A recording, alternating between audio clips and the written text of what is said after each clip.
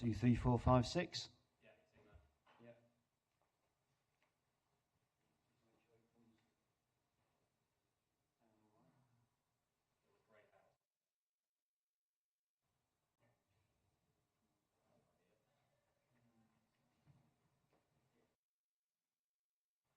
1, 2, 3, 4, 5, 6. First one just came through anyway. All right. Excellent. Got sound on. Sound on, vision on. I'll turn the microphone off.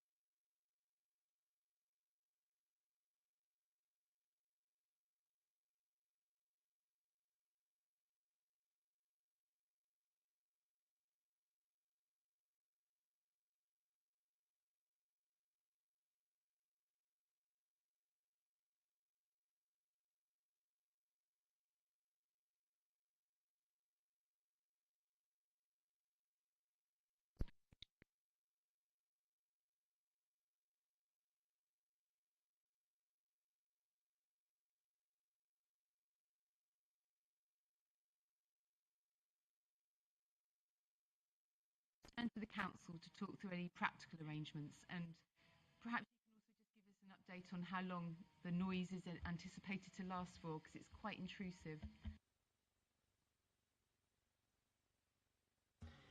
Morning, thank you. Unfortunately, I don't know about the roadworks, but we can try and find out.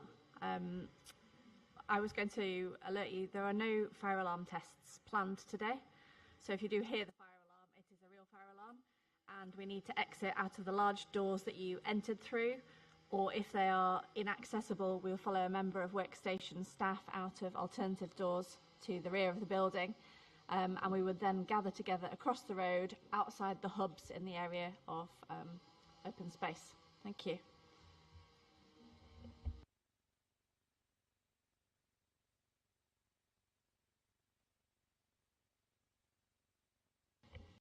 Thank you. I've just been advised that the roadworks are going to be all week, but we're going to ask the sound technicians if they can do something about the microphones and the system to make us able to hear more easily.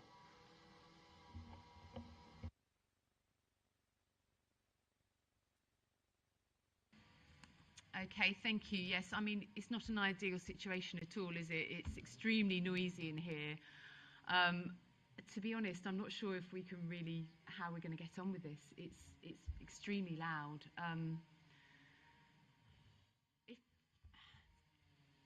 Can the sound people do something now about our microphones then?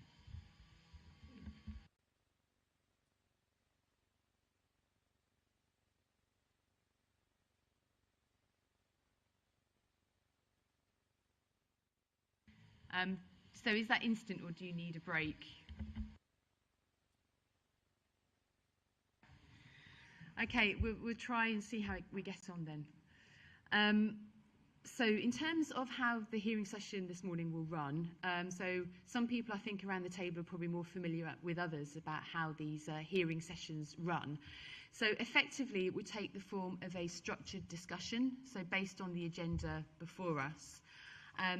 During the agenda, I generally have questions initially for the council, but there will be plenty of opportunity for others around the table to come in and have your say. And if you want to make a point at any stage, if you could use your nameplate and put it on its end, and then I'll bring you into the conversation as soon as possible. And when you come to speak, there's obviously the microphones in front of you, so press the button for on and then off, obviously after you've finished speaking. So we've got quite a few issues to discuss. I've read everyone's representations, so there's no need to repeat everything that you said, but you may just wish to highlight key points.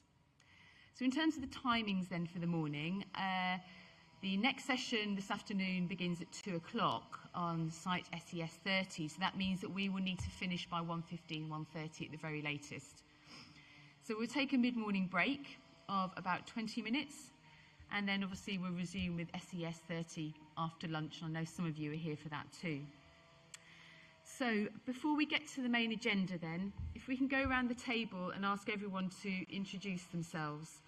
I'll start on my right-hand side with the council. I understand that the S13 Greenbelt group wishes to say a few words about one of your founding members as well. So if you want to use that opportunity to say a few words, that's absolutely fine. Okay, starting on my right, thank you. Thank you. Laura Stevens, Local Plan Team Lead for the Council. Miss Sarah Reid, King's Counsel. I'm the Council's barrister. Ellie Roden, Principal Planning Officer for the Council. Simon Vincent, Strategic Planning Service Manager at the Council. Morning, Ma'am. Adam Key, Planning Director, Savills UK, on behalf of Norfolk Estates. Ben Parks, Savills, on behalf of Norfolk Estates. Morning, Ma'am. Simon Ather, Director at Boyer Planning, here on behalf of Barrett David Wilson Homes. Morning, Olivia Price, Boyer Planning for Barrett David Wilson Homes. Good morning, everyone. Thank you for your attendance. My name is Mick Rooney. I'm a councillor for the ward that is affected most by these proposals.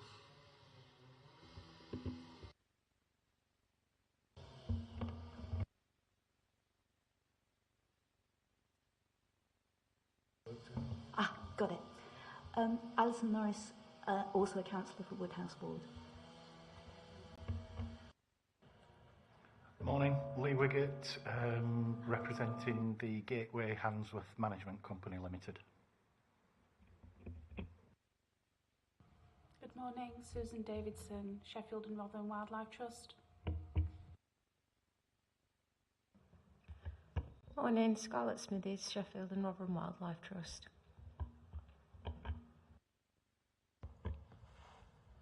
Laura Marples, resident of S13 and a member of the Save S13 campaign group, Sapphire McCarthy campaign.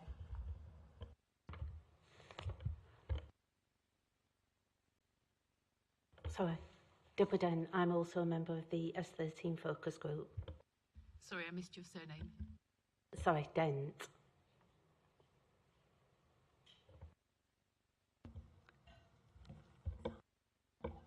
Amanda Crombie, representing SES29 and SES30. I'm Sue Smelt. I'm a local resident on the Bramley estate, a member of the S13 campaign group, and I'm also acting chairperson of Shirtcliffe Woodland and Smelter Woods. Hello, my name's Roxanne Miles and I'm a resident of S13. Morning, my name's Dr Steph Oliver Beach. I'm a resident of Woodhouse in S13 and a member of the campaign group as well. Hello, my name's Peter Sorby. I'm a resident of Sheffield S13. Thank you. Morning, my name's Michael Parkin. I live at Handsworth Top and I'm a member of the S13 campaign group as well. Good morning. My name is Ali Allam. I'm a resident at Deepdale Villas, the very bottom of Finchwell Road. Good morning, Ma'am. My name's Stephen Stroud. I'm from James Bailey Planning, here on behalf of the Save S13 campaign group. Good morning, I'm Rowan Clapp. I'm a barrister. I'm appearing on behalf of the S13 group as well. Okay, thank you very much, everyone. Hopefully the noise will keep away for now. So in terms of the agenda then, so we're looking obviously at Handsworth Hall farmland at Finchwell Road. Oh, sorry. Did you? So sorry. Okay, please proceed. Thank you so much. I just want to read out a statement that's been prepared and passed to us by the parents of Sapphire McCarthy, who was the founder of the campaign group in S13.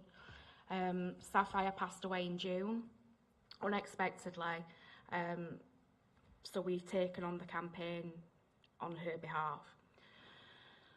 Sapphire was a most loving mother, wife and daughter. She was the heart and soul of our family. She was the dearest friend anyone could wish for. Sapphire was a good organiser and used to help all of the other school mums and let them know what was happening on certain days and remind them not to forget.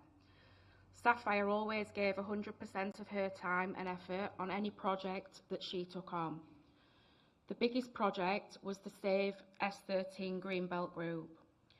It's such an honour that you have all named it the Sapphire McCarthy campaign. She would have been so touched. We were sitting on a beach in Cornwall. She was working on the campaign. I said, "You're on holiday." She answered, "I am, but S13 is not." She was so passionate about the campaign, and we are so glad that you are all continuing with it. We are very grateful for the love and support that you have all shown. All our love, Matt, Noel, Iris, Lynn and Freddie, Sapphire's family. Thank you for listening. Thank you very much for those words, and obviously her involvement was very much appreciated. So in terms of the agenda then for this morning, so Handsworth Hall Farm, obviously a series of fields between Handsworth and Waverley sloping down towards the railway line. Just to say that I have visited the site and walked across it several times. The council has put the site forward for about 870 homes and 20 hectares of employment land. It's currently mainly farmland and is owned by Norfolk Estates, I understand. obviously lots of objections and concerns about this site. So the agenda before us tries to pick up on some of those key concerns raised, and it also covers some of the areas where I have particular questions. But obviously it doesn't necessarily pick up on all issues. So if you have any points you wish to raise on other matters not covered in the agenda, if I could ask that you could do so under item 10. Thank you. So moving on then to item 2, first of all, which is access and highways. So we have access questions under the first 2 bullet points on the agenda. I have questions initially for the council under these 2 bullet points on access, and then I'll seek comments from other people around the table. So bullet point 1 then, the main access points to the site in terms of where they may be and how safe access may be provided. So turning to the council first, I note in the statement of common ground it indicates that there will be 3 main points of access potentially into the site. Can I just double check with you what that means then for Finchwell Road and Waverley Lane? So they would be effectively just for pedestrians and cyclists? If you could just confirm for me, thank you. That's correct, ma'am. So they would not be options for emergency access at this stage. So we just want to make the point that it's not critical to the delivery if these options weren't available for emergency access, although it would be possibly an optimal solution. At this stage, they're just put forward as pedestrian and cycle options.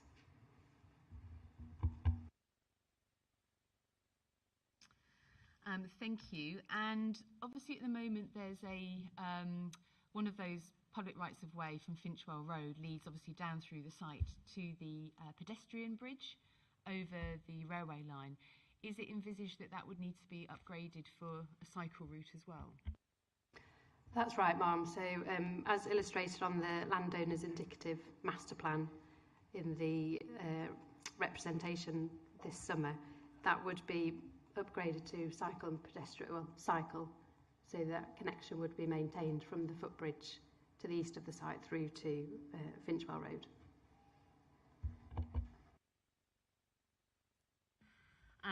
Thank you for confirming that. And then just moving on to the second bullet point, just in terms of the location of the employment area and vehicular access plans. So I can obviously see in the consultation map the employment areas proposed in the western part of the site. Can you just sort of outline the reasons for that suggestion? Yes, ma'am. So that was put forward, as you suggested, in the Norfolk Estate submitted draft master plan. So it's slightly different to the employment zone that we put forward in the draft allocation. So we have actually put forward a proposed condition just to allow for flexibility. So at the moment, the location of the policy zoning is indicative and will be confirmed through the master planning process. It might be for Norfolk Estates to maybe expand on the exact location to the west, but as the council's position is, we would like to allow flexibility through the master planning stage for the exact location. But just to be clear that the amount would be still remain as 20 hectares.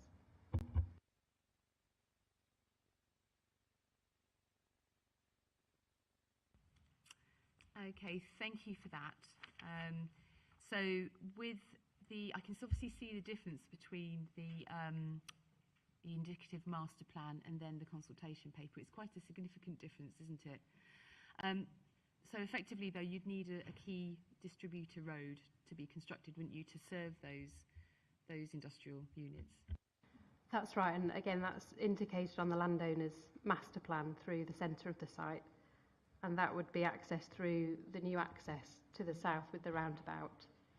And through the design solutions, it'd be of a design to allow for larger vehicles through the centre of the site. So just my only thought is that it's quite a significant difference. So obviously I appreciate the suggestion of having some form of wording about being indicative, but it's really significantly different. So I'm wondering whether actually there's any point, you know, if this proposal was to be accepted by the inspectors, whether actually that map makes any sense that's actually within the consultation paper. If you understand what I'm saying, perhaps is it better just to say that the location of the employment area would be determined through master plan work. Yeah, I think we'd agree and be happy to make that change.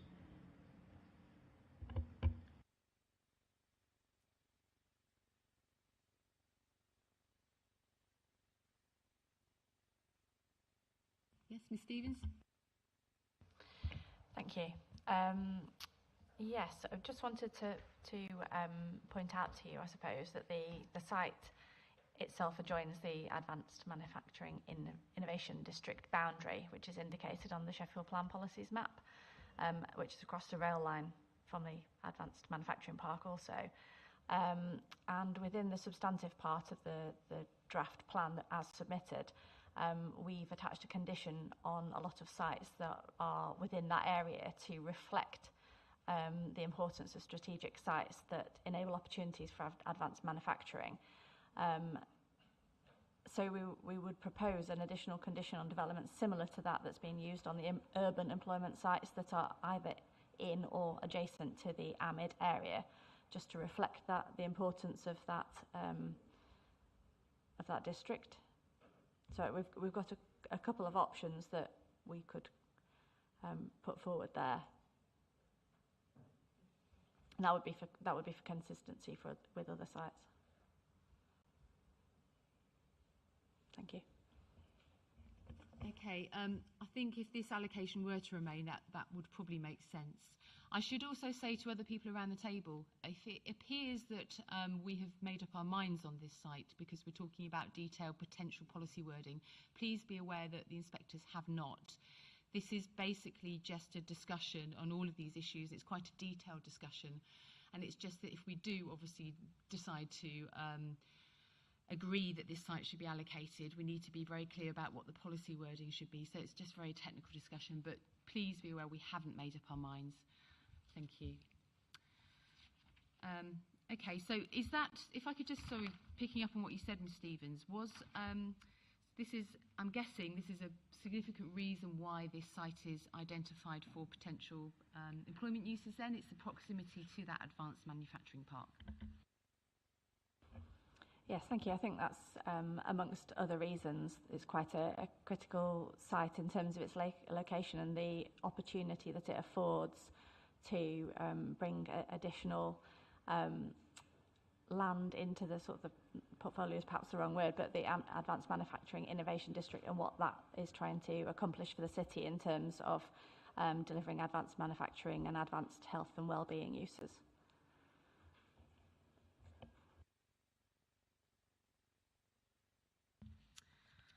Okay, thank you very much. Right, does anyone else around the table wish to comment on any of the access issues that we've just touched on regarding this site? That's either vehicular access, pedestrian, cycle or connectivity across the site as well. Okay, so we'll go round in this order. Yes, please, if I can. Okay, so I'll take everyone in order, if that's okay, just because it's a lot easier. Okay, Mr Stroud, I'll take you first and we'll move in that direction. Thank you. Yes, ma'am, just a short point really regarding clarity around the points of access that are proposed, for example, in the illustrative master plan and how those have been considered by the council. And this also relates to a comment made by officers at one of the previous sessions that we're not dealing with a planning application and that further technical assessment will be required on all points of access on all allocations going forward. I just wanted to point out, obviously, with respect to the framework and paragraph 110, that's quite clear that in assessing sites that may be allocated for development, it should be ensured that safe and suitable access to the site can be achieved for all users. So there appears to be a lack of detail in that respect, and how the council have gone about ensuring that safe and suitable access can be secured into the site.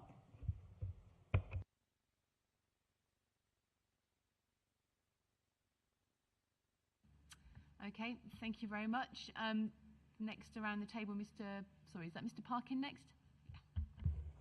No, I'd just like to make the short point that even if the access through Finchwell Road is just pedestrian and cycle only, there'll be a natural incentive for people to park on Finchwell Road, especially if there's Waverley Station, because it's just a short walk away. And if you're travelling from Handsworth Top or Darnall or Richmond, it's not a good idea, or it's probably practical to drive all the way around through Orgreave Lane, Rotherham Road. To go and park there, you're going to park at the top of Finchwell Road. So I think it'll just lead to more parking problems. Thank you. Mr. Sorby. Hello. I thought it was worth clarifying that land and property is apparently already being purchased around the SES29 site by developers. And apparently they've completed the purchase of the property at the bottom corner of Orgreave Lane and Highfield Lane. And the intention is apparently to demolish that property to provide access. And as well as that, of course, there will be the access to Orgreave Lane. Well, on the original plan, it appeared to be access via Finchwell Road. In fact, there was no mention of any access to other roads. So I thought it was just worth pointing out that that will impact quite heavily on the residents of Highfield Lane, Rotherham Road and Orgreave Lane. And so it is, to all intents and purposes, a new plan for which I would hope you'd consider a further consultation period. Thank you. Thank you very much. Sorry, before I bring you in, I'll just turn to the council just to give them an opportunity to respond to some of those points that have been made already. So I think Mr. Stroud's initial point was just that whether the council has provided enough detail and information to show that safe access can be secured. Did the council have a response to that? Thank you, Ma'am. The consultation document that was published over the summer just showed the development boundary, so correct, it didn't show possible points of access. However, the promoter landowner in their representation, which was submitted over the summer, did put forward a proposed master plan, and this was informed by a highways feasibility report that the landowner had commissioned. So these proposals have been reviewed by our highways development management team. They are of the view that with the information in front of them, that the site can be safely and suitably accessed, both for vehicular and pedestrian and cycle. Thank you. Thank you. And then did you want to say anything about the issue of parking on Finchwell Road? Thank you. It might be picked up later in relation to the station, so there's a question later on, so that might help answer that particular point. Okay, thank you very much. Sorry, Mr. Clapp. Just one quick point. I don't mind. Could we please have the reference number for that feasibility study, just so I can look it up? It informed the master plan, which is in the Duke of Norfolk submission, and their reference is 1.0633.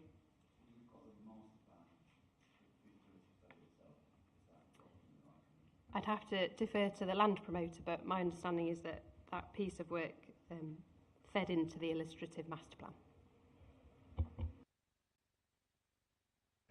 So you're saying you'd like to see the actual transport assessment work itself? Okay. Can I...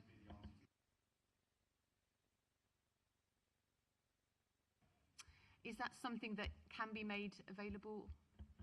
If it's possible, I'll defer to Mr. Key, because it's their document.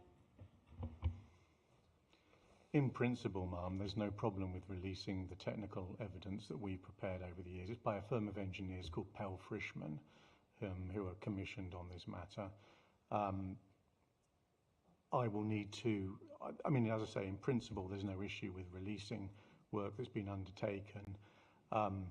I'll have to refresh my memory as to what format that work is in at the moment, because it could be part of a larger report looking at other matters. But in terms of getting to, there's no problem with putting into the public domain the technical work that underpins the access arrangement that we showed on our master plan. So I'll leave it with you to check that out and see if that's feasible. Yeah, that's or fine. Not. We'll take that away. The council say that they've reviewed the document and the highways officers are satisfied with that. So we'll leave it at that for now. Okay, Mrs. Oliver Beach. Thanks. So touching on the point about location of the employment area and recognising the council is looking to flexibility in that, our group has concerns around how much flexibility is realistic when given, if we're talking about potentially B2 use, I think identified industrial process, you've mentioned advanced manufacturing, the power requirement for those sites, how would that massive power requirement be delivered and factored in? It doesn't sound like something that can be left entirely flexible. What the consequences of that would be for the timescales of delivery, and finally the suitability of that next to housing if we're looking at flexibility.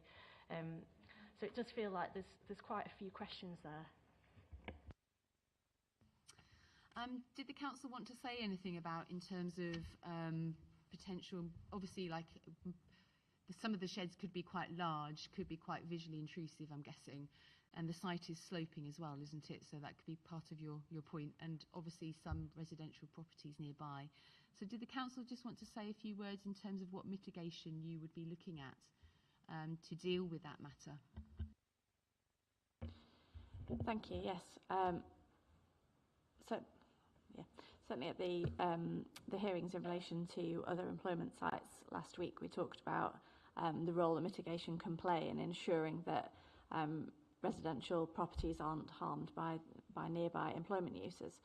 I think Mr. Key may wish to say more about the likely mix of employment uses, but certainly in this location you would expect to see uses that were suitable given the proximity of new homes, as they are across the rail line at the Advanced Manufacturing Park where there's the new Waverley site.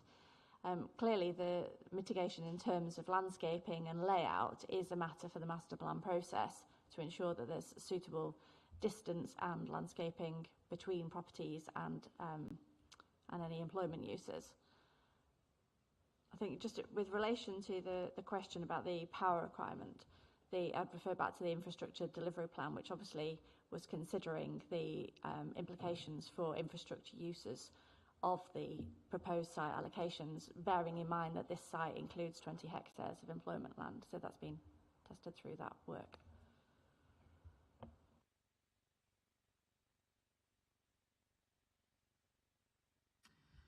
Okay, thank you very much. Moving around the table, sorry, can't see. Is that Mrs. Dent? So Mrs. Crombie? Sorry, Mrs. Crombie.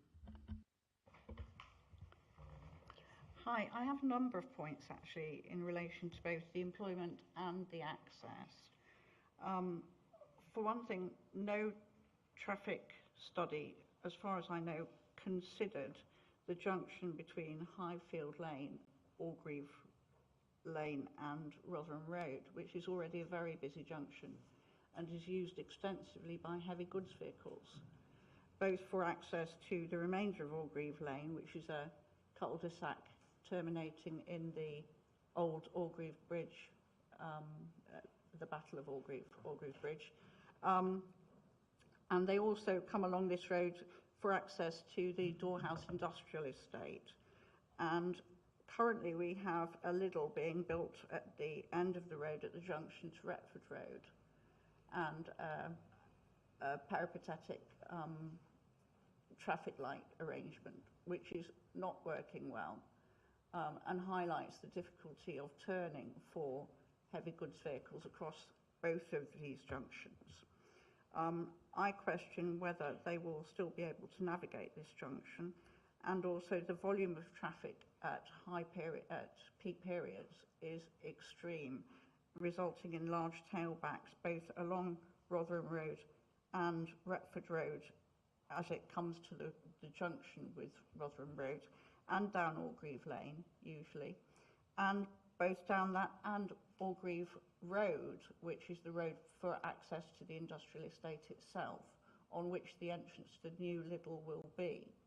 The traffic study for the new Lidl was done in the period immediately after lockdown, when there was much less traffic on the road and the heavy goods vehicles had not yet started accessing the site regularly. So I believe that a traffic study is very much needed for this junction.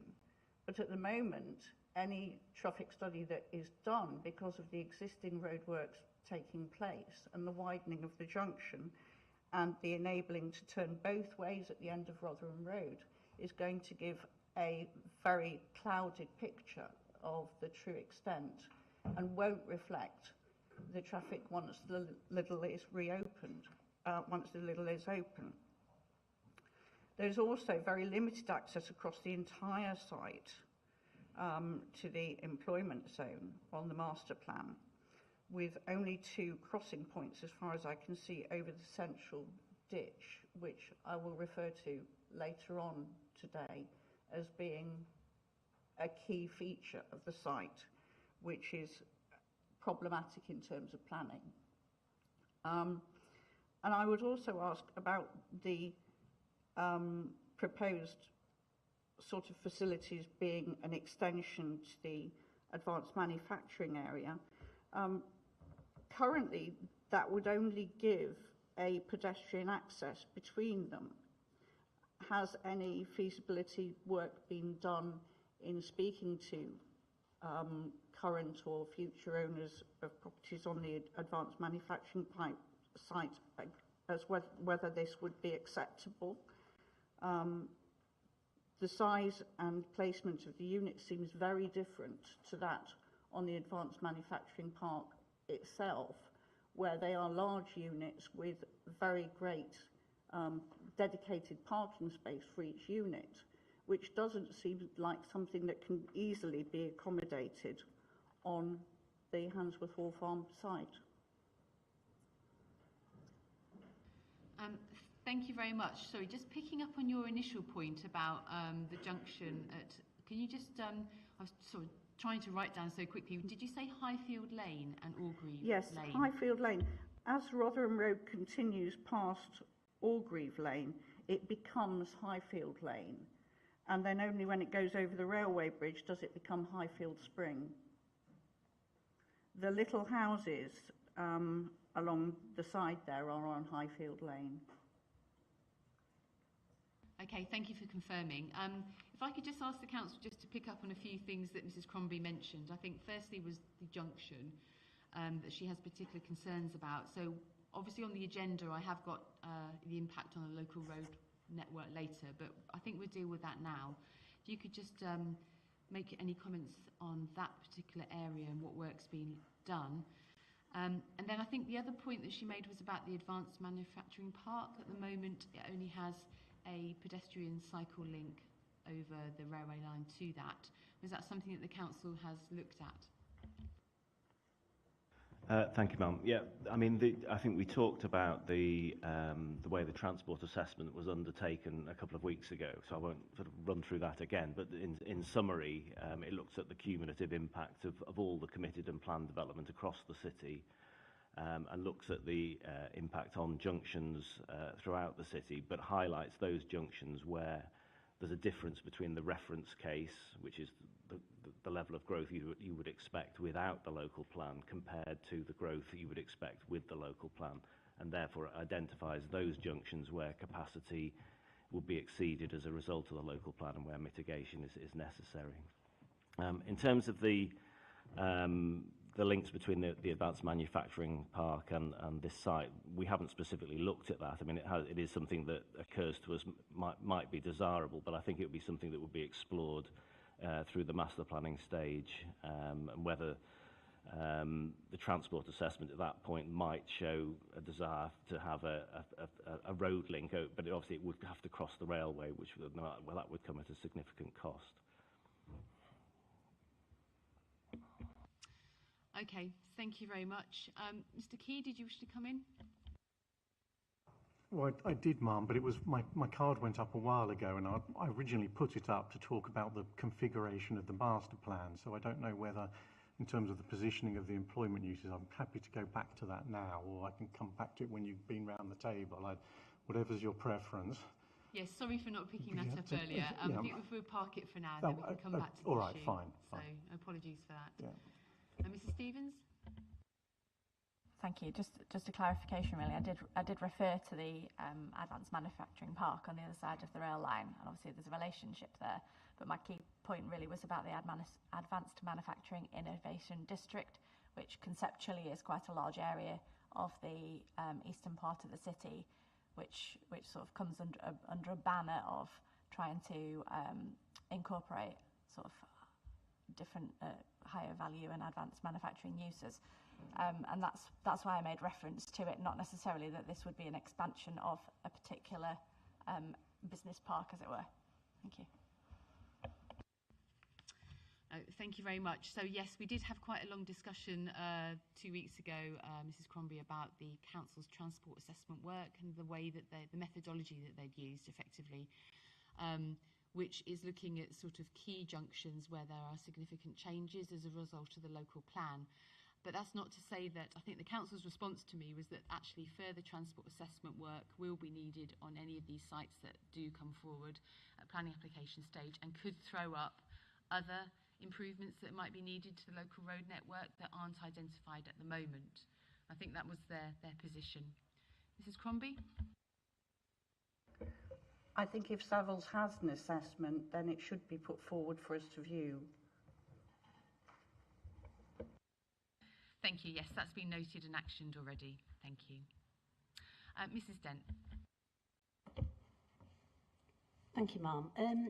Can I ask the developers in Sheffield City Council what need has already been identified for the expansion of industrial units on SES29, considering that there is significant areas on the other side of the parkway, i.e. Runway Park, which has already been earmarked for said development and is much more suitable for access and is closer to already the AMRC and the NMRC in such areas. Thank you. We did have a discussion 2 weeks ago about the strategic need for more employment land and more housing land. So I don't want to go into too much detail again about that, but if the council want to just very briefly respond to you, then that would be appropriate. Yes, ma'am.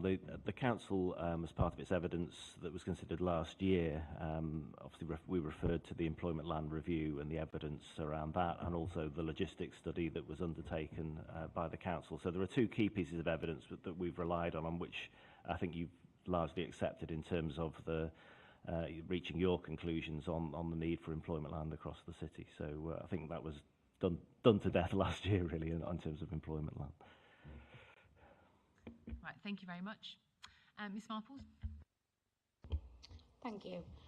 The council feel that there is a need for more employment land. Research done last week, just a brief internet search, shows that there are 467 empty industrial and commercial units available in Sheffield right now. There are 15 within the immediate vicinity of the proposed development of SES29. Why does Sheffield City Council keep pushing to build even more? It doesn't make sense to add more empty buildings when plenty already sit unused.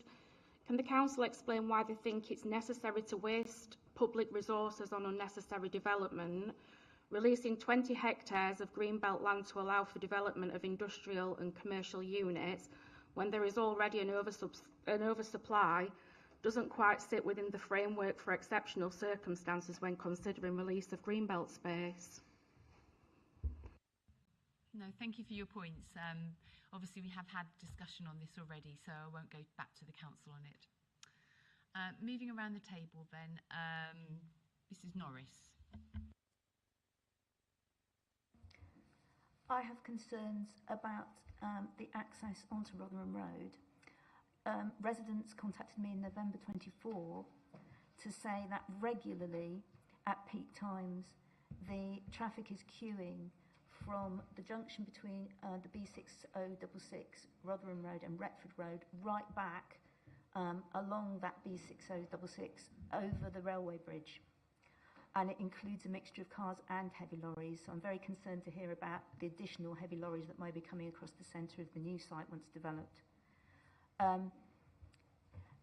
residents asked, and I asked the council through them, about the possibility of opening up access through the Door Industrial Estate. And the response from the principal transport planner to that was we'd probably end up at the same point in a few years' time in terms of traffic volume in the area. So residents are really and genuinely concerned that the local road network in that area is already at capacity. And I have an additional point, I don't know if you want to take it now, Ma'am, in relation to the condition around the Barrow Hill line. We'll come on to that. We'll get to the station Okay. next. Okay, thank you for your points. Did the council wish to say anything about the access onto Rotherham Road?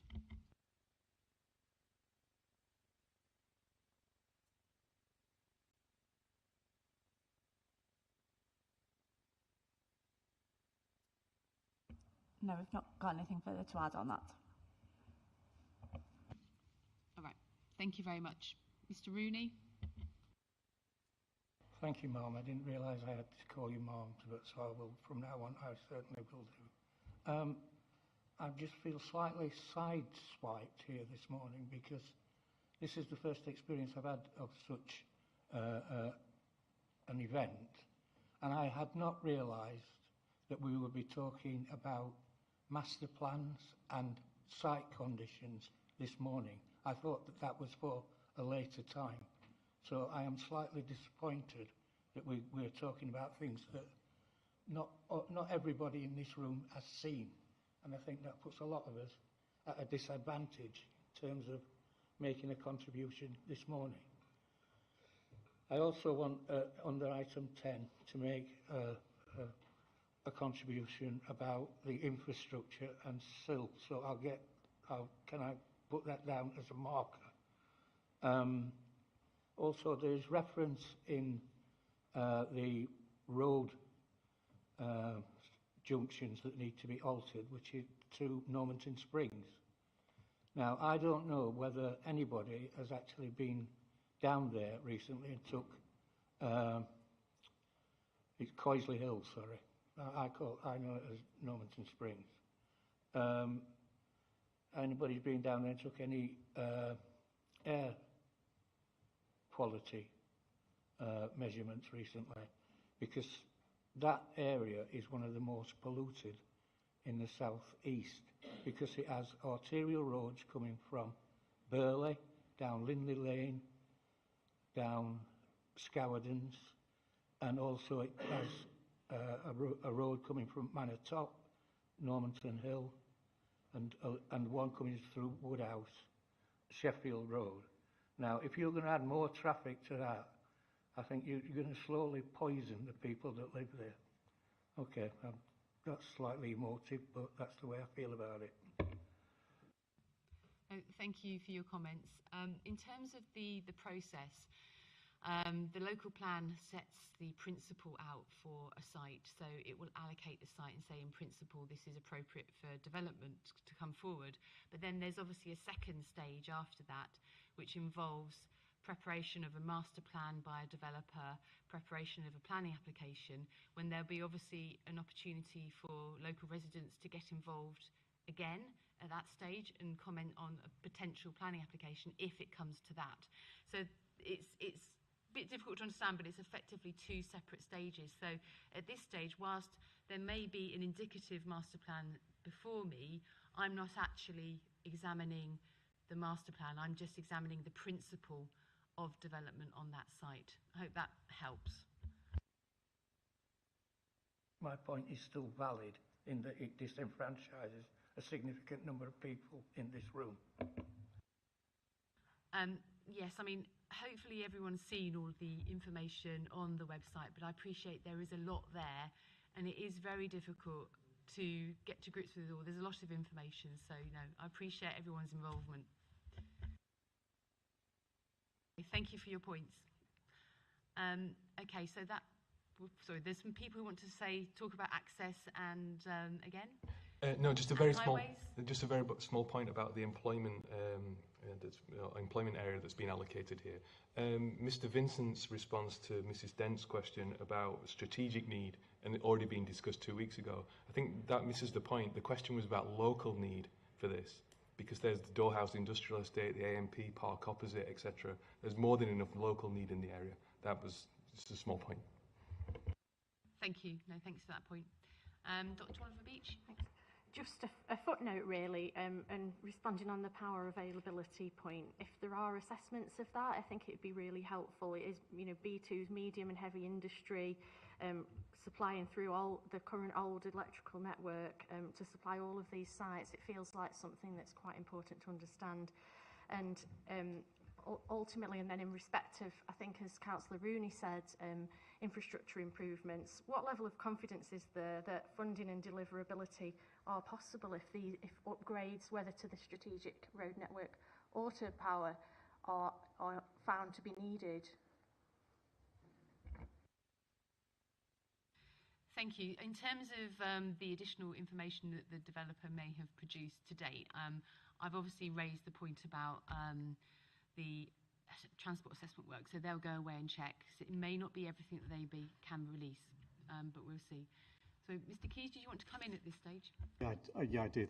Thanks, Mum. It was really just to pick up almost on where we started, just to give you, I suppose, a bit of an insight into our thinking on the master plan, and without getting sucked into the detail, because obviously that goes with a planning application. But you raised the question of the difference really between the plan that we'd put forward and what the council was saying, and I agree, by the way, with where this conversation settled and ultimately, but just really for your benefit, I mean, where we were coming from when we put forward our master plan was that you'll recall the discussions last year when we were talking about Matter 5 and employment needs, and our position at that stage was really trying to pitch this bit of this site as an extension to the Waverley, which has been by all regards a huge success.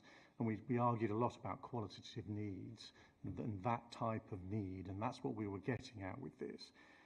And so when you look at the way we've approached the master planning by having the commercial space closest to the railway and therefore Waverley, what we're trying to do there is really create the synergy with Waverley, so it can effectively act as an extension. It also works quite well, we feel, with the topography of the site. That's not to say we disagree with the council and the way they've positioned things, but we're trying to keep ourselves flexible, because what might happen, and this would take you to the council's sort of position on this, and we're all trying to look at things, anticipate how things are going to play out over several years. With the council's scenario, for example, we could have a very successful residential development, and if we were at that point, we were to get occupier interest for commercial space, we'd have an already opened up site, a service site, and all we'd be talking about would be building buildings, not infrastructure. On the other hand, if we're in a situation where we achieve outline planning permission straight away, we have significant occupier interest, which we could well have here, because what we're trying to do in the synergies with Waverley, the master plan solution that we have would enable us to hit the ground running and effectively capture that occupier interest much earlier on in the development. And so that, I suppose that gives you a sort of an insight into the sort of different thought processes that have gone on to date. But of course, we are all relatively early on in the master planning process here. We're just a few months ago, we were greenbelt, so there's a huge, there's a lot of momentum that needs to be built up on this to start to deliver. So I did want to jump in earlier in the discussion to feed this in, but hopefully that's helpful to you. No, thank you for that. Okay, going back around the table, Mrs. Crombie. Could I just point out as well that there are 2 remaining vacant units on Doorhouse Industrial Estate, which, in my opinion, sits much better with an extension to the AMP, as it already has existing vehicular access onto both sites with the existing transport network. The one closest to the railway, I think was assessed by the council at an earlier stage, and I'm not sure what conclusions were drawn from that. The one close to Rotherham Road has an existing opening onto Rotherham Road, a made opening, and has been vacant for a number of years. It has 30,000 square metres, which has existing planning permission for 11 small industrial units, and that is still vacant now. Thank you very much. Miss Marples? So the council's policies, well, the council are keen to develop on brownfield sites first. We've already identified that there are significant empty spaces for employment. There's no need to build on the green belt when we've already identified this morning that there is significant spaces locally that can be regenerated and can be developed on. I'm just concerned why the council are keen to go against their own policies on preventing urban sprawl and brownfield development. No, thank you for your points. We've obviously had quite a lot of discussion on this 2 weeks ago, so we won't go back, but I do appreciate your points, and they've been made by other local residents already as well. Mr. Widget?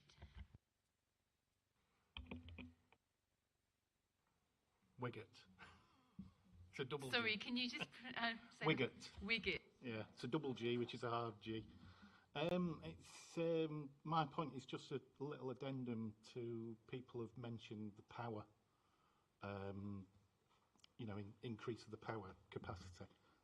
I live in this area on Shining Bank, and we do have frequent power cuts. We also suffer from very low water pressure. I struggle to get 1 bar of water pressure in my house. So as well as increasing the power provision, if you put in another nearly 900 houses and some industrial units down there would need to be an upgrade to the water system in the area as well, because we do suffer currently with low pressure. Thank you. Right, thank you very much. I think that probably takes us on to the end of then this first 2 bullets, which concerned access, and we'll move on to talk about the station. So I've got questions for the council first under bullets 3, 4 and 5, and then I'll seek comments from around the table. So just turning to the council first then, if you could just outline for me what are the plans for the station and how progressed are they, and particularly will it involve land within this development site? Yes, thank you. So just to give a bit of background to the station, so the South Yorkshire Mayoral Combined Authority, SIMCA, is leading on developing the proposals for the new Waverley station. So this includes designing a preferred option, securing funding for onward delivery, and the business case justification. So the scheme has been developed through a project team, and that includes key stakeholders including Network Rail, Northern Rail, SIMCA, Rotherham Metropolitan Council and Sheffield City Council. In terms of timescales, the initial stage of the project is due to be approved in January 2026, with the timetable to bring forward the station from 2028 onwards. The Rotherham side of the development is envisaged, this is where the main vehicular infrastructure to serve the new station will be. So that will include car parking, bus connectivity, and that will be from Highfield Spring in Rotherham. In terms of the Sheffield side, this will mainly be... Sorry, can I ask you to just pause? Yes, absolutely. Sorry, can you just list, you mentioned the main area will be in Rotherham, and can you mention again the facilities? You mentioned car parking? That's right, yeah, so the main vehicular infrastructure to serve the station, such as car parking and bus connectivity, will be provided from the Highfield Spring area on the Rotherham side. Looking at the Sheffield side, so this will at this stage mainly be public access to the station, and this will focus on new pedestrian and cycle routes, as we've touched on earlier. However, there may be options for car parking and other ancillary access arrangements. So this was picked up in the Statement of Common Ground with Norfolk Estates in paragraph 14.3, because the precise area on the Sheffield side isn't known at this stage. So Norfolk Estates had flagged that as something that they would like further clarity on. So this will be informed through ongoing discussions between Norfolk Estates, the Council and Simca, and that will be taken forward as part of the overall master plan for the site. In terms of any financial contribution from the developer, this may be required from the developer of SES29, but that would be considered as part of a wider transport assessment at the planning application stage.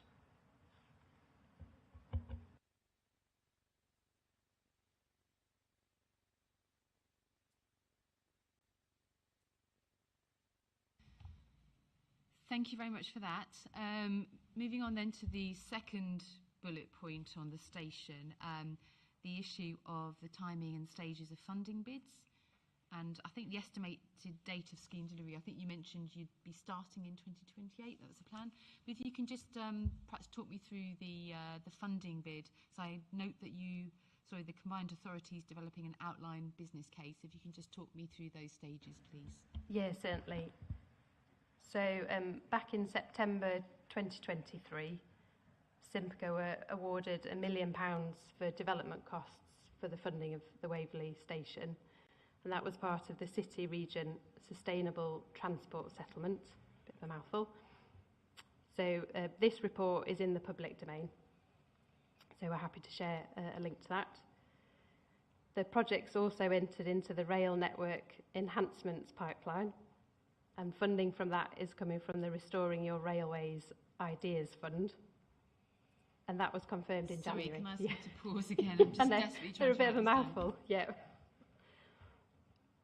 So that was the Restoring Your Railways. So I have to ask you to go back. Yes, yep. So would you want me to go back for the September 23 with £1 million? I've got the combined authority Yep. bit, then it was the next funding. Yep, so that was the rail network enhancements pipeline.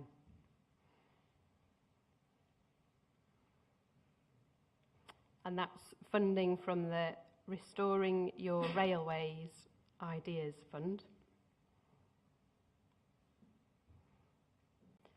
And that was confirmed in January 24 by the Minister of State within Department for Transport.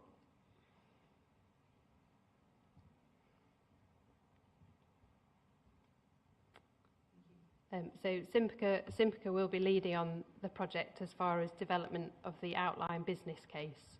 So it has moved from strategic business case now to outline business case, with the Department for Transport then funding the project to delivery, subject to the updated business case.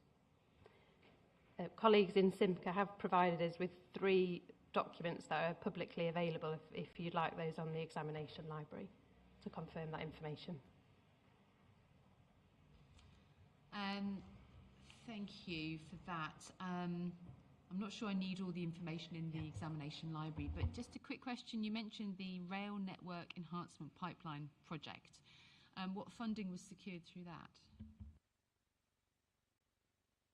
I might just have to follow the link myself to answer that accurately, if that's okay. If you could just come back to me sometime later today with that information, that'd be very useful. Thank you.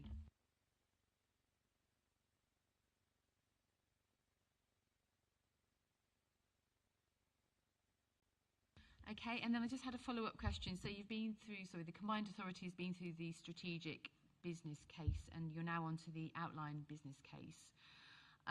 What's the next stages for the decision on that, the timing of that? So the outline business case will not be available until spring 27, and that's aligned with Simca's internal processes. At this stage, I don't have any further information from Simca, but it's something that, again, we could follow up today, if you'd like further information on that.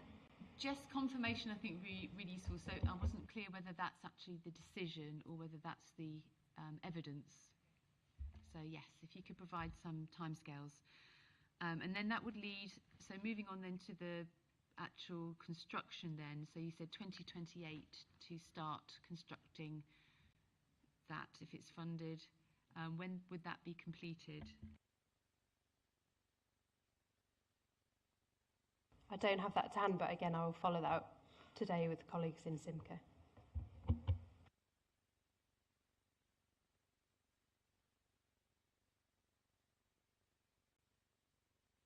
Thank you. And just another question under this bullet point was the issue of the Barrow Hill line. What work is being done to investigate that reopening?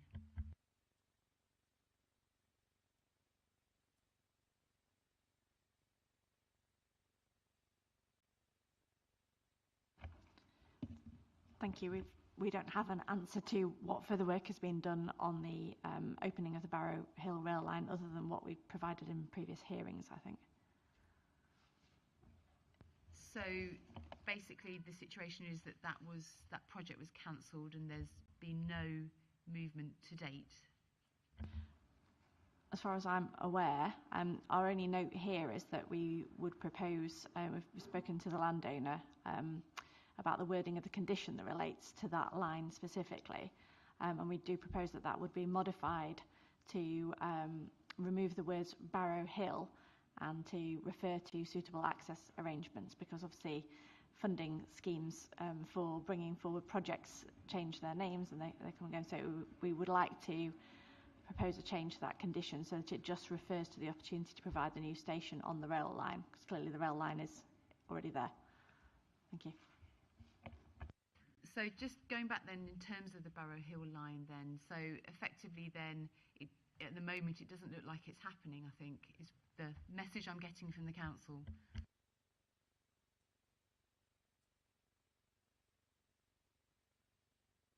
I think we would need to come back with a proper update on that, because it's obviously something that's external to our work.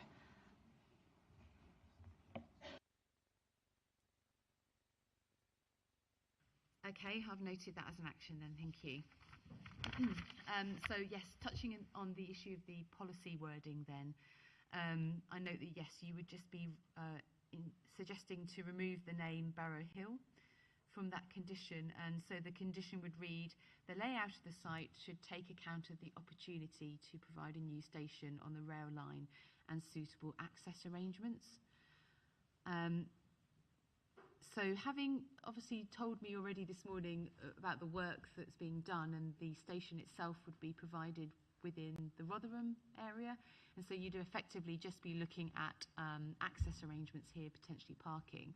My only question really was that if this site were to remain as an allocation in the plan, whether you should provide more information actually within that condition, given all that you've actually determined already is needed, and given that you're obviously at an outline business case stage. Is that something that you could look at? Yes, absolutely, we can look into that.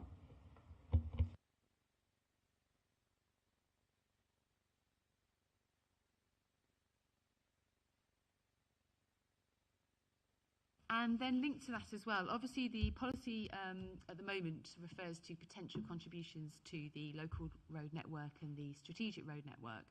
My only sort of feeling was that if you potentially need contributions to the station, whether it should specify that as a potential option as well. Yes, we're happy to include that as a condition.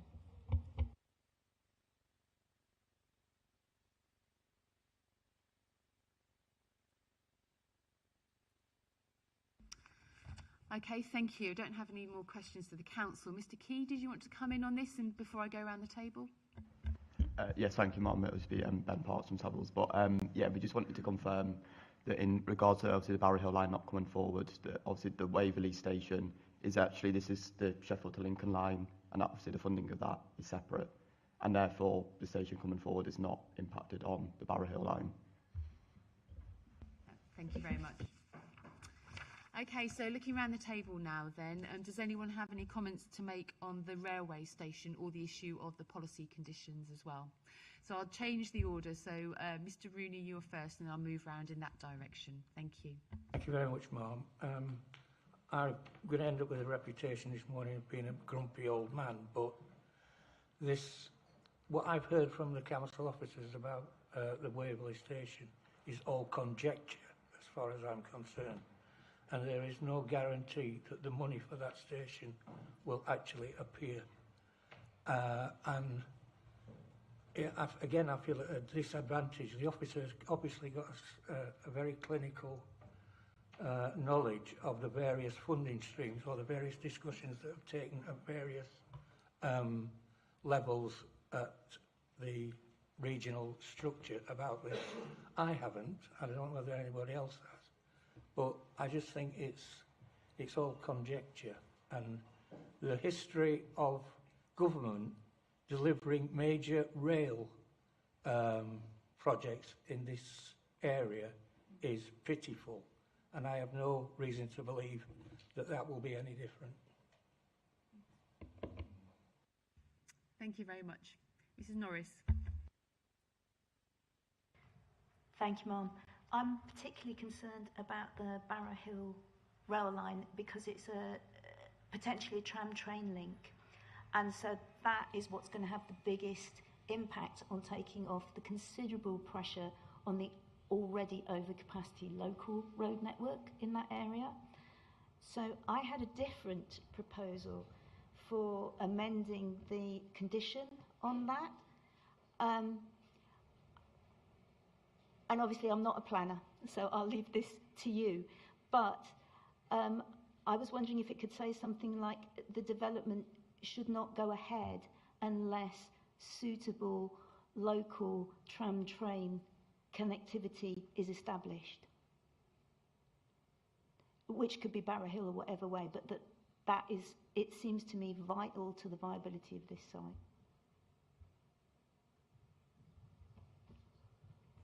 Thank you. I've written that down, noted your point.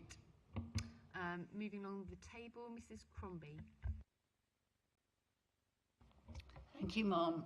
A similar point, I agree with Councillor Norris that it is very important that given the extra volume of traffic that may be generated by this site, that we do have some mitigation in terms of sustainable transport.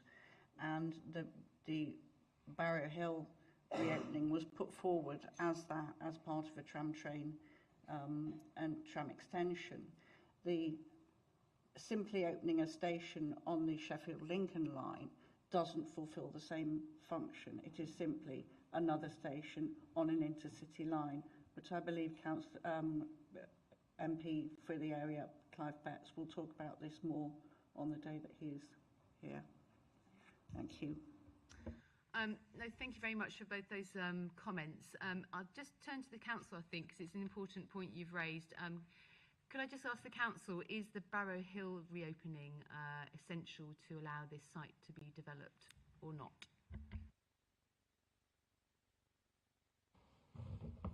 We don't think it's absolutely dependent on the Barrow Hill line reopening. Clearly, it would be very beneficial for that line to reopen, but we don't think it's absolutely essential. I think it still remains a priority for Simca, but we'll provide more information on that, as we said earlier. Thank you very much. Dr. Oliver Beach. Thanks. I have significant experience professionally in local and regional government, and just a reflection, if I may, on that timing of those capital interventions. You stated it's at OBC stage now. The OBC will be available spring 2027, and that's all aligned with internal processes in Simca to move into construction in 2028. I think that's highly ambitious, if I can be polite, because from OBC we've got to go into full business case, then that has to be approved and into procurement. We're not looking at going from OBC in spring 2027 to construction in 2028. Thank you very much. Mr. Sorby. Thank you. Could I clarify, please, with the council, what the frequency of the trains or tram trains would be, and is there a risk of that competing with the buses? That is, if they compete for customers. I've known on other routes in Sheffield, we have a reduction in bus services. My relatives on the other side of the city have experienced that at Worrell, Middlewood and Wadsley. And so I'd be concerned that if we have very regular services, whether it's train or tram train, that we may lose bus customers on earlier parts of our route, and so we would have fewer buses. The people of Handsworth would not benefit on a routine basis from this train station because it's too far away. Even the closest of us living on Finchwell, the Finchwell estate, are about 15 minutes away, and the slope down there is an average of, and you can see it from the Ordnance Survey plan, about 1 in 10. I measured it, the steepest point that I found was 1 in 9. And as you get close to the station position, the path does rise again a little over that last quarter of the journey. So I would point out that my nephew, for example, at Worrell in Sheffield, found that they had their bus services cut completely. So they have to use their cars, and it's just an example of how if everything isn't linked together, the trams can end up not being the green solution they're thought of being. Thank you, ma'am. Thank you very much. Does the council wish to respond to that? I think only to say, ma'am, that obviously we don't know at this stage what the frequency of any services would be, but clearly it would be important that we have an integrated system that works well with the buses and tram together, and that would clearly be an objective as part of the proposals for bus franchising that would come forward in the future, which we've discussed at previous hearing sessions. So yes, we don't want services to be competing, but the services need to connect and be integrated together. But those are details that would come later. Thank you very much. Mr. Rooney had another comment. I'm sorry, I should have mentioned, Ma'am, I should have mentioned it earlier. I'm trying to understand how the timescales for the construction of this station fit in, or do they not fit in with the golden rules that say that the infrastructure should be in place before the development begins. So the year 2028 was mentioned as construction of the station. Did the council wish to say anything about the housing trajectory and just how that links in? Thank you. I know we're going to come in detail onto the housing trajectory later. I think given that Mr. Vincent's already confirmed that we don't feel that any changes to the rail line are necessary for the development of the site, that doesn't necessarily influence the housing trajectory. In terms of development that takes place to ensure that the station is delivered, clearly when they're carrying out their master planning work, the landowner will need to take account of ensuring that the necessary land for the infrastructure for the station is reserved to make sure that that is deliverable alongside their timeframes for delivering the other uses on the site. So it was just basically picking up on your housing trajectory. It shows that first dwellings would be built in 2032, 33, doesn't it? So that would obviously be after the station's constructed. Okay. I think that probably completes the item then on the station. So under the last bullet point, I just had a question. Does anyone have any other comments on the strategic and local road network, the impact of this scheme, what it could potentially do to the network? Obviously, I think some people around the table have already commented on the impact on the local road network, but if anyone has any other points that they wish to raise on that, that's fine. Okay, we'll go around in this order. Mr. Stroud, take you first. Thank you, Ma'am. Just back to the MPPF, paragraph 104. Obviously, transport issues should be considered from the earliest stages of plan making. we have on its face here a curious case where the council determined to put forward these sites for allocation without the transport assessment before them. Chronologically, that's a matter of fact. And there are two issues really that stem from that. Firstly is that in the transport assessment, at the end of the plan period, accounting for the new sites and mitigation, the junction of Retford Road and Beaver Hill Road will be at virtually 100% saturation, with car queue lengths equivalent to 52 cars. Now, I don't know if you've had a chance to look at the site yet, Marble, or the surrounding road network, but in our view, that would be a severe impact and an unacceptable impact, having regard certainly to Retford Road and the potential for conflicts when you consider that extent of queue length. So that's the first point. The second point is that obviously we wonder, given in our view the significant and disproportionate amount of growth that is proposed in the S13 area, had the council known that it would lead to almost virtual 100% saturation at that junction, would they have put both sites forward, or even one of those sites forward for development? Thank you. Thank you very much. Mr. Parkin? Yeah, I'd just like to talk about mitigation, or rather the lack of it in this plan. It's been well known that as Mrs. Crombie has already described, that this local road network is in saturation. And that shouldn't be a surprise, because back in 2011, before Waverley was built, there was a consultation taken out on the Waverley Link Road to mitigate the impact of the Waverley scheme. That link road never arrived. So that traffic that should have been mitigated already is on the local road network. And this is why the local road network is congested and why it can't support another 870 houses.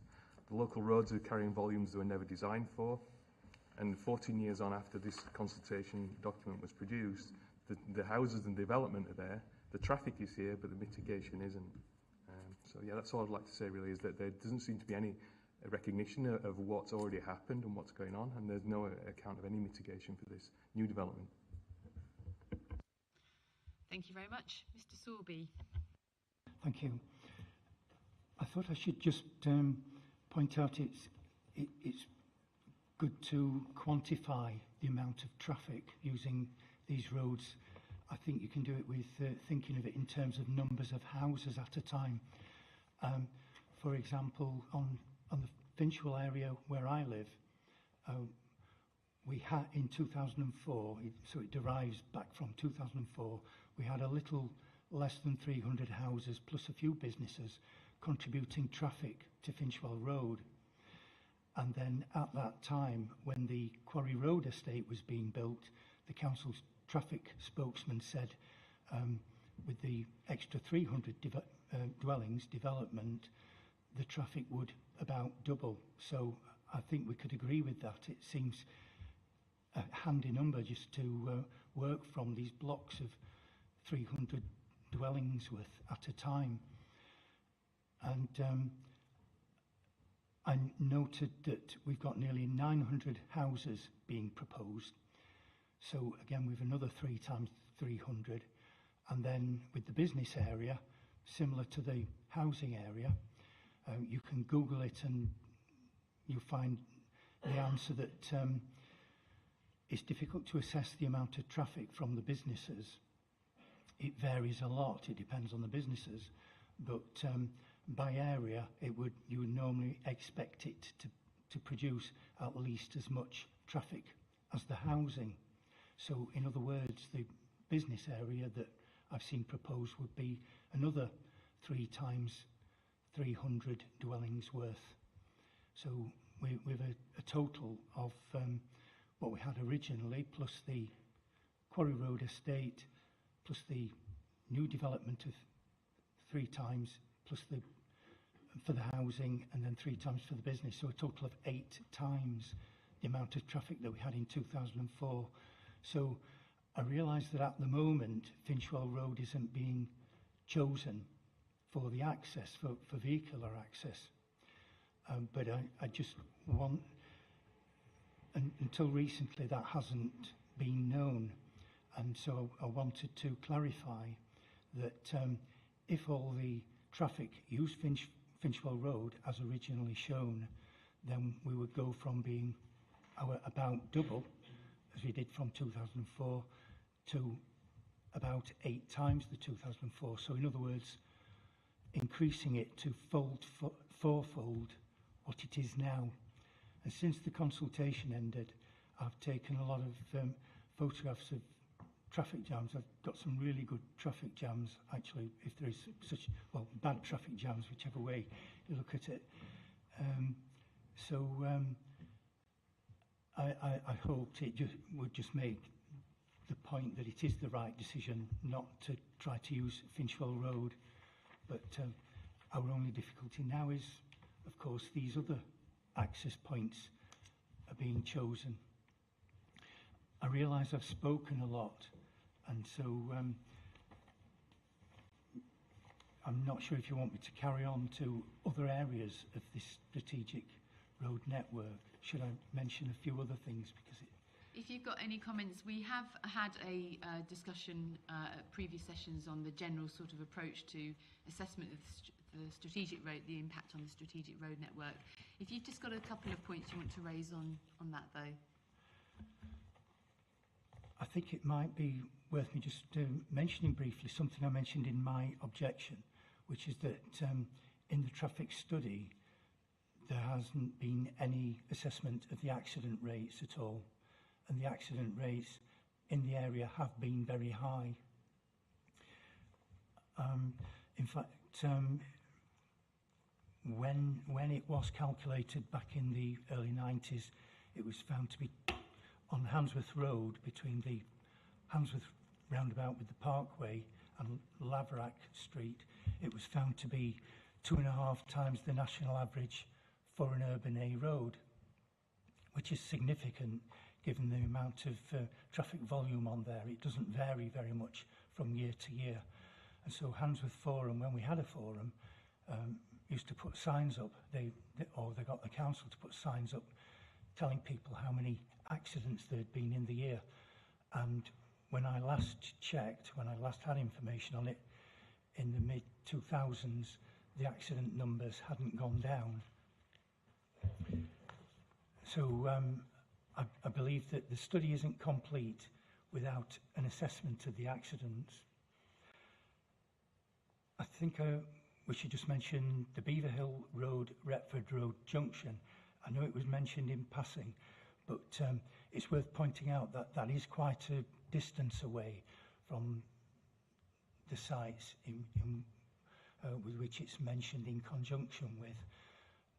The only study has been of junctions well away from the sites, and that Beaver Hill Road junction is especially critical to both sites working. The transport study hasn't assessed the traffic that would be generated from either of the two new developments or from the new giant Lidl. And it's worth pointing out that we do have significant queues in the filter lane to turn right from Retford Road into Beaver Hill Road. So the rest is probably stuff I've already mentioned in my objection, so I better leave it there. Thank you, Mark. Thank you. Now, I have read your representations, but thank you for those points. Miss Marples. Thank you. So as we've already been made aware, there's new developments on on the Lidl supermarket. That's coming with 108 car parking spaces, and the car park will have a maximum stay time of only 120 minutes. Alongside this, there's going to be a new new hotel at Waverley with 150 rooms and a conference suite. This will inevitably bring a significant increase in vehicular traffic to the area. The Lidl's car park, having a limited stay duration, may encourage frequent turnover, increasing the number of vehicles entering and exiting the site throughout the day. Meanwhile, the hotel's size and conference facilities will attract large numbers of guests and visitors, many of them arriving by car. This will further add to the peak and off-peak traffic volumes within the area. This surge in vehicle movement places additional strain on an already stretched local road infrastructure, raising concerns over congestion and road safety.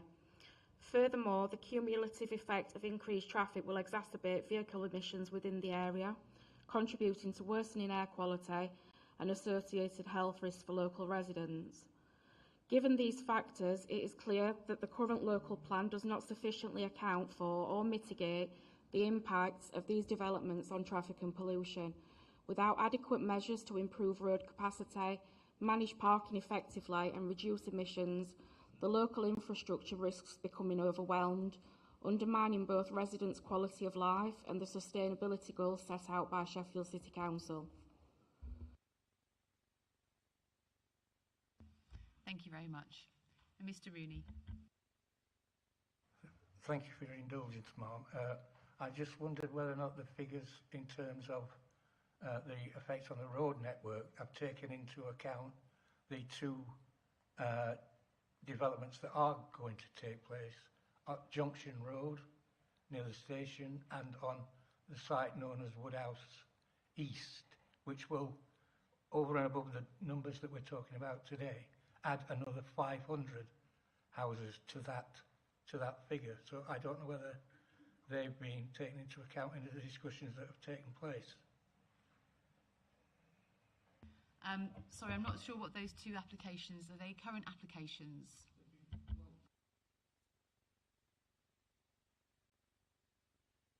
Sorry, the one on Junction Road is being built, as I understand it, and the one on Woodhouse East is the site is being made ready for development. Does the council just want to confirm whether their transport assessment work captured those two particular schemes? Yes, ma'am, it will have captured those. They're both allocated sites within the local plan, so they would have been included in the cumulative assessment of allocated sites within the plan.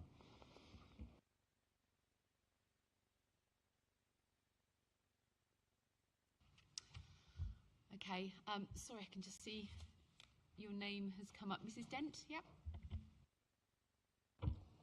Thank you, ma'am. Just one question for the council. Highfield Spring, the BO666, as local residents know, following my colleague's recent information, during winter it's constantly in flood. Can I ask what mitigation's already been put in place to react to this, even before development starts? So just to confirm, you're concerned about flooding on that road? But the impact of the traffic that then is pushed onto other side roads due to the flooding of the BO66. Is this a road that floods regularly then? Is that your point? In winter it's in constant flood. Did the council wish to say anything about this site?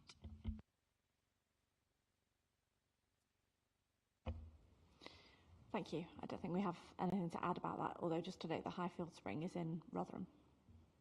Not that that makes a difference from where the water's going. I'm just, for perspective, their drainage issues are within Rotherham Borough Council.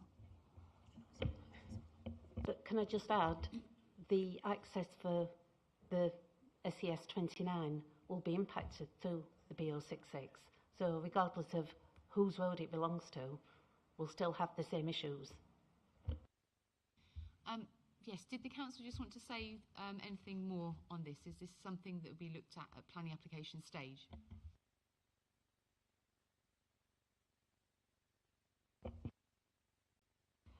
Yes, it would need to be looked at as planning application stage, and I wasn't to take away from the effect that that has on those residents, but also the Highways Authority does have a duty to deal with their highways being accessible. But yes, obviously that would have to be taken into account because it's all part of the same system.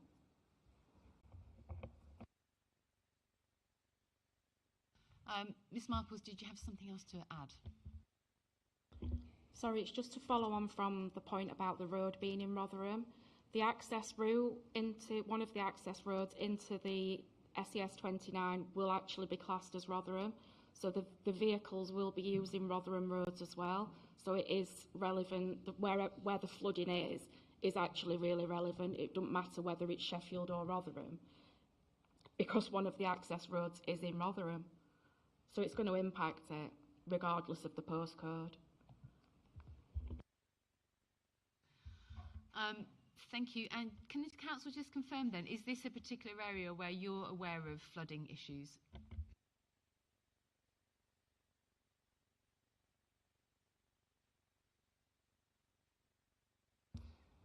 Thank you. We're aware from what people have said through the consultation, obviously, of those flooding issues. I would have to refer back to our flood risk work to see how that's taken account of that. Just to be clear, I didn't say that it wasn't an issue that didn't need dealing with. I was just saying that on a day-to-day basis, obviously, because the Highways Authority there is a different borough council, that they do have a responsibility.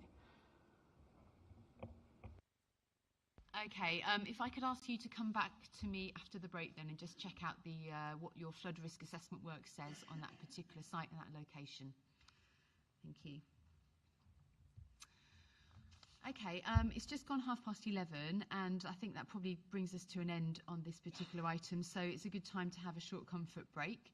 So if we're breaking for 20 minutes, we'll come back at 11, if we say 11:50. Thank you.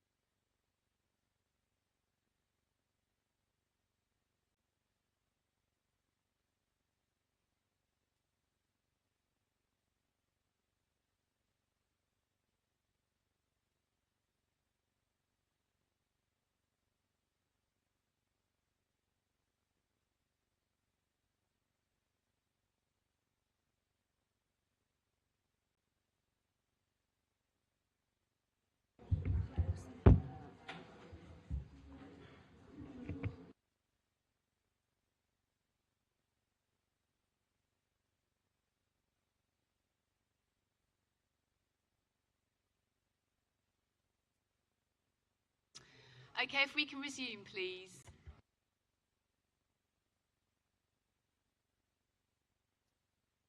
Thank you. Just because we've got quite a lot still to get through on the agenda. And talking about the agenda, I understand that some people may have the previous copy version of the agenda before them. The programme officer is getting some additional hard copies of the current agenda, which was revised last week and was sent to you all. But if you have to share just for a short time, but hopefully everyone have a right copy soon. Okay, so we've reached item 3 on the agenda. Before we get to that, though, I just wanted to turn to the council. There were a number of things that you said that you would go away and find out. I think I've got 3 on my list, and I just wanted to check whether you've done that yet, or whether it is a case that you'll need to prepare a note for me on these issues after the hearing session. The 3 things I had were further work on Barrow Hill line reopening, whether that's happening. Second one was the timing of the outline business case. And the third was whether there are flooding issues you are aware of at Highfield Springs and what the mitigation would be. Thank you. Yes, the first 2 of those we'll have to get a note to you because we've not been able to get hold of Simca during the break. On the third item around the flooding, yes, I've turned up the strategic flood risk assessment for that site, which is exam 133J. And going to section 3.4 of that, it's got the observations and mitigation options in there, particularly around surface water, and notes that safe access and escape routes would likely be achievable via the B6065 in all events. And the 4th bullet point down then points to a drainage strategy would be required to ensure that there's no increase in surface water flood risk elsewhere as a result of the new development. Which will likely require surface water modelling based on layout plans and detailed design in consultation with the LLFA. But I would note again for the current context in terms of the problems already being associated with those new homes on Highfield Spring, that is a matter for Rotherham's Highways team. Thank you. Thank you for confirming that.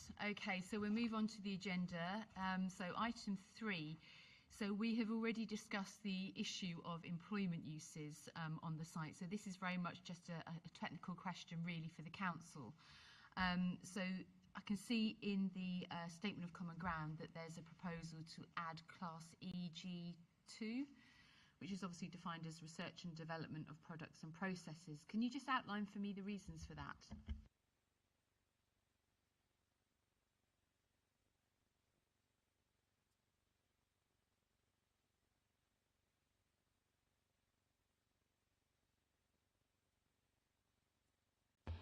Thank you.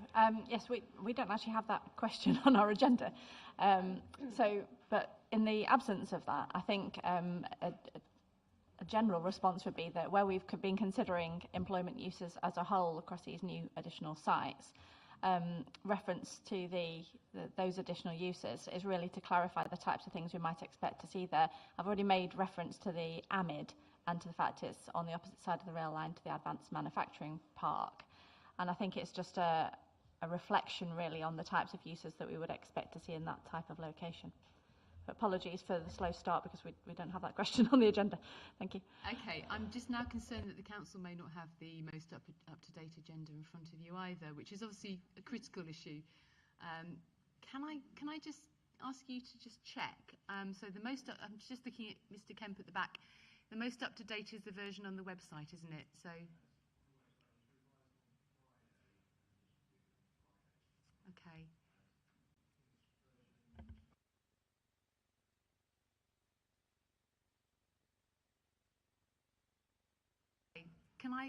Can I just, looking at the council here, can you just check that you've got that in front of you? Because I think there are probably more changes as we go through.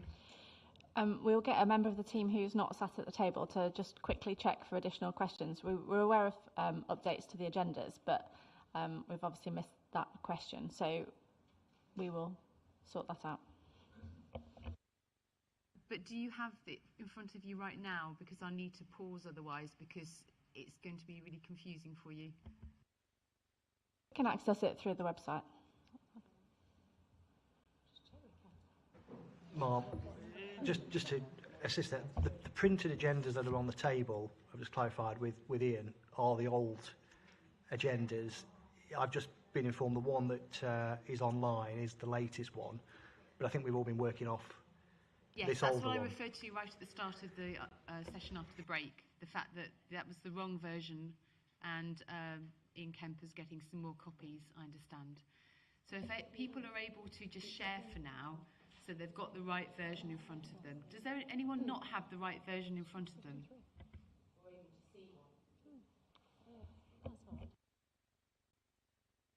Do your neighbours have the correct version? Can you share for now? Can you refresh your page?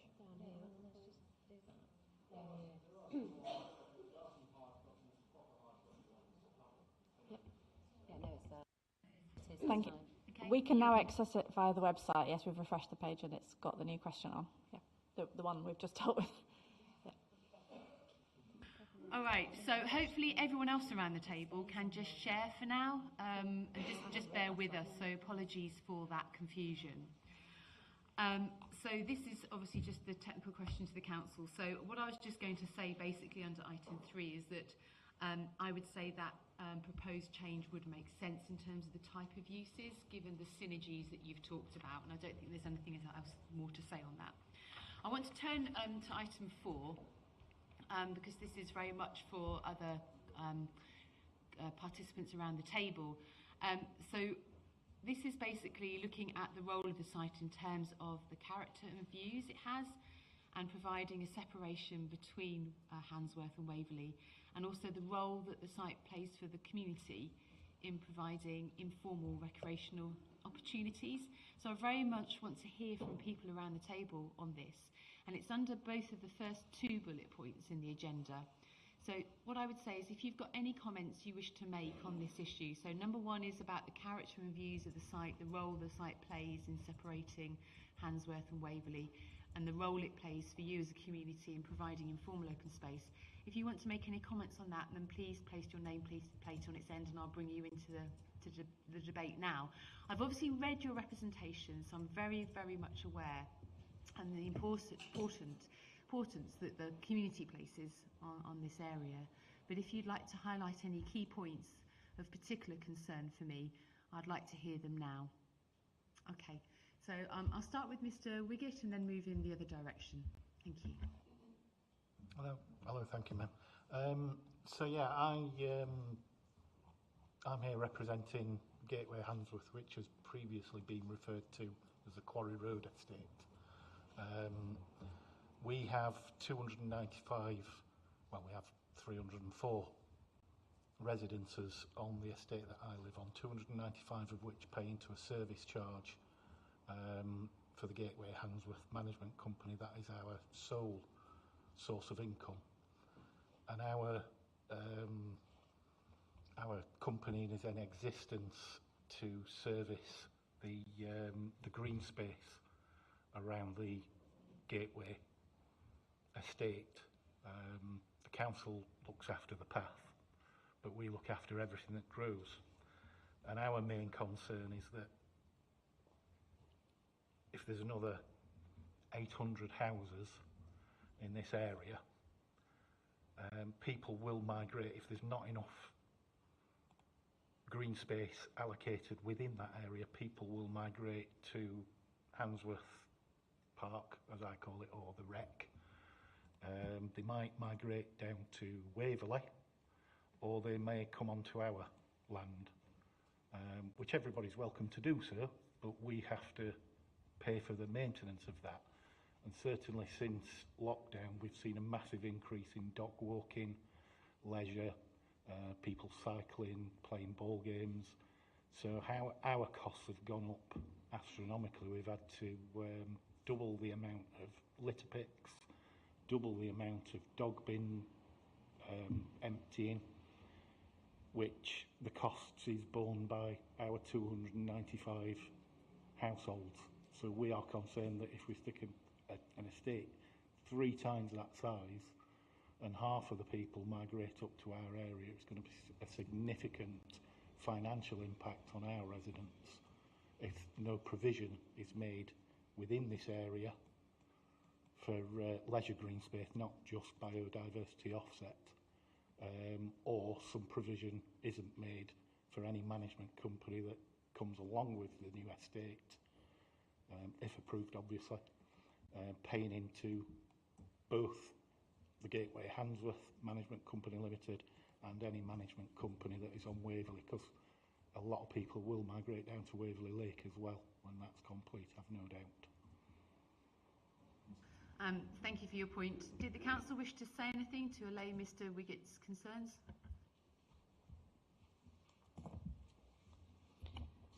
Thank you. I think I might need to defer to Mr Key around their master plan approach to landscaping and provision of open space. But clearly with a development of the size proposed at SES29, that site would include its own recreational open space as part of the master plan, which would in turn need to have its own management provision. So I don't know that it will have gone any further than that, but I do take on board the point that Mr Wiggett was making about the effect of people using green space that is maintained by others' management companies. Thank you. No, that's fine for now. Okay, moving around the table, Miss Marples. So there's a national epidemic surrounding obesity and mental illness, and it causes a significant strain to be put on the NHS. The green spaces are proven to have direct health benefits by providing spaces for physical activity, social interaction, and allowing psychological interactions to take place. This provides a national prescription and therefore alleviates strain from the NHS. Many residents within our area, it's socially deprived. Many don't have cars, many don't feel comfortable using public transport. They're able to use this green space because it's within walking distance. If this is removed, they're not going to have access by foot. It's going to be pushing more people to use the roads, putting further pressure on an already stretched infrastructure, putting more pressure on the NHS because there's going to be more negative emissions created. The council boasts about being the green city, but how can that be true when they're planning to remove vast areas of greenbelt land? It makes absolutely no sense. Everybody is entitled to access greenbelt, not just those in more affluent areas. Thank you very much. Mrs Crombie. I'm a relative newcomer to Handsworth. I've only lived here since 2002. But I walk the perimeter of these fields regularly, have done since June when I realised that I needed to find out more about what was there. And I regularly survey Waverley for wildlife and submit records. And from feeling like a minority interest, it constantly comes to my attention that it is actually what people very much enjoy about living in Handsworth, that it feels, if you pan out from the map, very much like a little village surrounded by green space with very much its own identity, which is very different to that of Waverley, which is largely incomers in a constructed environment. Handsworth has a great history of its own, and this is evidenced by the local history society, the local museum. It has its own sword dance, and there are lots and lots of things which many of the people to either side of me are far more qualified to talk about. But I constantly meet people who've lived here for 40, 50 years and have recollections of parts of this site, of swimming in the ditch that floods with water. Even though there's only 1.5 footpaths across it, those are very regularly used. And there are very many houses that look out on this site. And people talk to me about the wildlife which comes into their gardens. I've managed to encourage some people to record it, and those records have been submitted to iRecord and are forming part of the general picture. But it's very much part of what people enjoy, that they feel as if they are where the houses end, that they are surrounded by countryside. Okay, thank you very much. Ms Miles? Hello, my name is Roxanne. I'm a resident of S13. I live by Woodhouse Mill, and I'm originally from London, and the reason I moved to this part of the world was precisely because of its green space and the green belt. One of the things I'd like to stress to people is that, as some people have already mentioned, there is a distinct character to each of the villages and areas in this place. So it's actually very important to retain the identity of Handsworth, which is different from the identity of Woodhouse, which is different from the identity of Waverley, and so on. And being somebody that is originally from somewhere else, London, and living here for 3 years, I really can see that. The final thing I would just say is, how can the allocation of SES29 be reconciled with the NPPF paragraph 138B, which actually requires the green belt to prevent neighbouring towns from merging into one another? And given that this crucial site that we're talking about provides that both physical and perceived separation between Handsworth and Waverley, I'm concerned that this plan is going to jeopardise that. Thank you. Thank you for that. Dr. Oliver Beach.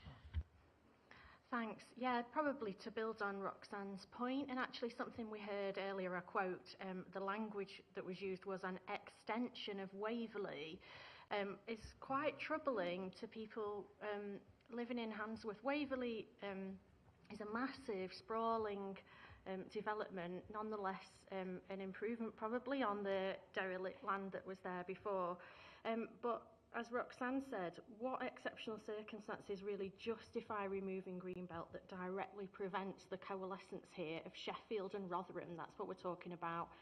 Handsworth in Sheffield and Waverley in Rotherham, and this strip currently is the only barrier preventing the full-on merge of those. Thank you very much. Mr. Sorby. Thank you. The site, I just thought I'd point out, the site's very popular with residents from all around, including, you wouldn't expect, the Triangle Estate on the other side of the parkway. And I met people recently from there as I was walking on the site who said they called a footpath near the ancient woodlands, just outside the site actually, Bat Alley, because of the display the bats put on. People don't always stick perfectly to the central path as they should, but they do go around the edges of the fields, and you can see the well-worn paths. Well, you'll have seen them. It's used a lot as well by the people of Catcliffe, who I've discovered haven't been told about the proposals. You can see the church from many angles, Handsworth Church, and from Catcliffe and Waverley, you do get to see the fields, the woods above, and then an iconic view of the church on the skyline. I think that view in particular, it takes me back to my childhood when I first remember it. I do believe that epitomises the character of the area. And people growing up in Handsworth who could move to areas that are considered more affluent still tend to stay. I agreed with everything Sean Bean said, but at the end he alluded to the point that it's a good foundation for further opportunities. Well, many people with the further opportunities decide it's just not worth leaving, and they think, well, why should I bother going? Nice people, beautiful place, plenty of places to walk. There's no reason to leave. So thank you, Mal. Thank you very much. Mr. Parkin.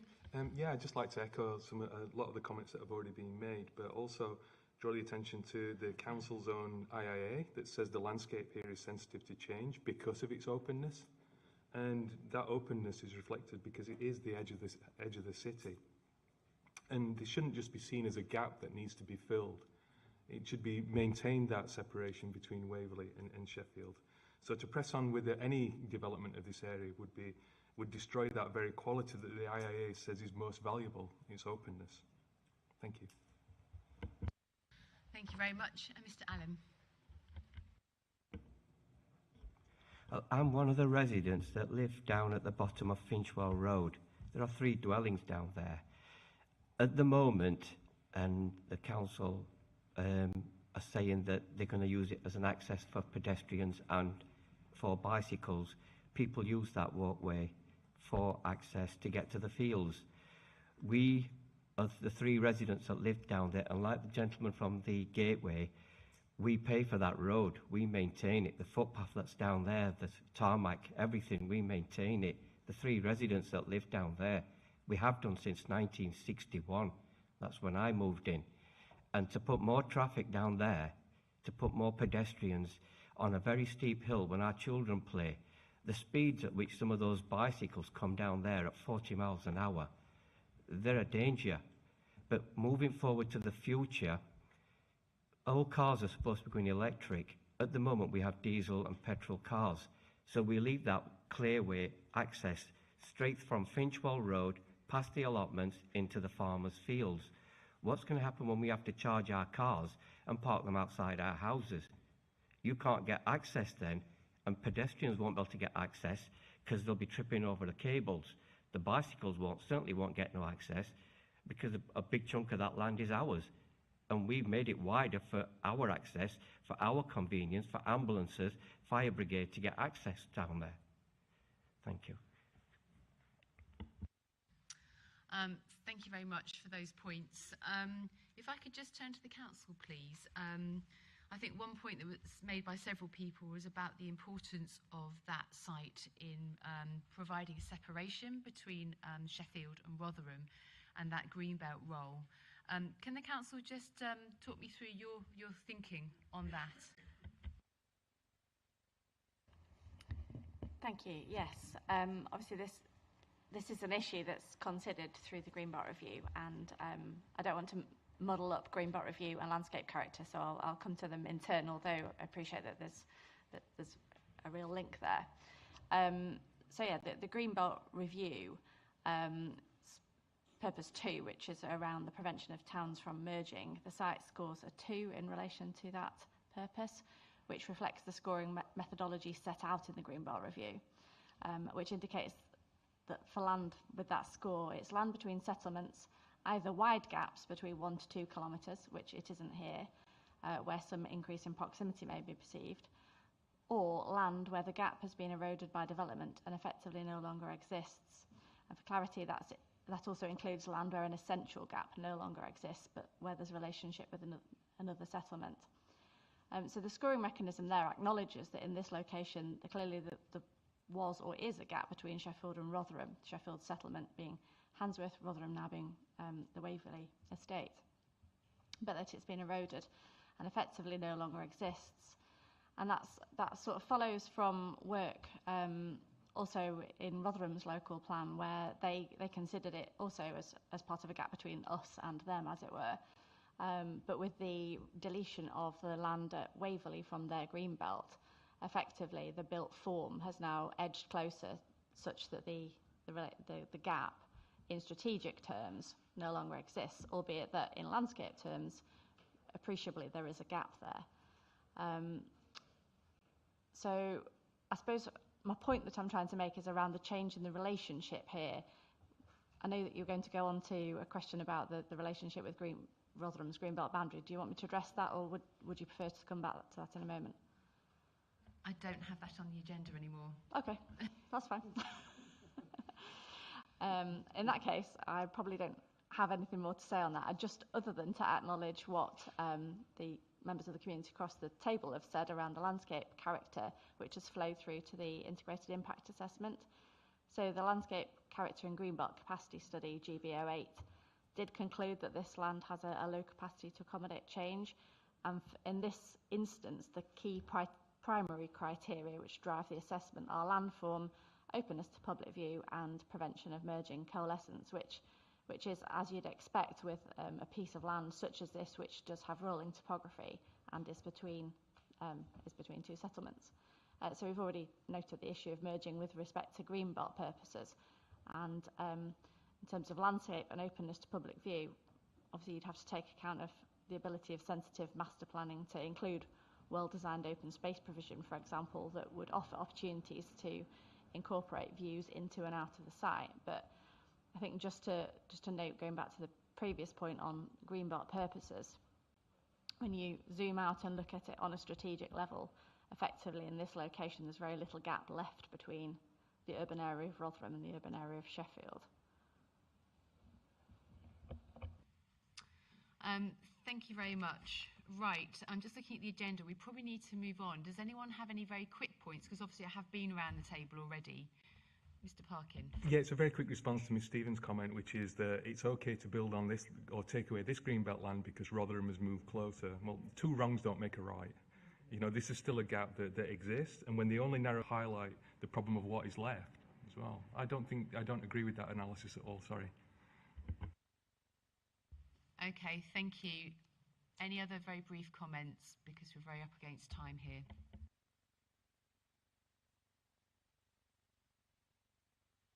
Thank you. I noticed in the Sheffield Plan they referred to giving access to the Greenbelt with these developments, but I wondered, how is that possible? How is that so when they're taking it all? And what bit of green space is left, they're blocking access to anyway with the development. But a very important point with this site is that it does impede access to certain areas. I think the farmer and his employees do quite a good job actually in restricting access. And in certain areas we want to keep it that way because of the sensitive wildlife. And I think the ecological reports seem to have missed certain points, and they don't seem to understand what wildlife is there, and it is unique and special, needs to be protected. Thank you. Thank you very much. I'll be super quick. I just want to say that I think there's a danger that some people are judging things individually and not cumulatively.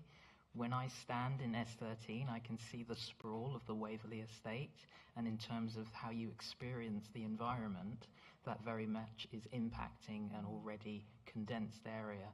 So simply because it's in a different postcode does not mean that this is a separate issue that doesn't have a bearing of how people are experiencing the environment around them. Thank you very much. And Mrs. Smelt.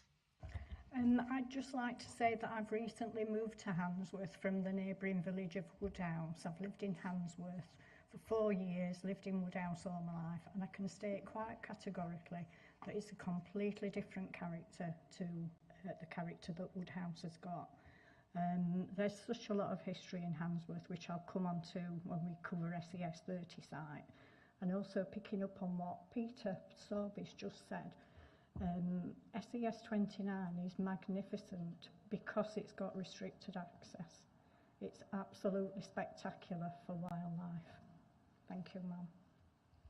Thank you very much. Mrs. Crombie. Thank you, ma'am. Just as a final point, just to point out that the map before us is actually out of date, just for the avoidance of the wrong impression. As we look over the railway, the portion of land which is marked as green space on this map between Highfield Spring and the railway on the Rotherham side is no longer green space. That has all been cleared off in preparation for more housing. So we really do feel very encroached on. Thank you. Yes, I've seen that on my site visit. Thank you very much. Mr. Rooney. I do hope that I misunderstood the planner's response to the question, because it sounded like that because Rotherham have reduced the gap between their settlement and the one in Sheffield, that it's okay to take the rest away. That's what it sounded like from where I'm sat. But you may be wondering why there's such a strong opposition to taking away this piece of green belt. It's the cumulative effect of decades of overdevelopment of this part of the city, because the policy of holding the green belt sacrosanct has meant that bit by bit every greenfield site in the southeast of the city has been built on, and this is this community's only refuge in terms of having an enjoyable open space, and that's not been taken into account one bit. Thank you very much. Okay, right, we'll move on then to the next few bullet points, and these are just questions really firstly for the council. So looking at bullet point 3, so I appreciate that the council confirmed last week it's still producing a green and blue infrastructure strategy, and that you have obviously yet to look at a potential greenbelt compensatory project list. But in terms of this particular site, do you have any ideas at this point about what type of open space you'd be seeking, or the format of provision, or what compensatory greenbelt measures may be looked at? I think, Mum, just in terms of the local nature recovery network mapping that's been done, the natural capital mapping that was done by the Mayoral Combined Authority, that identifies sort of habitat connectivity and expansion opportunities running parallel with the railway along the length of the site, from south to north, and then looping round to the west and connecting the local wildlife sites. So that connectivity between the local wildlife sites will be obviously something we'd be looking to improve through the master planning of the site. Perhaps pass to Ms Stevens just to talk about the compensatory measures in relation to Greenbelt, but obviously accessible natural green space will be one of the things which will be important in terms of compensatory measures, but also other access, public rights of way improvements to other parts of the countryside and Greenbelt would also be important. Thank you. I was just going to quickly address the part of the question where you raised the need for open space as well. So although there is a sufficient supply of open space in the area above the policy standard, there are specific shortfalls in certain types of open space. So that's play space for children and youth. There are more than surplus of playing fields in the area, but clearly further improvements to nearby playing fields could also be included within the proposals for that site.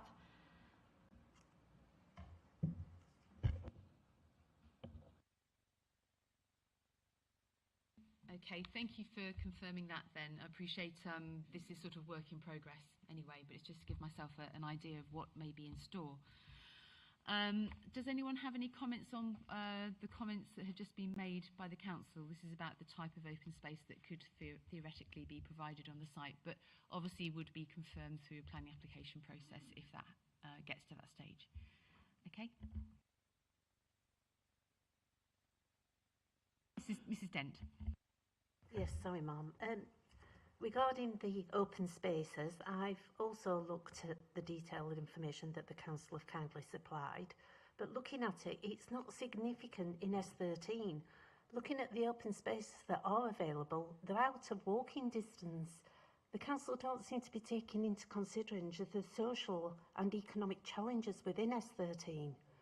You're mentioning green spaces, you've mentioned places like Woodhouse, Washlands, which, again, in most months is in constant flood. You're mentioning places like parks that are out of our area. It's taking away the majority of the green belt in S13. You're not understanding that it's not going to be able to be accessible in other areas for most of our residents. What we're asking is, what mitigation are you going to put for us in our area? What are we going to have left? And looking at this, it's going to be very little. I think we're straying onto the loss of the land again. This is very much just looking at if this site comes forward, does the council have any proposals at the moment? And obviously, as I said before, that's an issue that would probably come out through the planning application process. So I'm not going to take any more comments on this because we're against the agenda, and actually I think that issue has to be parked for now. So I can see Mrs Davison, in terms of wildlife, we've obviously got an agenda item next on wildlife, Mrs Davison. Did you want to say something specific yes, under this, or does it fit better under number 5? It was specifically regarding the cycle path routes that has been planned. Yeah, it fits in both, really. But yeah, again, looking at the cycle paths which have been run directly through the local wildlife sites, they were referred to earlier, as potentially dangerous for people that are walking there, but also it's another example of how the priority habitats and the local wildlife sites are being treated as a little bit disposable, because I would question as to how cycle paths can be considered essential infrastructure in this development, considering that that is priority habitat and local wildlife site. Sorry, just to confirm, are you talking about the concept master plan? Correct. Yeah, okay, so that's basically just a information document that's been produced by Norfolk Estates and hasn't obviously been approved by the council, and I'm not examining that either in itself. So it's really just the map, which is actually in the consultation paper that was produced in May, which is the critical one in terms of looking at the principle of the development. I think those issues about, I mean, it's a very important point that you raise, but those detailed issues about where public rights of way might go, footpaths may go, is something that would be looked at later on. Okay. In that case, then, can I also clarify, ask them to clarify which parts of the NRN opportunities were you suggesting could be used to improve the connectivity between the local wildlife sites? Mr Vincent mentioned the corridor between along the railway line, I think. Was that correct, Mr Vincent? As part of that. Obviously, as we discussed 2 weeks ago, the council hasn't indicated acceptance of the full maps that the Wildlife Trust has produced, so I don't want to get into that debate again. But it was the council that put forward as suggested opportunities, not myself. But I just would like to highlight that, you know, to question in reality what quality that would be along the railway line in comparison to what's already there. I think that's quite a detailed question for Mr Vincent to answer at this stage. We're looking just at the principle of the development scheme, rather than specific areas that could be used for wildlife, which will be determined at a later date. So I'm sorry to make that point. Okay, Mrs Crombie, final comment, and we'll move on to the next bullet point. I'd just like to make the point that whenever an area is developed, especially close to a railway line, it seems to be a requirement that the railway line is fenced with some fairly harsh steel palisade fencing. We've seen this happen to the sides of the railway along Waverley, at both sides of Waverley, in fact. And I cannot see any way that that could be avoided if this site is developed for public use. Not all wildlife is able to get through these palisade fences. And there are specific sensitive wildlife issues on the site. The effect is to corral the wildlife into a particular area rather than allow it access to what could be a very valuable, and is currently a very valuable, wildlife corridor of the railway line itself and its sidings, and is used extensively by much wildlife, affording it access without having to cross any roads and without having to be troubled by human beings, right the way from 70 Acre Wood and Tinsley right down to Woodhouse Washlands further out to the Rother Valley. Thank you for your comment. I've noted that. Okay, moving on to the next bullet point. So this is a planning condition that we discussed 2 weeks ago on compensatory improvements to the Greenbelt. Is it justified and clearly worded? So I think I was looking obviously at the statement of common ground, but I think obviously events have overtaken the proposed condition within that.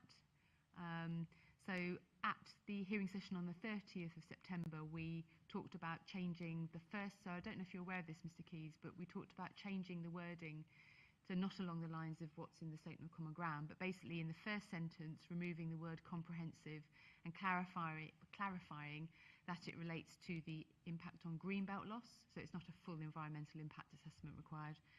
And then in the second sentence, referring to compensatory improvement schemes, and I basically asked the council to provide a separate list of compensatory improvement schemes generally across the city to enable these conditions to work as if they're going to be applied to any allocation sites.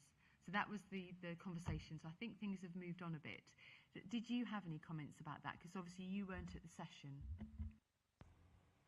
No, I wasn't at the session. Thank you for that update. I mean, that's helpful clarity actually, because you'll have seen in the version of the statement of common ground that was submitted to you, we were struggling to know precisely what the council were getting at with that in the original wording. So that's helpful to know. Thank you. Thank you. Okay, moving on to the last bullet point under item 4. So as a consequence of the allocation of this land, the council has identified a number of consequential deletions to the Greenbelt land adjoining the site. So that would involve removing the Middlewood Rovers Recreation Ground, the Handsworth Tip Local Wildlife Site and the Handsworth Recreation Ground and Cemetery from the Greenbelt as a consequence of the allocation. Has anyone got any questions they wish to make, comments they wish to make on this? Mr. Rooney. Just to say that I wasn't aware of the removal of the sports ground for Middlewood Rovers.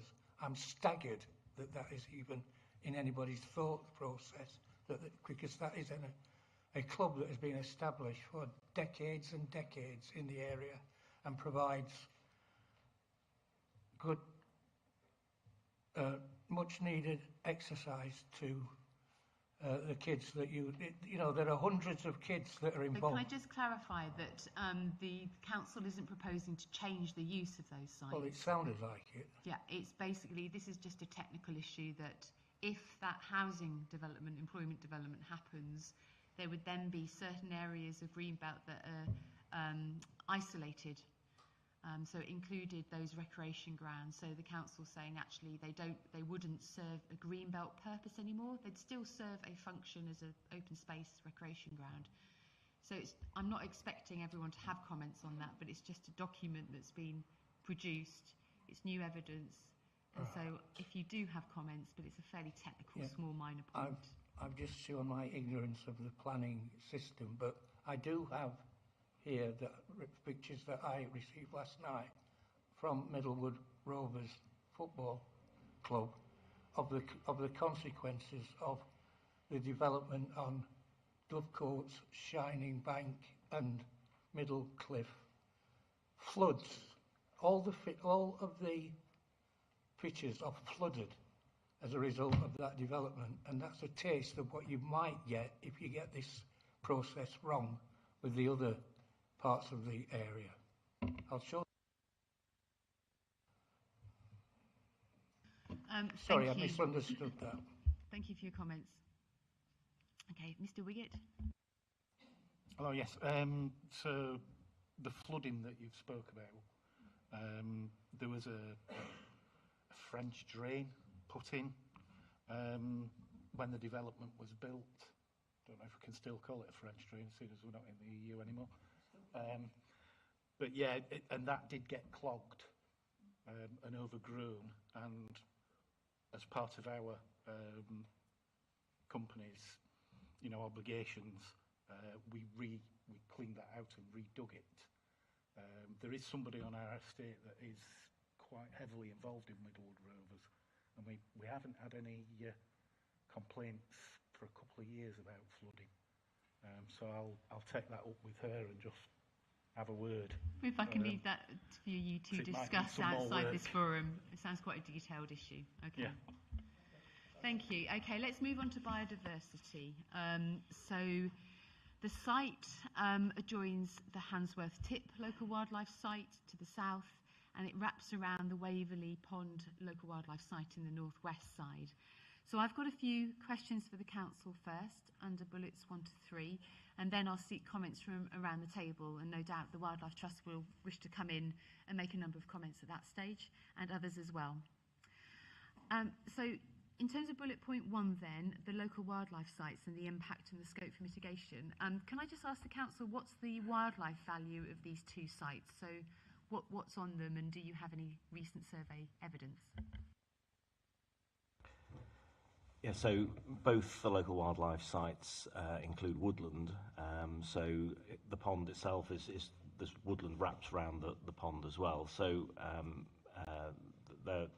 think I don't know whether Mr. Key might have further evidence on ecology, on any recent surveys that have been done or planned.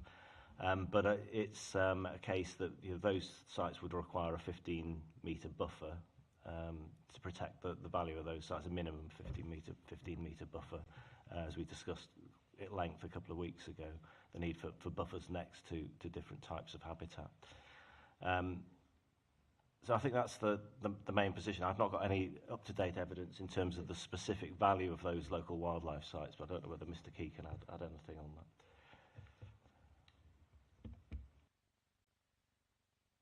Yeah, so we put into the mix an initial piece of work by Brooks Ecological, which looked at the whole site, and by the whole site I for that bit of work we did include both local wildlife sites. They're outside, the plan for the council's allocation excludes both those sites. I think we just ought to probably just clarify, just so you're clear, Ma'am. So the plan that the council put forward excludes both those sites from the allocated area. We included them because we wanted to understand what was there, how we might impact on it positively and negatively. That's not to say our planning application would include them. It probably wouldn't, but it might be the case through the planning application process that there's a consensus that maybe one or maybe both those areas would benefit from being more actively managed, for example, in which case it would be easier to bind those obligations if they were included in the red line. So we don't necessarily have a preset view on that at all, because there's a huge process to go through, not least concluding your own process, Mum, before we get to any of that. But that was our thinking on it. So we wanted to be just so there's a difference in the red lines, and that's why. Just in terms of what happens now, I mean, this is ongoing work for us. That was an initial piece of work that's been done, but over the tail end of this year and early next, we're going to be there's a whole range of surveys that have been done as we speak by the same firm, which will culminate in a much more comprehensive evidence base, probably around Easter time next year, which will have chapter and verse on all the species, how many are there, what, and in both locations. And it'll be around that, and in the lead up to that, there'll be discussions with the council about whether, and others, whether those bits of land should be part of the planning application or outside it. But if it is to be included in the planning application, it's because further positive benefits can be brought to those areas. That would be the reason for including it. Thank you. Can I just confirm, is it the biodiversity net gain assessment baseline? Okay, thank you. Sorry, Marvin, no, I just draw proceed. your attention in particular to pages 8 and 9 in that document, because in there there's in both pages there's a really helpful map which sets out the site and those areas that are of higher value ecologically and those which are lower value. Yeah. Okay, thank you for that. Before I go around the table and seek comments, just picking up on the second bullet point, which is the condition, the policy condition, should it refer to both, or at the moment I think it only says singular? Yes, ma'am. I think it would be helpful if it referred to both the Waverley Pond and the Handsworth Tip. They're the titles of the two local wildlife sites. Okay, so if this allocation were to be going forward in the plan, then that's a change I would agree with. And then the third bullet point, the potential impact on the local nature recovery network. We obviously discussed this issue in quite a lot of depth, and the Wildlife Trust obviously have produced nature recovery and opportunity maps which show a range of areas across this site. So at the previous meeting, the council confirmed that further work needs to be done to produce a local nature recovery network, and the final version isn't due out until the end of 2026. And so instead, the council suggested at that meeting to include a condition in these site allocations for requiring the provision of ecological corridors. And so we actually have a session this week on Thursday where we are going to be discussing that as a general principle about potential for a policy that seeks ecological corridors. So I don't know if anyone's coming to that meeting, but you'll be able to watch it online if not. Okay, I think that probably finishes my questions then on biodiversity. So I'd like to now open it up around the table. So obviously, just looking at the Wildlife Trust, we had quite a big discussion about the issue of buffers last week, and I've got a very clear steer on your position on buffers. So I'm not looking to reopen that debate. You can mention it briefly if you wish in a couple of sentences, but I certainly understand your viewpoint on that, and I've got the council's position as well. So that's an issue that we'll obviously be debating on the three inspectors. But obviously around the table, if you wish to make any comments on nature issues, biodiversity, ecology, then please go ahead now. Okay, Mrs Davison first. Yeah, I heard you. I won't say anything more. Okay, so the problem with this site, and the reason we objected to it, is because it completely isolates an area of irreplaceable habitat. The site, is it called Waverley Pond? Yeah. That is actually ancient woodland, which hasn't been picked up on the BNG report that was being put forward. Which is which was obviously only sent over last week, and it's almost 2 years out of date, I believe, that one, maybe 18 months out of date. 18 months ago, which puts it in date technically, but considering it doesn't include the ancient woodland, I would suggest that probably needs re-looking at because the calculations won't be correct. We can't comment too deep. So that's our main concern, obviously. That does have an impact on the buffers because the ancient woodland, it isn't about just root protection. We need to take into consideration the air, the noise, the light, and I don't see that the council in any of these sites around ancient woodland are taking those into account, but we'll discuss that further on another day. Basically all the adjoining irreplaceable habitats must be included in the ecology assessments.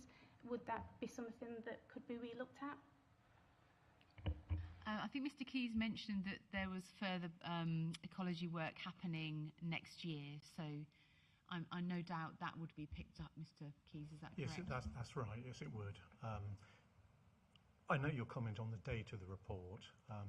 Planning process doesn't move very quickly sometimes, but that's one of the reasons why we're having all this extra survey work done at the moment and into next year, and it will be picked up.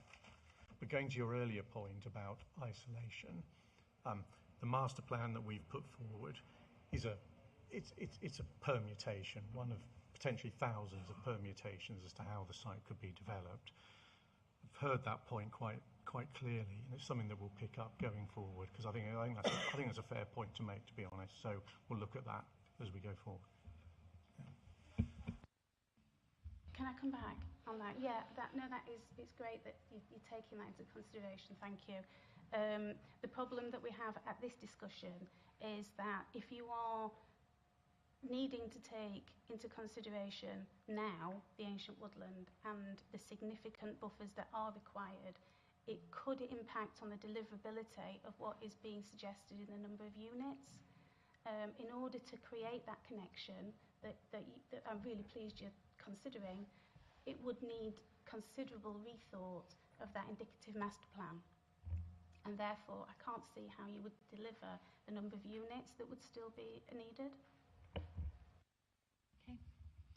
I think we discussed this previously. Did the council wish to just respond quickly to Mrs Davison on that issue? I'm assuming that it's an issue of detailed layout can look at the density, and obviously it's an indicative housing figure anyway. Yeah, we concur with that, really. I don't think I've got anything further to add on that, really. Thank you. Okay, thank you very much. Moving around the table, Mrs Crombie. Thank you, Mum. At the risk of making myself unpopular with yourselves and introducing something which was in a previous agenda and is not anymore, I would like to mention for a start the red line boundary, which is inconsistent across various maps, in that in some of them it includes an area of woodland which is towards the far right-hand corner of the site and borders the natural wetland by the side of the railway. In the red line boundary on this map, and agreed by the council and said to be agreed by Savills on behalf of Norfolk Estates, the triangle of woodland is shown as being part of Norfolk Estates land. That certainly is fenced off. It's completely fenced off. And Mum, if you've walked the site yourself, you will know it's completely fenced off and inaccessible. It is an area of woodland with native tree species bounded by species-rich hedgerows. And within it, it contains an open sewer. I do not know the state of that, but that is one thing which I do think should be surveyed, and I have no evidence that it has been surveyed. And I would like to know also if it has been ascertained whether that triangle of land is actually owned by Norfolk Estates, given that within the same document, reference 1.06333 on the consultation responses, it is shown as not being owned by Norfolk Estates. That is one question. I don't know whether you'd like to pause and say anything about that. Yes, if I could just, sorry, I'm not exactly sure which area you're referring to. Does the council wish to just come in if you understand which area Mrs Crombie's referring to? Yes, thank you. I think it's the triangular section adjacent to the parkway in the very northwest corner. No? Okay. No, it's not. It's towards the junction with the B6066, where it meets the railway line. Just slightly up from that along the railway line, you'll see a wooded, marked as wooded triangle. Can I just clarify? So is it the concept master plan is the one that you're disputing? The concept master plan indicates that Savills does not own that. That Norfolk Estates does not own that, and the red line boundary looks as if they do on this map. The issue with this being is that it is actually a valuable piece of woodland, albeit small, bounded by an area of natural wetland. And at the back of it, just over the technical ownership boundary, but on the escarpment up to the railway line, there is an area of gorse scrub. And this has been known to be frequented by yellowhammer in particular, and is also a breeding site for Wrens. And within that triangle, which is under dispute, that triangle used to belong to Yorkshire Water. On some maps, there's a sewer disused marked in there. It's an open channel which slopes downwards towards Waverley, brick-lined, and sufficiently large that I could have walked down it if I crouched. And obviously that has an impact on the drainage across the site and what would happen to that, given that there are a number of natural springs in the circular contour on the west side of the site, one of which feeds the pond and one of which feeds the ditch running down the centre, which is a deep ditch bordered by species-rich hedgerow and runs permanently and is very clean. And part of what I would argue about this site is it has to be seen partly as a whole, although it does contain ancient woodland within it and other areas of interest woodland. It is an agricultural boundary. It's the border between arable land and woodland, which makes it an especially valuable foraging area for many priority species, including some endangered species that we already know about using this site. I only started recording wildlife here on the 13th of June, and since then I have submitted over 150 mostly evidenced with photographs, records of both flora and fauna to iRecord, and I've not finished uploading my records yet. So any desk-based study would be incomplete. There are also a number of hedgerows which cross the southern site, and I don't know that these have been properly assessed as being species rich. I regard them to be species rich. Okay, thank you for those comments. So Mr. Vincent did mention earlier that the council would be looking at a potential ecological corridor in that area, and then obviously the further work that Mr. Keys referred to, the ecological assessment work, I guess would be looking at that. I think the critical thing I want to check though is just the boundary. So if Mr. Keys, can you just confirm, does Norfolk Estates own all of that land? Right, the triangle of land that's been talked about is Yorkshire Water. So the red line boundary on our illustrative master plan shows that excluded from our red line. So that's the one to follow. And that's consistent with land registry. So what is the position then, given, I'm probably looking at the council here then, if only part, well, obviously you own the majority of the land, but there's another landowner involved here within the boundary suggested by the council for the allocation? I was going to say, obviously, when we drew the boundaries, they're reflective of land that's being promoted. If there needs to be a change to the boundary in that location, if that's not going to be a developed part of the site anyway, we'd be amenable to making that change to ensure that it reflects the full land ownership of Norfolk Estates. Okay, so you've had, looking at the council, you've had no contact with Yorkshire Water to ask them if they want their area of land to form part of the development site? Not that I'm aware of.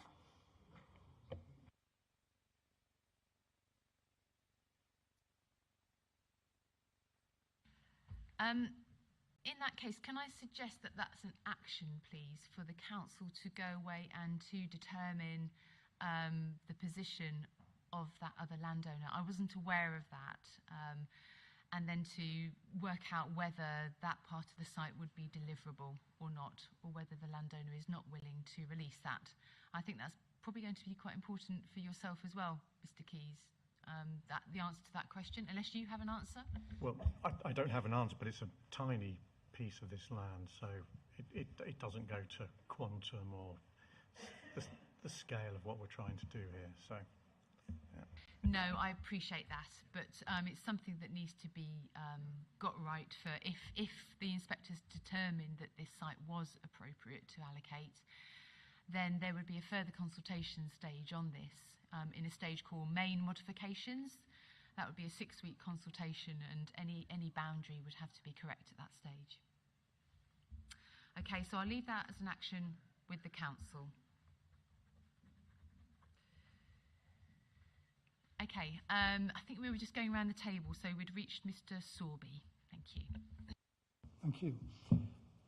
Leading on from comments made about the biodiversity report, I hope we're talking about the same one. The one I've looked at briefly was dated 11th of December 2023, and I noted page 4 says that items are still open to interpretation. Just item 24 on page 9 regarding access to ecological mitigation and enhancement. And I thought, how can areas of... but they also suggested providing areas of public access to the same areas. And I thought, well, how does that go together? How can areas of public access provide ecological mitigation and enhancement? The plan on pages 8 and 9, I would just want to point out something similar to what's already been said. I don't think it shows all the woodland, and it doesn't identify the habitat distinctions to the level I believe that the people with wildlife expertise would give it. I'm sure the Sheffield and Rotherham Wildlife Trust would give it a higher habitat distinction than is shown on the plan in the report, and they've not made any reference to any of the special wildlife that we know is on the site. So thank you, Ma'am. Thank you very much. And Mrs. Davison, do you wish to come back in? Yeah, sorry, I forgot to add about the flooding. Again, the flooding models do show that have been published with the consultation did show that there was an extreme risk of flooding within the ancient woodland. So we would be very concerned if the plan, as suggested on the indicative master plan, was to put SUDs around anywhere near that would be really, really difficult. So if that could be considered as well. And can I just say, it is quite frustrating that obviously this plan was put forward the council have referred to the plan when they were talking about access. The gentleman that's representing the Norfolk Estates has made reference to it. It's really hard for us to have that visual and not use it as an example as to what potentially could be happening. I just wanted to point that out. Thank you. No, that applies to us all. Okay, any final comments on biodiversity before we move on? Mrs. Miles. Just a quick clarification. Is the BNG assessment of December 2023 the most up-to-date one, or has there been another? Someone mentioned it was 18 months old, and Mr. Keys confirmed that he would, his company are updating all the ecological assessment work as we speak. Does that answer your question? Okay, yeah, just because it says that they're rough estimates and a rough calculation, that's what it says in the BNG. So. Mrs. Crombie? I'd just like to reply to Savills Association that it's a very small triangle. It is a very small triangle, but it contains very interesting woodland, and it is in the area that is prone and at high risk of flooding to over a metre. And given that it contains a sewer, brackets disused, but which was open when I viewed it, I think it is worthy of surveying. Thank you for that.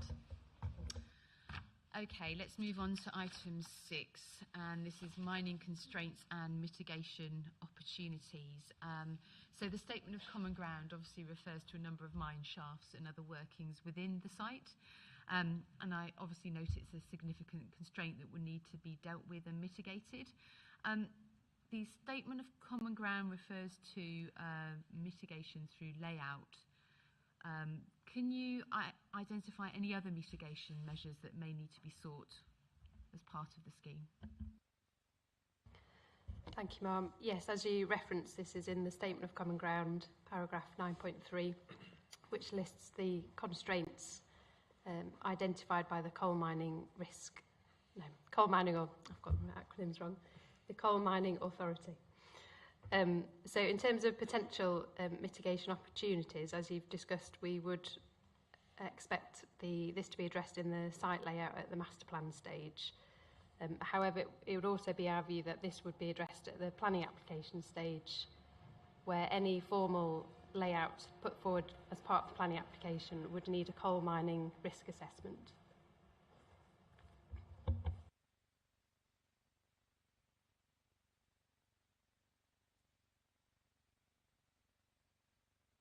Okay. So the coal mining risk assessment, is that something that you would want to pick up in the policy condition?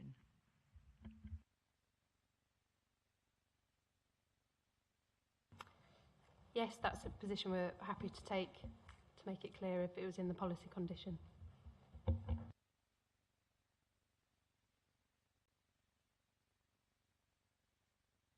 Okay, thank you. I think given the extent of the constraints, it's an important one, isn't it? So probably if this allocation were to go forward, then I'd agree with that policy condition being added. Okay, does anyone have any comments they wish to make on the mining constraints?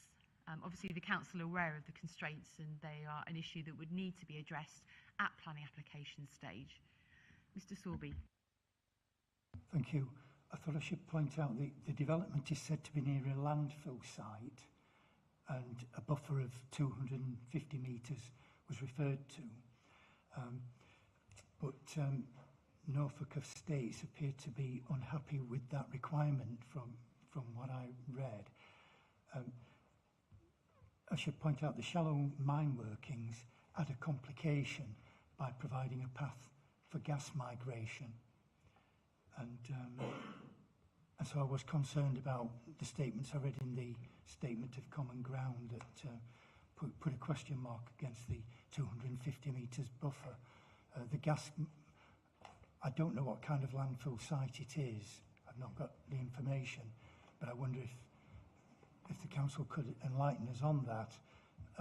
If it's domestic landfill, we're concerned about methane migration, carbon dioxide, other kinds of landfill could mean sulphurous type gases. Thank you, ma'am. Thank you. Sorry, the Statement of Common Ground doesn't say that it's a disputed issue with the landowner. I don't believe that's the case, is it, Mr. Keys? There seems to have agreement here.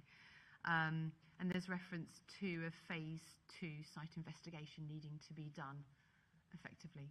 Did you have anything else you wish to say on that? Really, Mum. I mean, it's something that's been picked. We've known about it from the start. It's been looked at by the engineers originally, and we'll pick it up in phase 2. All right, thank you very much. Can't see anyone else around the table. So let's move on to item 7. And this is a issue that was picked up by Sport England, who obviously aren't here today. They have asked for a policy condition which protects the sporting function on the adjoining Middlewood Rovers site and the Handsworth recreation ground from ball strikes and noise, etc. Can I just check the council's view on that, please? Thank you. Yes. So the modification, which is PS81 in the schedule of additional modifications post-submission, that's document exam 69, proposed a further modification to policy GS1 to pick up that additional criterion, H, which is to not prejudice the use of a playing field and/or outdoor sports facility unless adequate mitigation can be achieved. That was something to which Sport England agreed, and therefore we consider that it would be unnecessary and repetitive to include similar wording within the conditions on the site allocation, because that's a policy that would be applicable to all sites in the plan.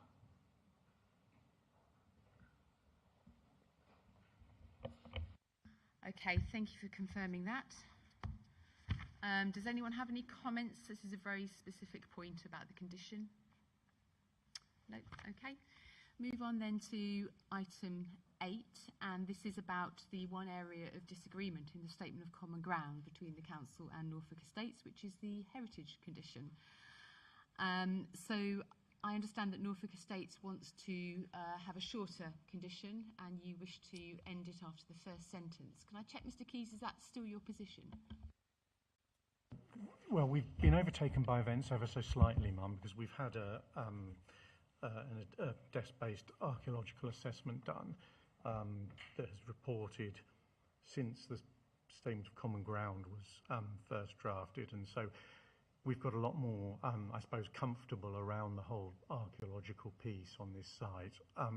And I mean, I appreciate you haven't seen it, but essentially, from an archaeological point of view, the site's low risk, and anything that's likely to be found, there's going to be of local significance only.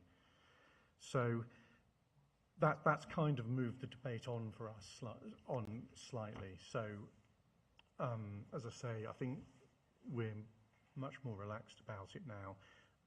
There will have to be, of course, with a site like this, of course, we'll have to agree a programme of works with the council and the archaeological officer. But of course, we're happy to do that. So I think we're pretty relaxed really with it now. Yeah. Thank you. So you're comfortable with the condition as worded?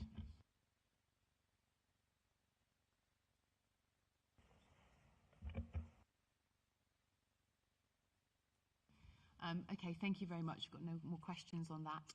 Mr. Parkin? Yeah, at the risk of making myself unpopular with Norfolk Estates, I'd just like to take issue with what was just said, because there are significant archaeological remains on this site. For example, just looking at the South Yorkshire Sites and Monument record, the first is that there's a section of a Roman road called Ranknell Street, dating from the Iron Age to around AD 42. This crosses the site near the footbridge of the railway, and is thought to be one of the last uncovered stretches of the Chesterfield to Templeborough Road. That's archaeologically significant and culturally significant as well. Then at the end of Finchwell Road, there are records of a prehistoric site where flint arrowheads and burnt material were found during fence works in 2010. Again, clear evidence of early human activity in that area. And thirdly, there's a site just to the north of the cemetery on Orgreave Lane, confirmed by aerial photographs taken by English Heritage in 2011, that show a large late prehistoric or Romano-British enclosure with a possible outer ditch. And this is all referenced in the Hallamshire Historic Buildings Representation 1.1356, which confirms all of these records. And Hallamshire Historic Buildings Representation goes on to say, this area should be excluded from the site until verified. So none of these features are referenced in the Council's Heritage Assessment, Exam 127, and I feel that before any allocation proceeds, a comprehensive archaeological evaluation needs to be confirmed.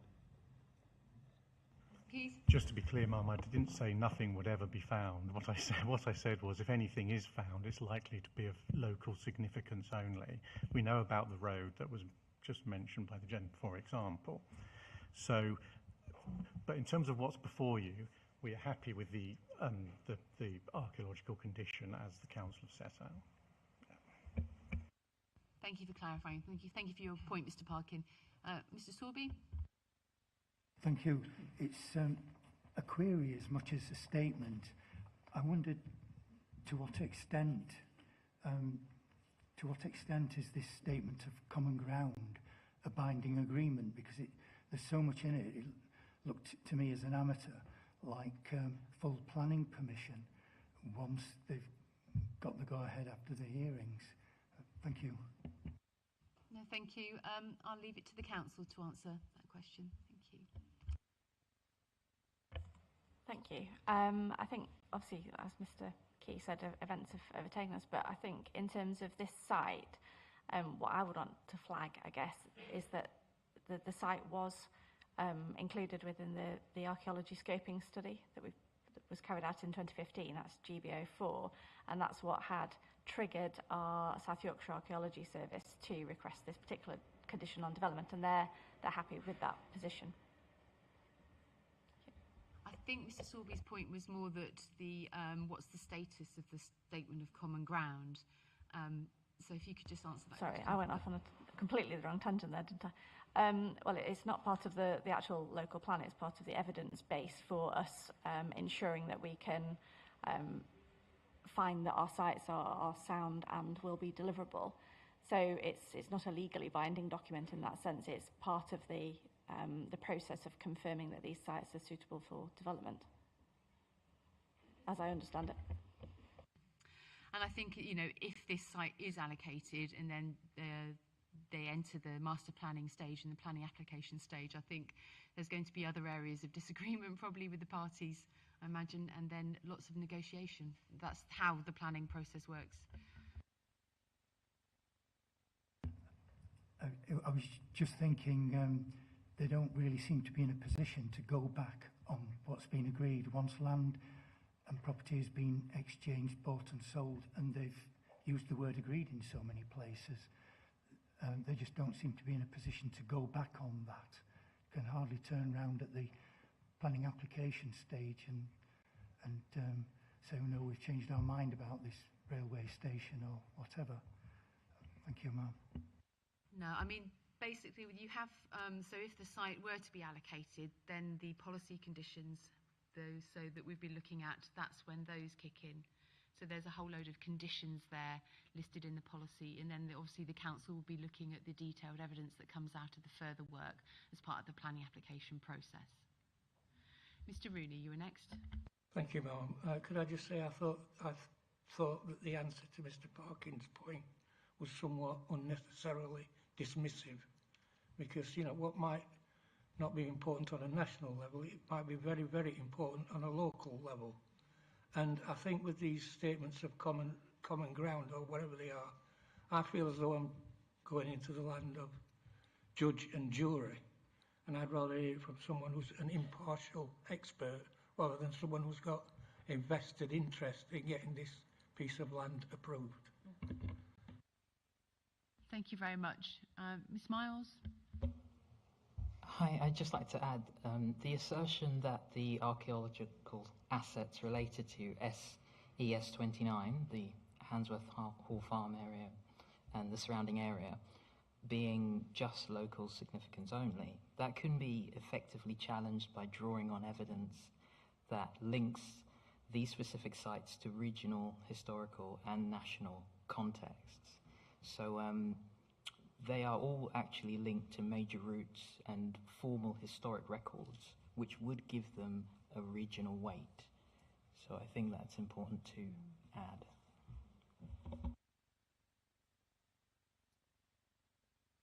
Okay, thank you for your points. Mr. Rooney, did you have anything else to say? Okay, thank you very much. Let's move on then to item 9, so site delivery. So in the Council's updated housing trajectory, document exam 140, there's reference to a lead-in time of the year 2032-2033 for the construction of initial dwellings on the site, with a build-out rate of 75 dwellings in that first year and then 110 per year to the end of the plan period, with a small amount beyond. Does anyone have any comments on this trajectory? I don't actually have any questions myself. Mr. Affer. Thank you, Ma'am. Just to make the initial point that my client has no objection to the inclusion of this site as an allocation. We think it's one of the better options that the council has put forward. We think it's suitable in terms of the time when delivery would commence in 2032. However, we do object to the council's trajectory that they've included at exam 140 and is also included between the promoter and the council in their statement of common ground. And again, we need to look back at the evidence, the national evidence that dictates in terms of when sites of this scale do generally deliver on average. And that's the Lichfield start to finish report that you heard me quote a fortnight ago. And figure 4.1 of that document, which is based on national up-to-date evidence as of 2024, suggests that sites of this scale, between 500 and 999 dwellings, the average build-out rate is 44 to 83 dwellings per annum. Now, this is a complicated site, as we've heard. It's not, you know, it's potentially a deliverable site, but it is a complicated site. And there's a mixed-use element that's got to come into that as well with the employment. And as you said before, 735 dwellings are projected within the trajectory over the planned period, 135 off the back end already. If we take the 85 DPA, the upper quartile range in the Litchfield's report, that only would deliver 83 DPA, 573 dwellings within the planned period, 297 falling off the back end. Or worst case scenario, you know, which I'm sure the promoter would hope to do better than this, but you know, if it was 44 DPA, that's only 308 dwellings delivered within this planned period, and 562 falling off the back end. So it sort of picks up the point we made a fortnight ago on this, that the council does need more deliverable sites that will actually deliver numbers early on in the planned period, because the more sites cumulatively, because they are the strategic scale, when numbers do fall off the back end of the plan, and I know we're going to talk about this next month when we talk about supply as well, so I won't go into too much detail on this point, you'll be pleased to know.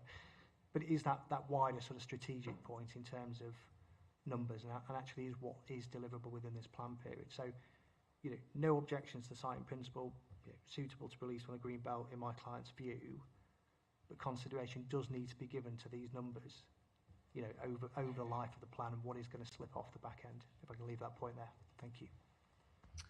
Thank you very much. Can I get the council's view, please, on that? So if you could just explain to me what gives you confidence that rates of 75 and 110 dwellings per year could be delivered on that particular site? Yes, certainly. Thank you, ma'am. Just to make the point that this is a matter of common ground between the council and the landowner. So in terms of build-out rates over a 7-year period, we are of the view, based on information directly from the promoter, that this is a robust build-out rate. So as a council, we have given consideration to the Litchfield start to finish, which is exam 89. And just to make the point that that does draw the conclusion for sites of 500 to 99 homes, that with 2 outlets, this could deliver 123 units per year. So the council are of the view, with the information directly from the land promoter, that this is a robust build-out rate. And also just to draw your attention to the planning practice guidance on housing delivery, that does state, because this is delivered outside of the 5 years, that there needs to be a reasonable prospect of delivery in that time. And that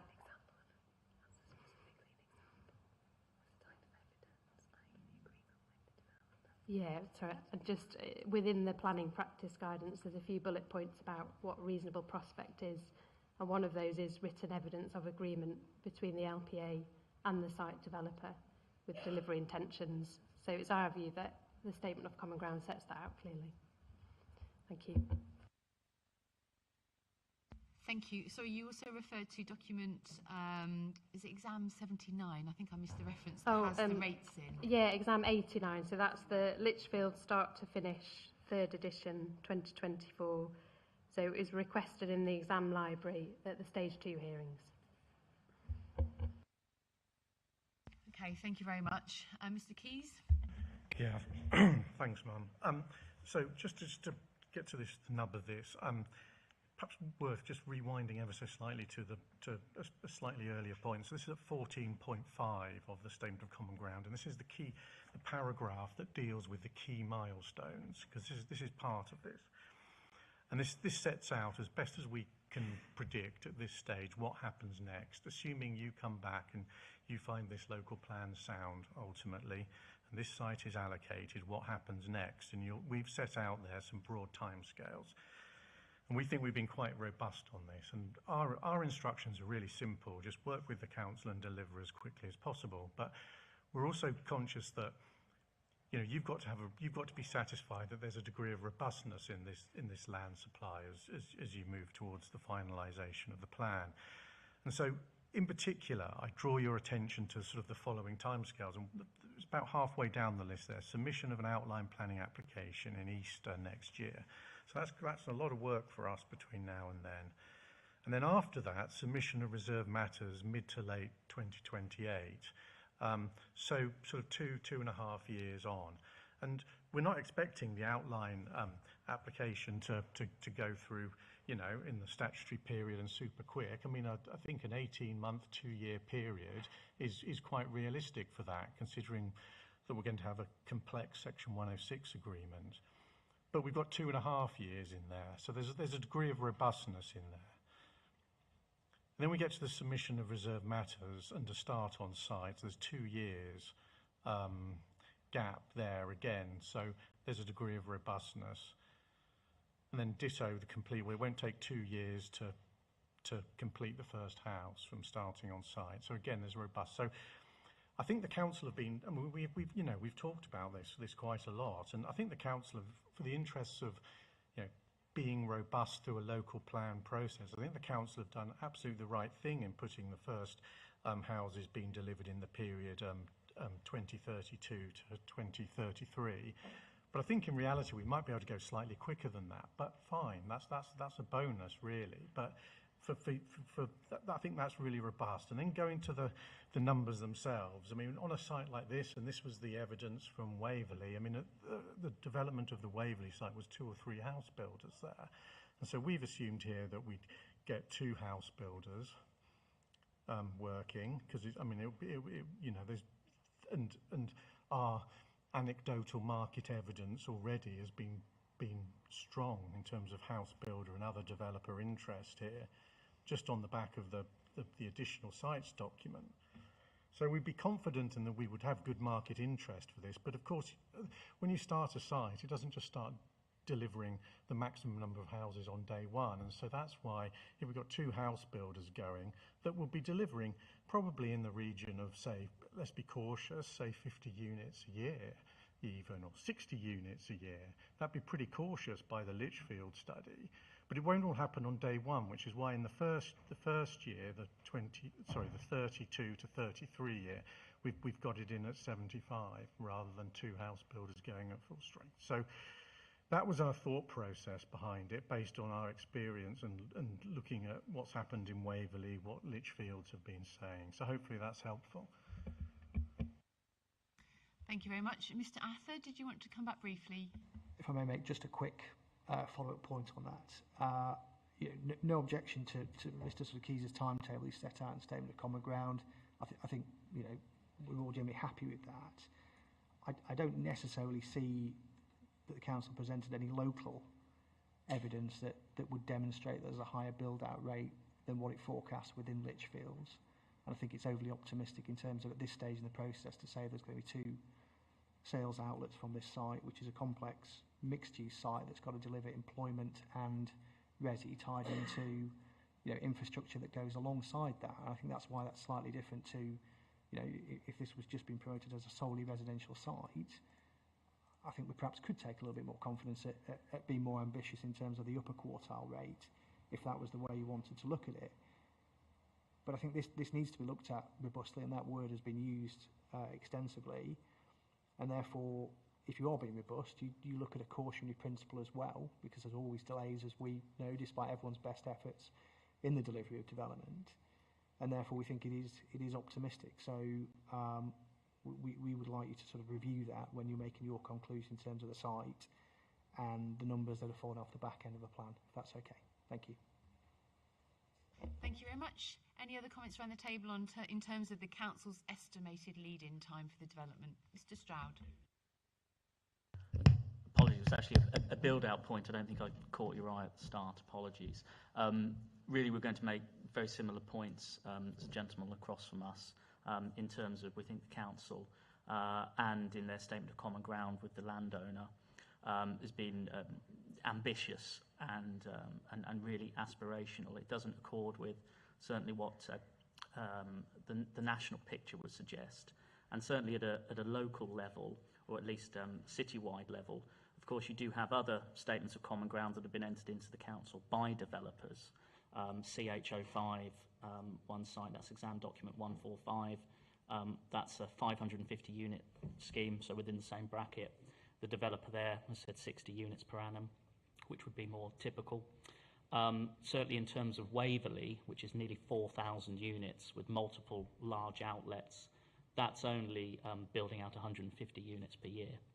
So we don't think these two sites are similar, and certainly there's no evidence from the master plan that there will be multiple outlets here delivering anything close to that. I take the comments from the council officer regarding the PPG, but those points are relevant to assessing whether there's a realistic prospect of delivery. No one's questioning the deliverability of the site. We're looking at the build-out rates, and that's where you've got to look at this objectively, not a statement of common ground, which is by no means definitive, and is entered into by the council and the promoter, who obviously wants to gain an allocation. Thank you very much. Mrs. Crombie. I'd like to make a point about the timescale, that including the site preparation, even by Savills' estimate, we have 10 years on site. And as they say now, with potentially 2 builders, that is a huge amount of disruption to a site with very little access initially, with a great deal of land work needing to be done. And in the absence of a full ecological report and an up-to-date biological net gain assessment, it is unclear what mitigation may have to be applied to the wildlife on site, which could delay things further, and otherwise do great detriment to all of these things. And I'm mindful of what happened at Waverley when, before it started, we used to regularly see lapwings along the B6066, and we no longer see them, and hares to either side of the road, and we no longer see them. And that's been because of the relentlessness of the build-out, with no time in between for wildlife to recover. Thank you very much. Okay, let's move on then to the final item on the agenda, which is any other comments and concerns relating to the proposed site before us. So these are issues that haven't been included on the agenda and you'd wish to raise them. Mrs. Norris, you were first. I just wanted to say, Mum, I've been very concerned by what I've heard today. My understanding is that release of this site should be justified, in that it should be based on evidence, and it should be the appropriate strategy from the district when considered against other reasonable alternatives. And I have no confidence from what I've heard today that either of those things is the case. We've got an already overloaded local road network, but we are not accepting the barrow line or equivalent provision as necessary for the development of the site. We've been told it's not needed as a buffer for greenbelt separation between 2 cities because it's already been broken on the Rotherham side. We're being told that, I know it's only a small unit, but that the council isn't aware of Yorkshire Water's ownership of part of the site, which is key in the drainage. So I just wanted to bring those points together and say that I do not think that release of this site from greenbelt is justified in planning terms, as far as I understand it as a layperson. Thank you very much. Mr. Rooney. I would just want, first of all, to echo the points that my colleague Alison has just made. But my main point is about, I think it's exam 156, where there's a reference to the sill. And it says it is likely that the infrastructure adjustments will be covered by sill. Now, I don't know how you come to that conclusion, because there are no costings of the necessary adjustments to the road network. And the other point is, we've only talked about road network. Nobody's mentioned health, schools, etc., etc. It's all been about roads. Infrastructure is something more than that. So I want to know, which sill are we talking about? Are we talking about the strategic citywide sill that is 85% of what comes in from development such as this, or the 15% which is the local one? Because if it's the 15% that's the local one, it ain't going to get anywhere near covering the costs of all of this infrastructure infrastructure improvements. But I also, could the planners explain to me when SIL is payable? Is it payable at the beginning of a development? Is it payable when planning permission is granted? Or is it payable when the development is completed? And how do you know how much you're going to bring in from these two developments if they go forward? Because again, that is supposed to fund a whole plethora of infrastructure improvements. And the final part of this is, will the SIL appear in time to comply with the golden rules? Because they are fundamental to this whole discussion. Okay, Thank you. Thank you, Mr. Rooney. Just to let you know that we had a very full discussion on infrastructure 2 weeks ago. There was a general session covering all the sites where we were talking about infrastructure for all of them. So those issues have been covered. And your very detailed questions about SIL, I'm going to leave that for you to talk to the council separately, just because we have very little time left.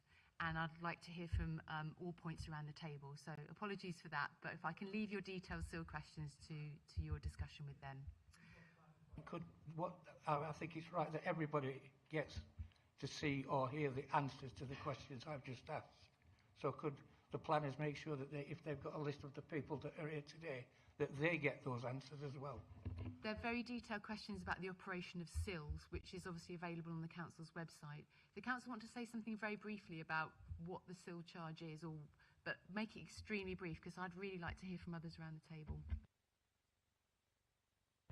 Yes, just in brief, we've had a SIL for a number of years now, which is an amount payable on different forms of development at different rates across the city. And there's an officer within the council who deals with that, and it's triggered by the commencement date of development. And there's a demand made at that point using the calculation that's set out in the SIL SPD, which is on the website. Thank you. Thank you very much. Right, Mrs. Marple was your next. It's just to go back onto a point that was raised previously about education. I know that it was covered last week, so the point is very, very quick. But the schools in the area are full. There is a waiting list for most of the schools in the area, and it is quite long.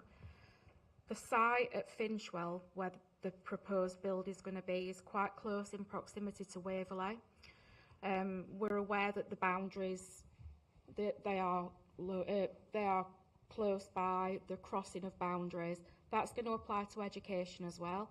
I'm just fearful that because the schools within S13 are full and oversubscribed, residents that move onto the site at Finchwell, are they expected not to have children? Where are those children going to be educated? Are they going to have to cross boundaries into Rotherham and use a school at Waverley? That school's only been open a couple of years and is already being expanded because it is at capacity. That then brings more traffic onto the roads. It puts more pressure onto the road infrastructure because people are crossing boundaries in order to use schools in other areas. That then brings with it concerns regarding child safeguarding. If a child's at risk or has got additional needs, which authority would be responsible for the care of that child? If they're living in S13, which is Sheffield, but are being educated in S60, which is Rotherham, which authority will be caring for that child with regards to the additional needs and the safeguarding? So that's just another point that I think needs thinking about with regards to education. Thank you, that's noted. And we did have a brief discussion on cross-boundary issues 2 weeks ago. Mrs. Crombie. Sorry, Mum. The first issue I'd like to raise, if you'll permit me, arose on the 29th of September when the council detailed how it had come to an appreciation of the green space left allocated in S13. Normally it does it area-wide, southeast, but I believe you did a separate calculation trying to take in S13. And you said that you would make this publicly available. When will that be available? Any actions that arise from the hearing sessions, we will be talking to the council about timescales for those on the last session on the 21st of November. So people will find out after that. The second point is to ask about the provision of sewage treatment in the area. There's increased awareness and growing concern about river water quality, both as part of the environmental emergency and also as a growing trend towards wild water swimming. Yorkshire Water was fined a record amount for its consistent failure to adhere to sewage discharge limits, causing pollution to both the Rother and the Don. The wastewater facility at Woodhouse is almost 100 years old now. And there are 2 pumping stations in our local area, one of which was, I believe, installed at Waverley because it could not be connected to the local sewage network because it was already at capacity. Given that, I know that Savills has stated that there is a 300mm sewer on the site. Could they confirm that that is the one with the raised manholes which runs from the Medlocks down towards the drain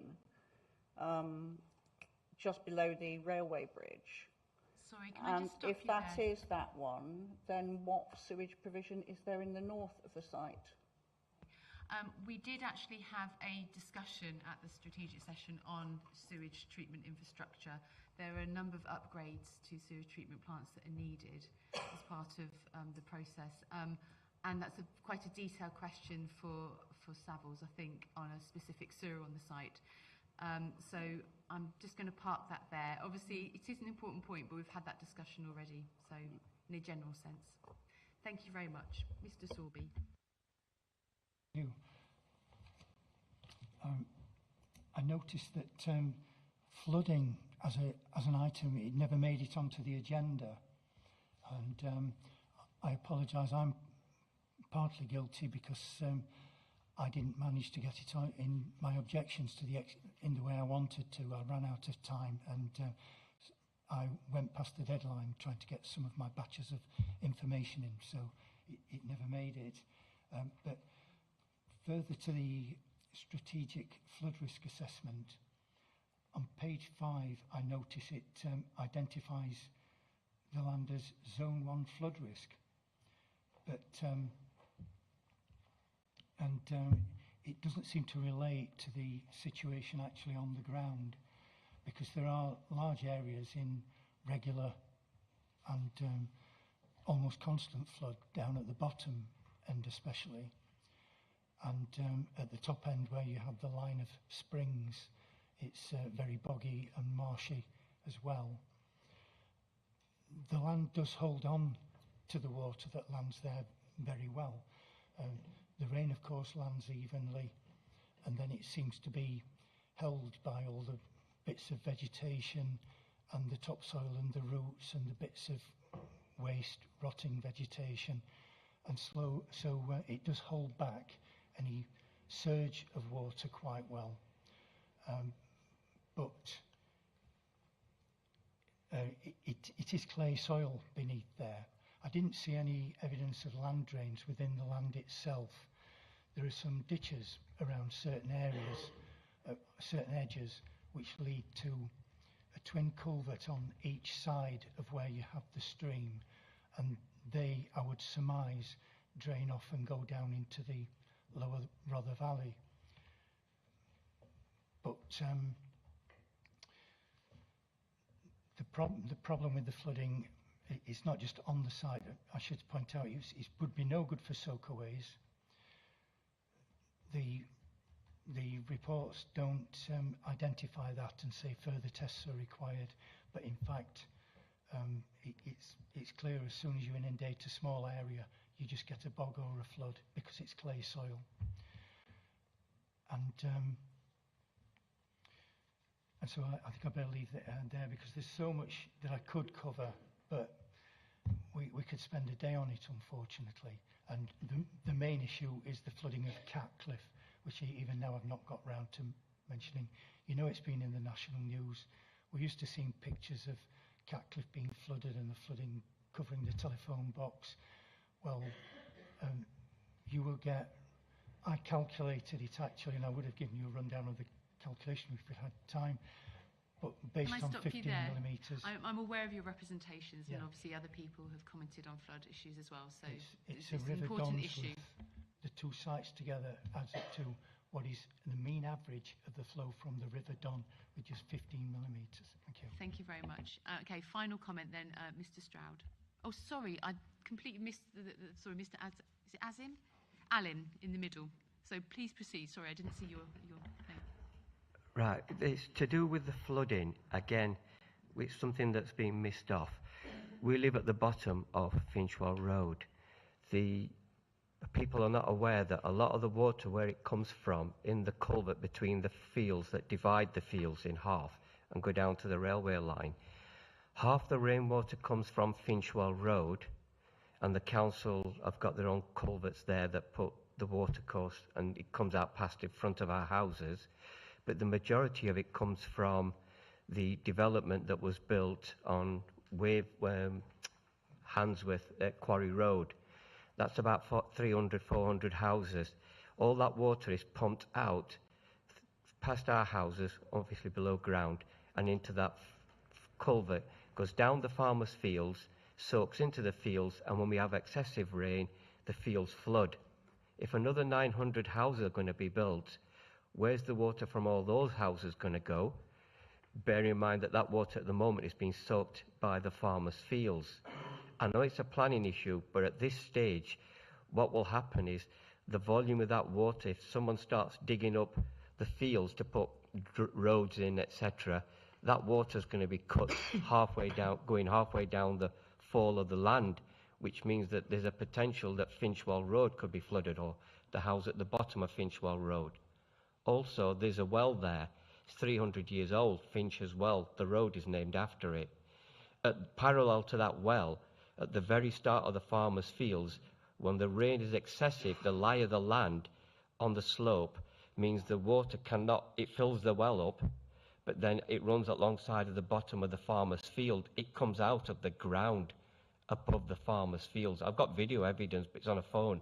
I don't know how to put it on a laptop, I'm sorry.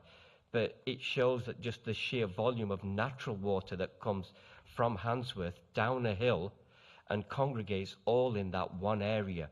The amount of storm tanks you're going to have to build down there are going to be ginormous. And if you build storm tanks, as far as I'm aware, you can't build houses over the top of the storm tanks. So where's that part of the land being allocated for storing 900 extra houses, the 20 hectares of industrial units, and then the water from naturally that comes out of the ground and pops up out of the surface around there? Thank you. Thank you for your points. Okay, we've got 15 minutes before we're supposed to start this afternoon session, so I think Mr. Stroud's comment's going to be the last one. I'm sorry, Mrs. Crombie, but there's been quite a lot of opportunity already, and I have read everyone's representations, so Mr. Stroud. Thank you, Ma'am. So, yeah, to end. So we've discussed that the allocation, the housing numbers in the allocation policies are indicative. But of course, that begs the question that if each and every allocation doesn't deliver in the order of the housing anticipated, then you're not going to have an effective plan. So we've raised our concerns in the previous, under the previous question heading about the build-out rates with this site. And in respect of the capacity of the site, it's just worth just pointing out, Ma'am, in respect of the master plan that's been prepared by Norfolk Estates. That's an architect-prepared plan with, we're told in the representation, input from various technical consultees. The master plan that's been produced has a net residential developable area of 19.13 hectares. It's there on the plan. The consequence of that is that at the council's preferred density, 35 dwellings per hectare, which we would say is appropriate in order to, from a spatial perspective, and also in order to deliver a mix of housing, including family housing, you will be under by 200 units. So apart from our build-out rates concerns, on the land promoter's own evidence, this is a site that will deliver 200 homes less than the policy requires. And what we've got to remember is with this site and also with SES30, the reason why various sites in the topic paper were rejected and emission sites rejected was because a strategic level of growth was preferred on these two sites. So if these two sites are not going to deliver a strategic level of growth, then their release from the green belt is not justified. Thank you. Okay, thank you very much. Okay, so that brings us to the end of the agenda for this particular site, and thank you very much everyone for your contributions. And I have to apologise about all of the noise this morning and then the wrong agendas. It hasn't been the easiest ride for everyone, but I'm very aware of all your comments and all your concerns, so thank you very much for attending today. In terms of this afternoon, obviously some of you will be staying. Can I just turn to the council? How long do you need for lunch? At least half an hour, please. So is 1:20 okay? Yes, that's fine. Thank you. 2:20. 2:20. Yeah, So if we meet back at 2:20. Thank you.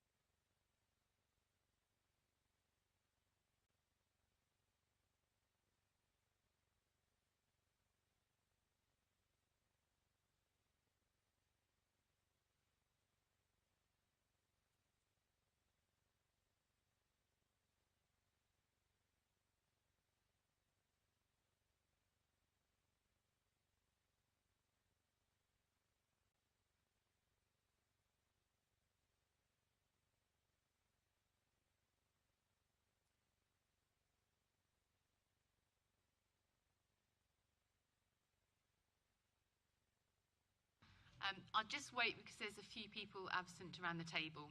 Just wait a few minutes.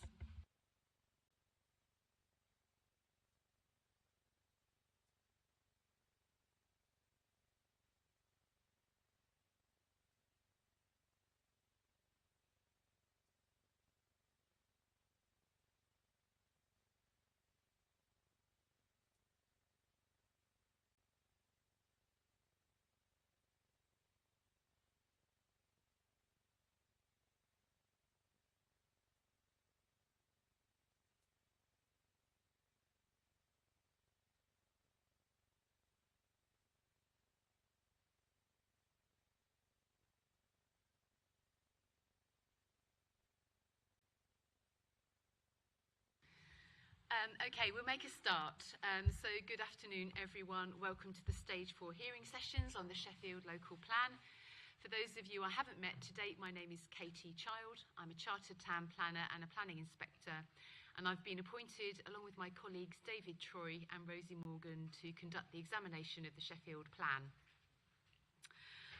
So these Stage 4 hearing sessions are obviously looking at the additional sites that were proposed by the Council in their consultation paper, which was published in May this year. The sites have obviously generated a significant amount of objections and public concerns, and a number of new community groups have been formed as a result. So thank you everyone for attending, who is one of the community members today. As an inspector, my role is to consider whether the Council's proposals are soundly based and legally compliant, and that is the additional sites put forward by the Council this year, but also the submitted plan itself. And as part of this, we will be having regard to all of the written evidence before us, and then also taking account of all verbal submissions made at the hearing sessions themselves. Can I just check that everyone in the audience can hear me? Yep, okay, thank you. And then once the hearings are over, our role as inspectors is to write to the Council to confirm our position on the plan and the way forward with it. So the hearing session this afternoon is obviously on site SES30, that is land between Bramley Lane and Beaver Hill Road. So before we get to the agenda, I've just got a few practicalities to run through. I assume everyone's met Ian Kemp at the back, the programme officer. Just a reminder, he is responsible for the practical arrangements for the session. So if you have any practical questions, see Ian. Can I check that everyone has a copy of the agenda in front of them who wishes to do so? If you don't have a copy, can you please raise your hand? Okay. Hopefully the programme officer will have some spare copies he can give you. Thank you. Just a reminder to turn off mobile telephones. And then with regards to data protection, I'm required to say that if anyone is intending to film or record the session and share images online or with others, please be aware that you will be responsible for complying with relevant data protection legislation. A reminder as well that no further written submissions or evidence should be submitted at this stage, unless it's something I've specifically requested. Okay, thank you. I'll now turn to the Council just to talk through any practical arrangements. Thank you. The same as this morning, there are no fire alarm tests planned, so if you do hear the fire alarm, we do need to evacuate either through the main doors that you came in through or following a member of Showroom Workstation staff through an alternative exit at the back. There's a green sign over there on that door. And the muster point is outside the hubs across the road. Thank you. Thank you very much. So just a few words then in terms of how the session will run. Some of you were here for this morning's session, so you'll be more sort of up to speed with it. But just as a reminder for everyone, it's a structured discussion based on the agenda before us. There'll be an opportunity to come in on all matters, although often my initial questions under each of the agenda items are for the Council. But if you wish to make a point at any stage, and if you can place your nameplate on its end, and I'll bring you into the discussion as soon as possible. And hopefully everyone's got enough room. Everyone looks quite squished actually around, particularly down the table at the end. So when you come to speak, obviously you've got the microphone in front of you, and then just remember to turn it off afterwards. So we've got obviously quite a lot of issues to discuss, and it's important that obviously everyone has an opportunity to have a say. So if I could ask you to keep your points fairly short and focused. I've obviously read your representations. So what if I could ask you, if you want to just highlight any key points to me, that's extremely useful. In terms of timings then, so we have the whole afternoon session. Would normally look to finish about sort of 5:30 to 6, but can I just check with the council, what's the last time we have the room until? As far as I'm aware, it's until 6. Okay, so until 6 o'clock, but we'll see how we get on. And then we'll be taking a mid-afternoon break of about 20 minutes at a suitable point in the proceedings. Okay, so before we get to the agenda then, if we go and do the introductions around the table, and if you can say your name and your organisation where relevant, and I'll start on the right-hand side with the council. Thank you. Laura Stevens, Local Plan Team Lead for the council. Sarah Reid, King's Counsel. I'm the council's barrister. Mike Johnson, Head of Planning at the City Council. Good afternoon, Chris Hanson, Principal Planning Officer at the Council.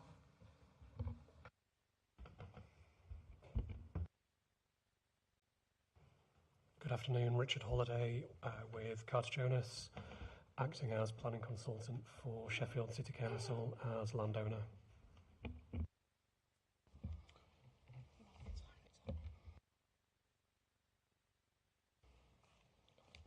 Dr. Robert Boys, resident of SES30.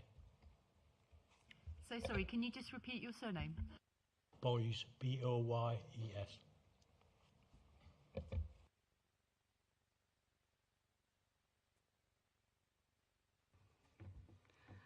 Nicola Oates, resident of S13.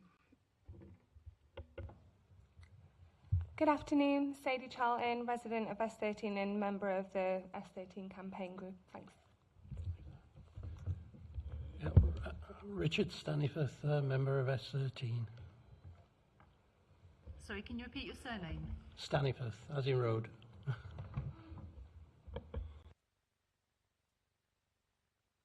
Good afternoon, Ma'am. Simon Ather, Boyer on behalf of Barrett David Wilson Homes. Camille Chapman, resident of S13.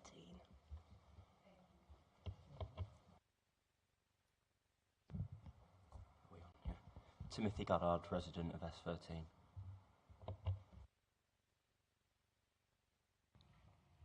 Good afternoon again, Ma'am. Mick Rooney, one of the councillors for Woodhouse Ward.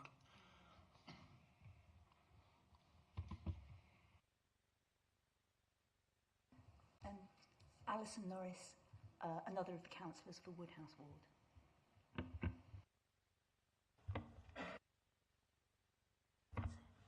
Lauren Haig, resident of S13. Cheryl Haig, resident of S13.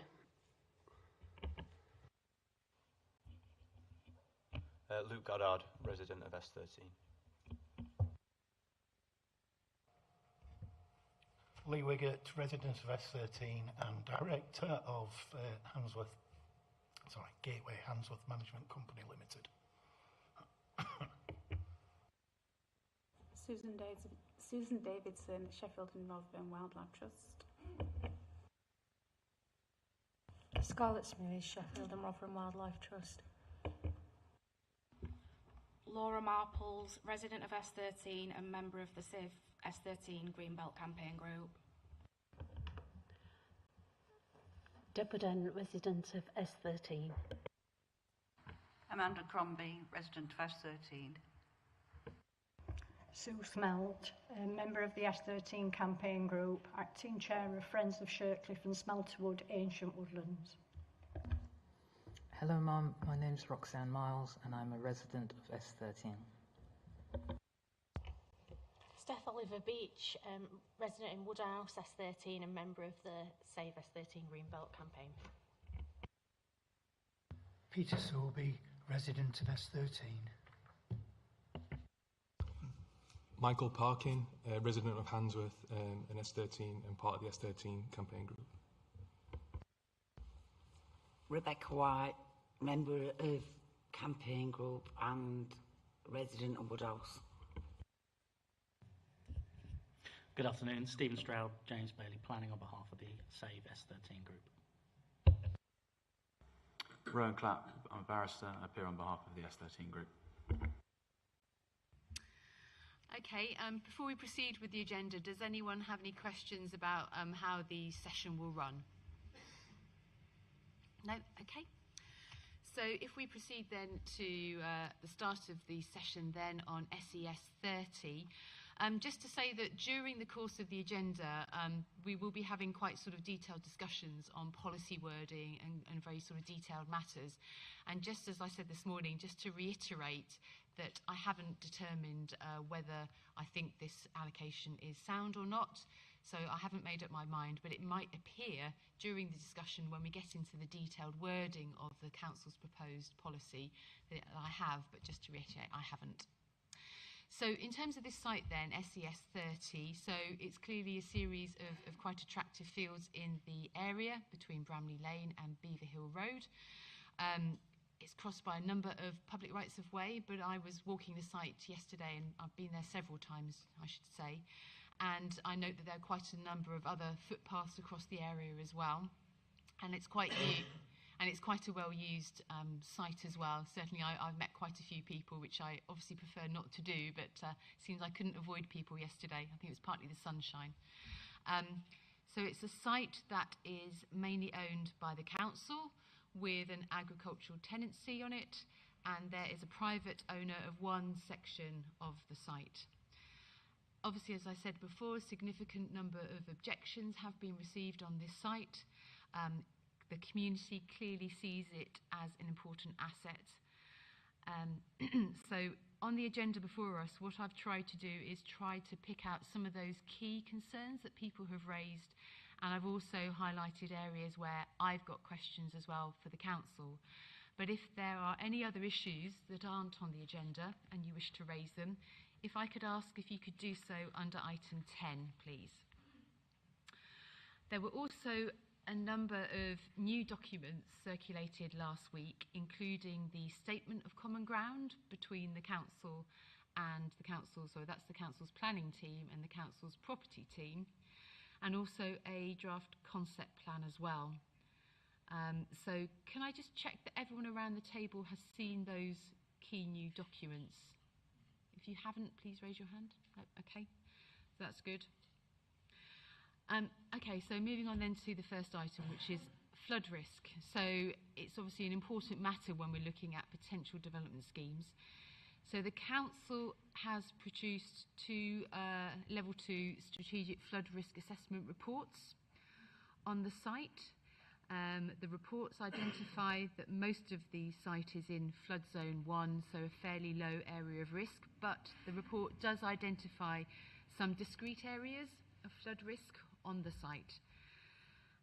The council has also produced a note which was circulated last week on the new national flood layers. Hopefully everyone around the table has seen that document as well. That's exam 152A. Can I just check everyone has seen that who wishes to? That document basically shows minor changes to the level of flood risk as a result of the Environment Agency's new flood risk zone maps. So I have a few questions for the council first under these bullet points on the agenda. So I just want to understand the flood risks and how these could potentially be mitigated. And then I'll seek comments from around the table from others. So turning to the first bullet point then, so the strategic flood risk assessment recommendation is to provide an 8-metre blue-green corridor, a buffer zone effectively either side of the watercourse. So I just wanted to try and understand the implications of that for access across the site. And obviously now we've got the concept plan before us that probably provides a bit more information. So does the council want to just talk through the concept plan and how the watercourse has implications for that? Thank you, Ma'am. I just point out first that the concept plan is provided by the landowner part of the council, Cartagena, so it's not part of the local planning authority's evidence base. So as you said, the SFRA site recommendations that the tributary on site should be kept in place and remain unobstructed, and be included as part of a blue-green corridor. It also states there should be no development within 8 metres of the unnamed tributary to allow for access to the watercourse for management activities. So the overarching principle of these points in the SFR, and I think as our flood risk consultant pointed out on day 2 of the stage 4 hearings when he was here, is the opportunity to enhance the watercourse as a whole, so creating a linear blue-green infrastructure feature. So the buffers are intended to discourage development along large lengths of the watercourse, encouraging potential integration of SUDs and BNG, biodiversity net gain, whilst also enabling suitable access for maintenance of the watercourse. So based on this, we consider access route, which we envisage at this point would likely be a relatively small bridge over the area of flood risk, is achievable while still meeting the aims of the condition, as opposed to some other form of linear development along the, as opposed to if some other linear form of development along the watercourse was required. So the bridge you're referring to then would provide that access from the northern end of Beaver Hill Road, is that correct? Yes, that's correct. Yeah.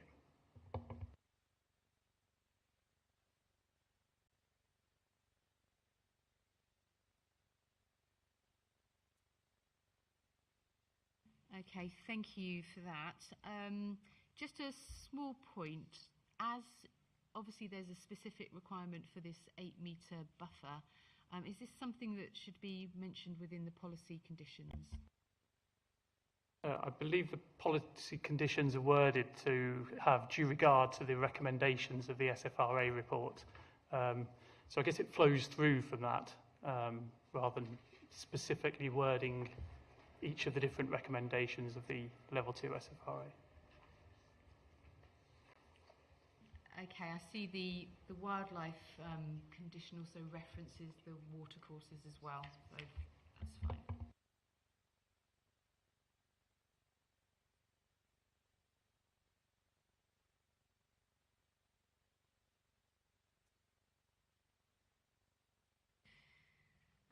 Okay, moving on then to the second bullet point. So this is the issue of flooding on Beaver Hill Road and potential mitigation measures.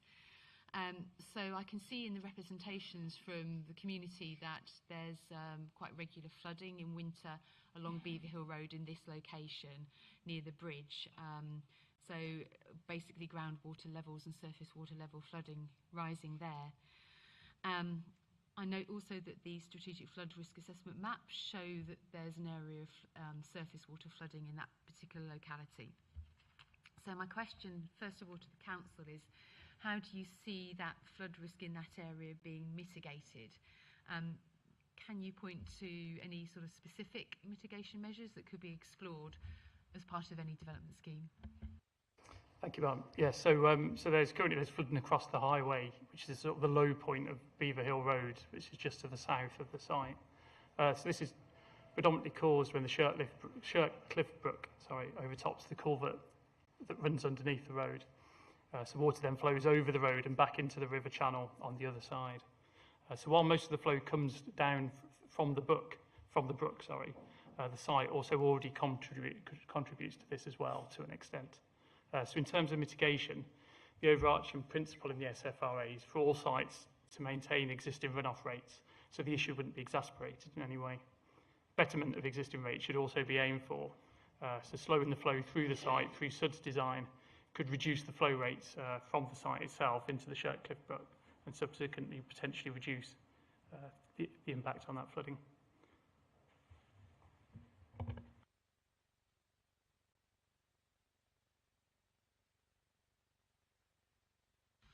Okay, thank you very much. Right, I'd now like to turn to everyone else around the table. Does anyone else wish to comment on the issue of flood risks to the site or anything particularly that the council's just said in response to my questions? Okay, I'll start with my right-hand side. I didn't see which order the nameplates went up in, so apologies for that, but I'll start with Mr. Ather and move that way. Thank you, Ma'am. Just to say that this site, my client does object to the inclusion of, for various reasons, but flood risk being one of those. It's clear that as we can see from the concept illustrative plan that's been put forward, that the southern development parcel, plot 1B, would be accessed at an area where there is already flood risk, as you've sort of highlighted there, from surface water and groundwater. There's only one point of access currently shown within there, and within the constraints that we sort of understand by looking through the evidence base for this site, whether it would be feasible to get another point of access in, which inevitably would be required if you've got a point of access, the main point of access into that parcel, that would potentially be at risk from flooding in peak groundwater and surface water rainfall events. So we think on this point for surface water flooding and groundwater flooding, further work would need to be undertaken by the council to demonstrate the site's suitability, again noting that it's a site that's been put forward for the back end of the plan. And again, it sort of goes back to, I'm not going to sort of revisit the methodology discussion that we sort of had at length, but it does sort of lead into the fact that, again, sequentially, how is this a site that's come forward through the sequential appraisal when there's other sites there that have been actively promoted by my client and others that have got, you know, no or low flooding issues. So again, it's just more debate in terms of the site selection methodology again, which I know we're not going to go into, but it's how does this get through a sequential assessment when there is this level of flood risk there that doesn't appear to have, beyond the SFRA, any further technical work being undertaken at this stage to demonstrate that it would be suitable. Thank you. Thank you very much. Mr. Rooney, you're next. Thank you, Mum.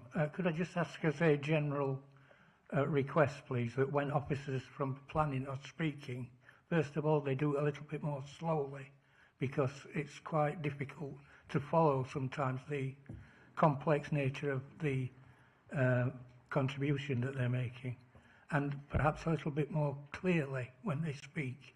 But my point is about the flooding. When that spot floods, it's not just in winter, it's whenever there's any heavy rain. And I can't understand how putting concrete on the ground nearby is going to make that anything other than worse. The consequences are for the Badger estate when that floods, that the buses stop. There is no public transport that goes on to the Badger estate, which is just a little bit further up the hill. Also, the particular stream that we're talking about runs alongside I'm back to football again, the Woodhouse Juniors football pitches, and if there's a significant amount of rainfall, they are prone, the bottom pitches are prone to flooding, as are many of the gardens on Gothland Drive. They are permanently underwater, so whatever you do, you're going to have to do quite a significant amount of mitigation. But it's not just in winter, it's whenever there's any heavy rain. Thank you, you've noted that point.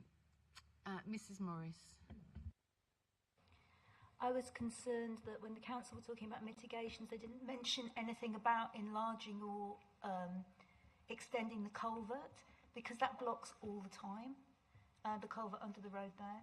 And I appreciate what you're saying about wanting to use SUDs to keep the runoff at the same level, possibly even reduce it. But I don't know that that is taking account of the, we're talking about sustainability and future-proofing. And we are already getting much more intense periods of rainfall. It's more like a monsoon-type rain that we're getting now, and that's only going to increase. So I don't think that the mitigations outlined so far are likely to deal with that problem. Thank you for your points. Is it Miss Marples? Yeah. Just going back to the council's point, and to just echo what Councillor Rooney said about removing the green area is just going to make the flooding worse. At the minute, the green space in the field acts as a natural sponge, so it's absorbing the majority of the water, yet we still have issues with flooding even with that sponge in place. Removing that is only going to make matters worse, and replacing it with concrete and tarmac, that's not an absorbent surface.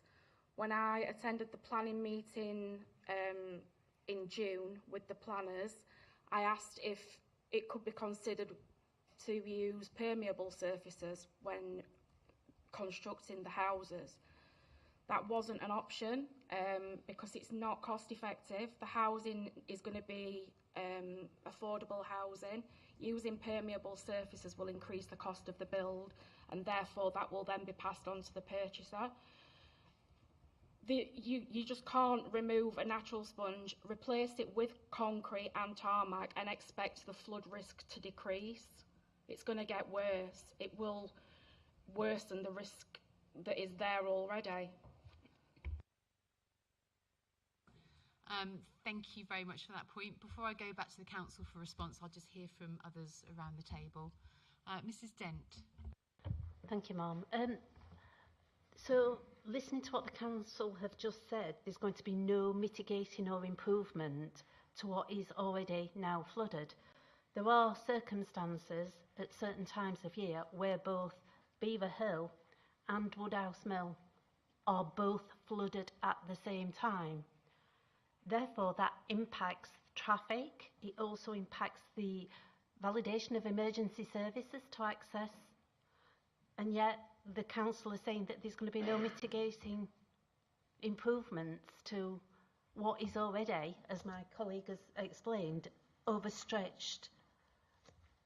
The impact's overstretched anyway, so adding 878 houses, it's just going to compound, if anything worsen, as we go into climate change. Thank you very much. Mrs. Smelt. I'd like to go back to the 8-metre buffer before I move on to issues about the flooding on Beaver Hill Road. I don't think that an 8-metre buffer is anywhere near acceptable around that watercourse. It takes no account of the fact that it's lined with mature trees and ancient hedgerows on either side of the watercourse. It's not just a no-name watercourse, ma'am, it's an extensive wildlife corridor from tip to tail, which goes right down to Beaver Hill Road. We've got records and footage of sensitive and protected wildlife at this location who use it for food, water, shelter and safe passage. But obviously I'm not going into the detail of that there for protection purposes, but there's no way an 8-metre buffer is going to be acceptable at that location. And then I'd like to move on to talking about the flooding on Beaver Hill Road. The level 2 FRA from May 25 2.4 refers to historic flood incidents according to the Environment Agency as last occurring in November 19. Any local will tell you that that's completely out of date. So here's a list of more recent incidents. Flash flooding in July 21 reported in the Star newspaper, showing cars stuck in the water at that point. August 22, 3 people trapped in a car in the floodwater, rescued by South Yorkshire Fire and Rescue Service, which is reported in their own service report. October 23, and then again in November 23, flooding causing traffic chaos on Beaver Hill Road, again reported in the evening newspaper, and a double-decker bus stuck in floodwater, not for the first time, and that's also in Sheffield City Council's Section 19 statutory report into Flawn-Bevet. Item 2.6 in the same document mentions potential flood risk from Shirtcliffe Brook. As acting chairperson, I can state categorically that there is nothing potential about that risk. It's actual and ongoing, and we know how dangerous that brook can become during heavy times of rainfall. It's essentially a fairly shallow little stream, but has considerably deep banks, at least 1 metre high on both sides. It can become immediately something else during heavy rain. It becomes fast flowing, very deep, it comes over the edges of the bank, and at times it could easily sweep someone away downstream. The footpaths have been washed away many times. Sections of the banks have been breached to approximately 10 metres on the Handsworth side. It leaves the woodland impassable for days at certain points, and we have photographic and video evidence available to you if you would like to see that. A further point of great concern is that at these times, the sewer stacks in Shirtcliffe Valley discharge foul plumes of sewage and associated items such as toilet paper and sanitary items.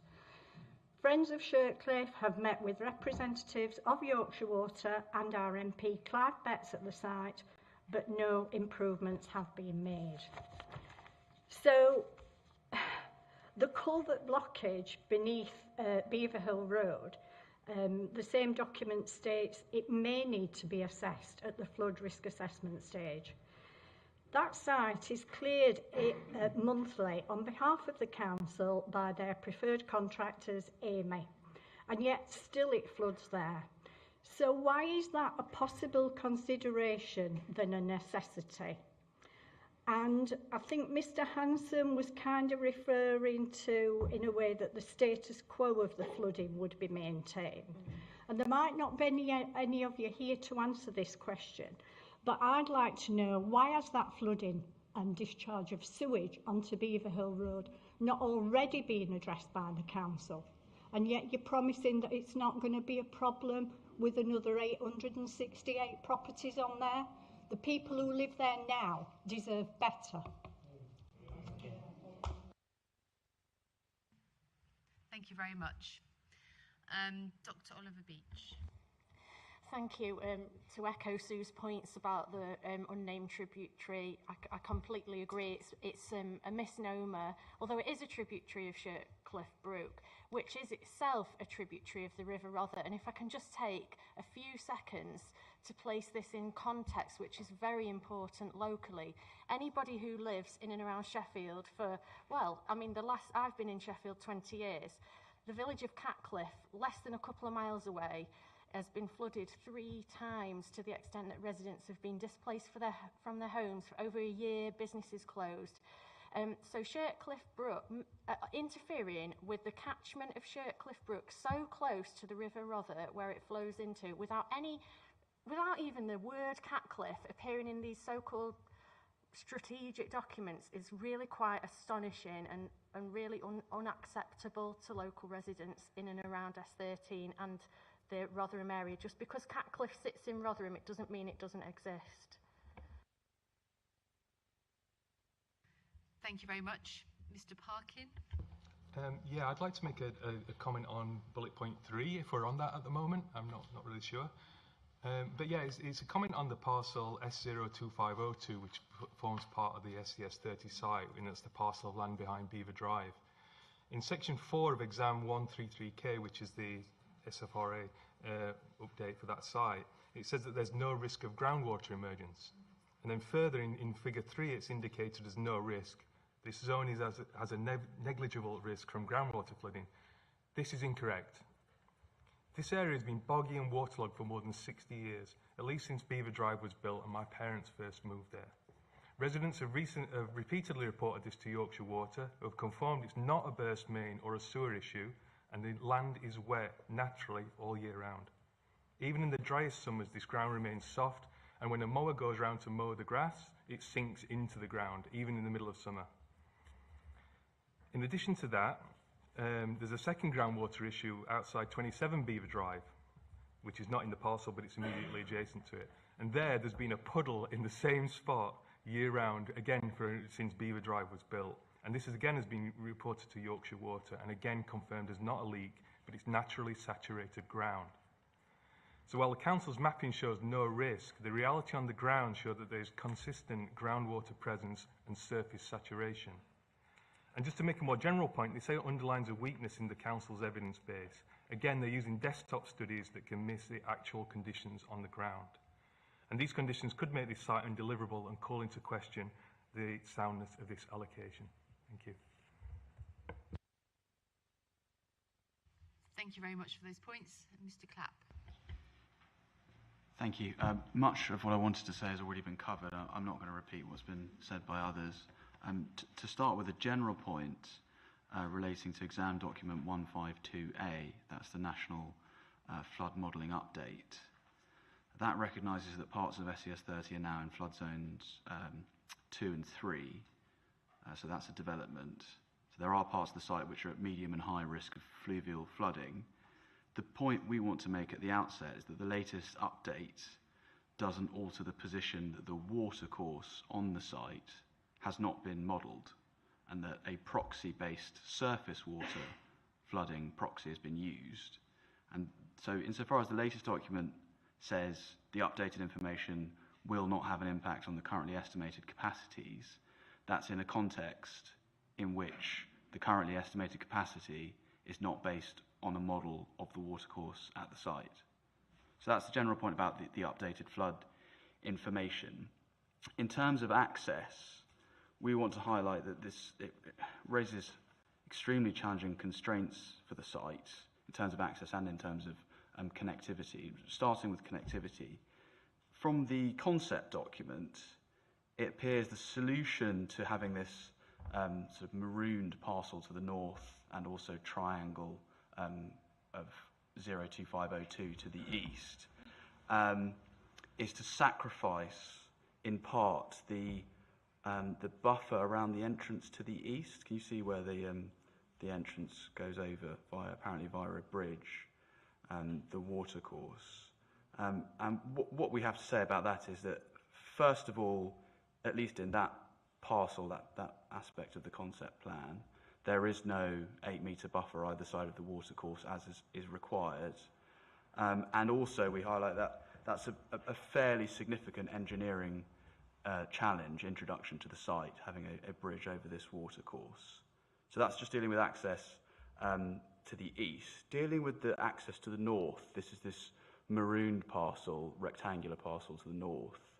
We have the introduction of an access off a bridleway. Mr. Stroud's going to address you on the challenges that brings in a moment. So those are the points on access. On connectivity, you will see, looking at this concept plan, that we have several different disparate parts of the site, and it's very difficult to see how they will interrelate to one another. In that context, we raise questions about how any educational provision that may be required is going to be delivered, likewise the burial ground provision, and also in terms of just general spatial planning, how it's proposed that users of this site will be able to access its now separated or disparate parts. One of the things in this context, I appreciate it's probably a point to come up in agenda item 10, but one of the points we want to raise here is that Mr. Hussein's part of the site, the bit that he owns, is the part of the site that the watercourse doesn't separate from the north to south. There's a little sliver of land to the west that is not actually part of the watercourse. But of course, Mr. Hussein owns that site, so there's nothing that can be done with that.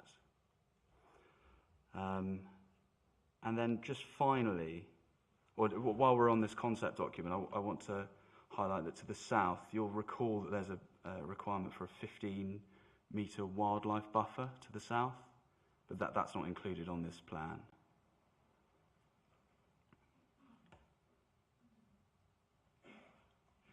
And so just finally, on deliverability, viability, which are related questions, we say in this context, there are significant engineering challenges in delivering access across this watercourse and the new access across a bridleway. And I highlight this is all on the basis of an unmodelled watercourse. And I should pass a very helpful note. There's also the requirement for the 9.8% flood capacity, which I don't know has been taken into account in this diagram. The engineering challenges to which I've just referred raise significant issues, questions, we say, about the trajectory for the site. Mr. Stroud's going to come back on that in a moment. But what we say for now is that all of these works are going to be time-consuming, but more importantly, they're going to be very expensive, and would, we say, give a developer serious pause about approaching the site. And as you'll recall from our previous sessions, there's been no site-specific modelling in terms of viability, and the viability assessments that you haven't even included updated build costs in the last, I think, 2 or 3 years, ditto with the sill requirements. So it's looking like an incredibly daunting prospect in terms of engineering alone to deliver this. And as far as I understand it, as far as we understand it, the viability work about whether that will be even remotely something that a developer is likely to consider has simply not been done. Thank you very much. So I'll now turn to the council. Sorry, just before I do so, just to confirm, Mr. Clapp, that it will be item 9 where we discuss the other landowners' site, because I've got it. Yes. No, that's fine. It was the second bullet point where I've raised the issue of the other private owner, so we can discuss it under that. That's okay. That's fine. And obviously you referred to the concept plan showing inadequate buffers, but just to confirm that it's obviously just a concept plan at this stage, and the council have indicated as well, the planning team hasn't produced this. This is by assumed cartage owners and the team.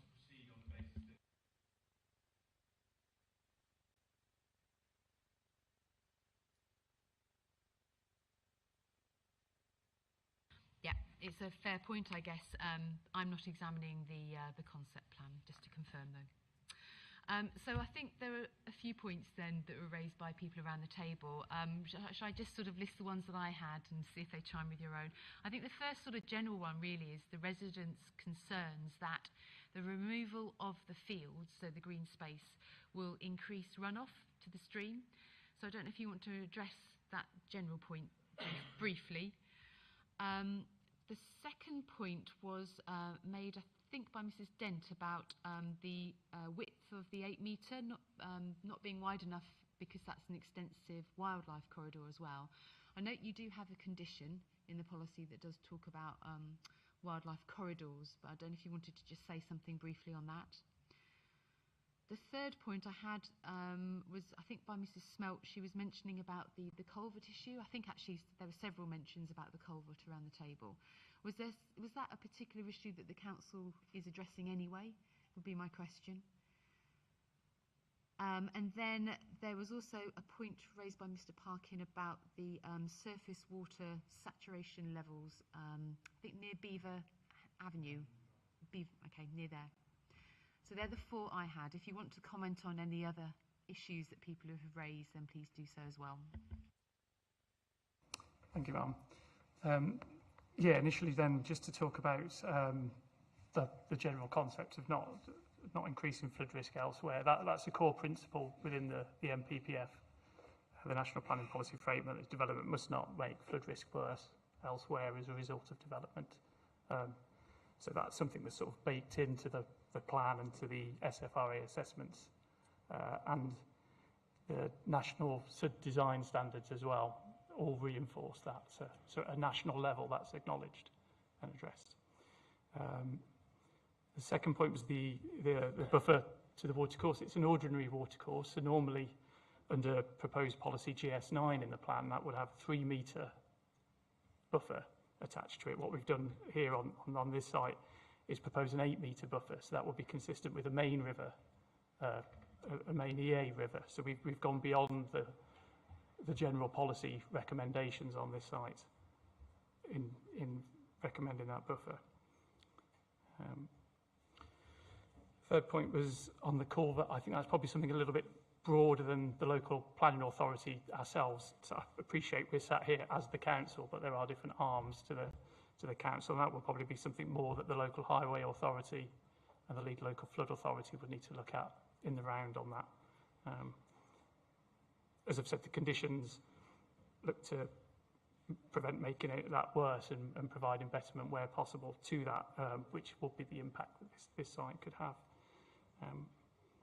The final point I just make on the comments about the bridge, it's broadly across areas of low to moderate risk across the site. The flood depths aren't significant, generally looking at the national flood mapping.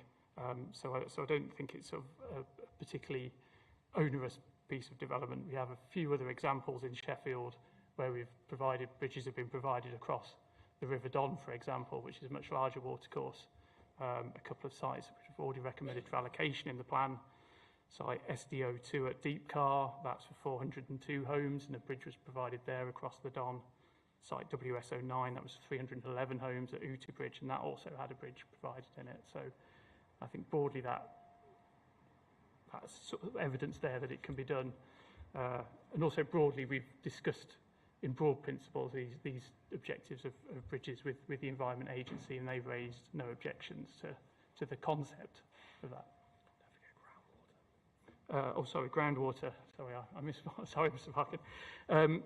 Yeah, I think one of the things that the SFRA notes, because it's national groundwater mapping, is it's not 100% accurate. So again, within the SFRA, I think within the other document, site S3020, it talks about there needing to be dedicated groundwater modelling done on the site as part of the design stage, which includes percolation testing, which usually takes up to a year to monitor the amount of absorption into the soils and things like that. And then that can be developed into a detailed design strategy.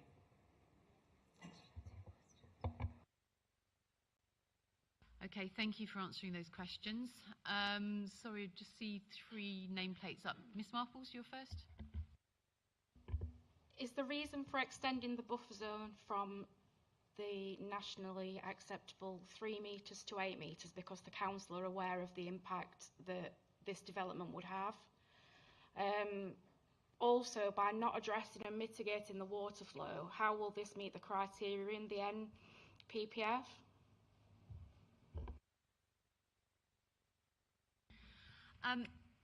Yes, if you just want to confirm the reasons for increasing from 3 to 8, I think the question was it flood related or other issues? And then I think the second issue is the wider concern issue again of like how can you remove fields and then end up with a runoff that's the same or less? And I'm assuming what the council was saying before in terms of your response was that it would basically be through SUDs, that you'd be looking at drainage strategies that would actually reduce the rates of runoff, because it's the rates of runoff that cause flooding, isn't it? So I'm assuming that that's what you are proposing for the site in order to ensure that the national policy is met. Yes, thank you. Yeah, that's the case with the runoff. So SUDs are sustainable urban drainage systems. So that means building ponds and swales and things into the development that could hold water on the site. So where water runs off the new roads or things like that, and the roofs and the drains, they're then held in those ponds on site and then slowly released downstream over time at a rate that's either equivalent to the current field's runoff rate, which is something that's calculated, or even better, it's released at a slower rate, so that's how it reduces the flooding. And then the issue of the increase from 3 metre to 8 metre. Yeah, so initially that was partially just to acknowledge that the tributary hadn't been modelled at that point. And also, as it was quite a large site, it seemed appropriate to be able to build in a larger buffer purely to encourage extra BNG and biodiversity net gain and further enhancements as a blue-green corridor. Thank you for that. Just going this order around the table. So, Mrs. Smelt, you're next. Thank you, ma'am. It is a watercourse, but I state again, it is not just a watercourse and it is not a river. It's an exceptional wildlife corridor. Mr. Hanson also referred to improvements to that watercourse. How will that happen without causing irreparable damage to all the things that currently call that wildlife corridor home? What kind of improvements can you make? It's not just a watercourse. It's got ancient trees and woodland there as well, which need to be factored in.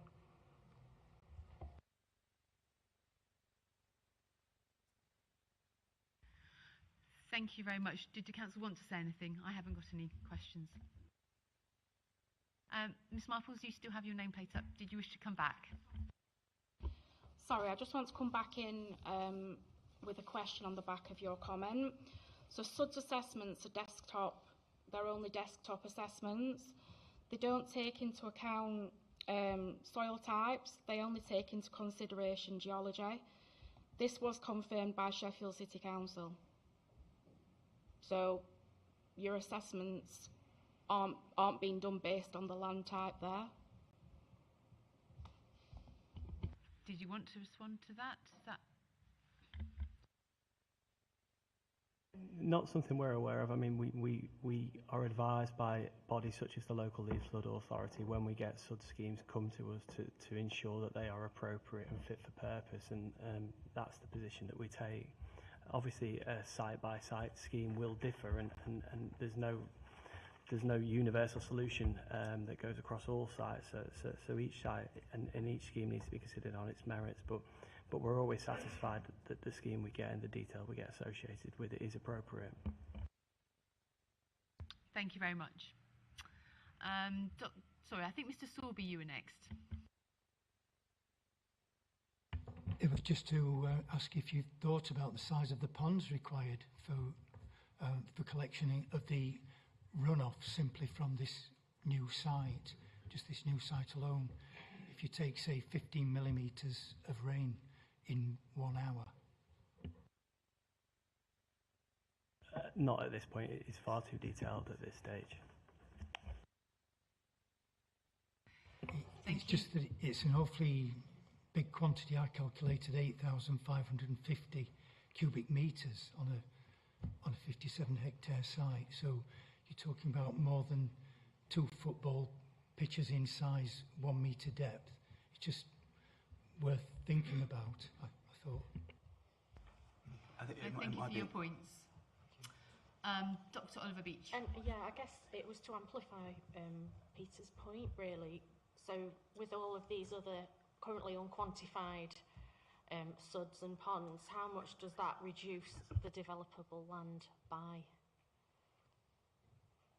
Did the council want to explain about the layout and design and how that would be incorporated within that?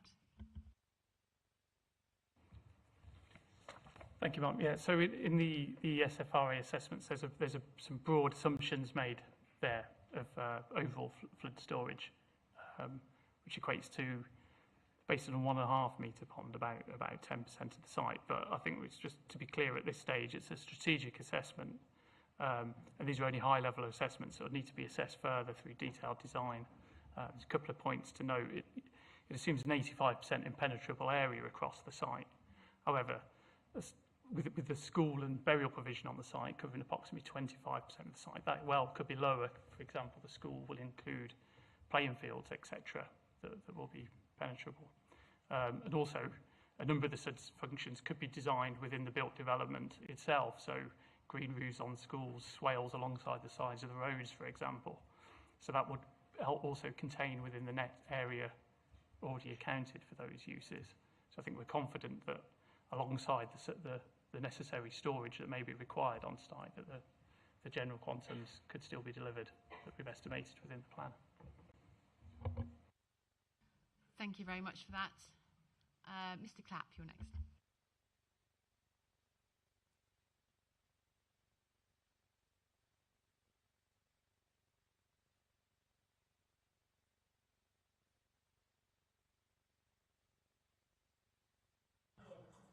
Sorry. I haven't got my thing on. It gets you to 3.5 hectares of flood storage. Thank you very much. Ms. Miles? I just wanted to clarify something. Will the council be doing an on-site modelling of the actual site in question? In flood risk terms, you mean? Would the council just like to expand? Yes, as detailed in the SFRA, a flood risk assessment would be required as part of any planning application by whomever brought the site forward. You haven't done one yet, is that right? No, because a flood risk assessment comes with a planning application. The strategic flood risk assessment has already been completed, and that's what we're referring to. Well, it's complete insofar as it relies on a proxy for the water course that's within the site.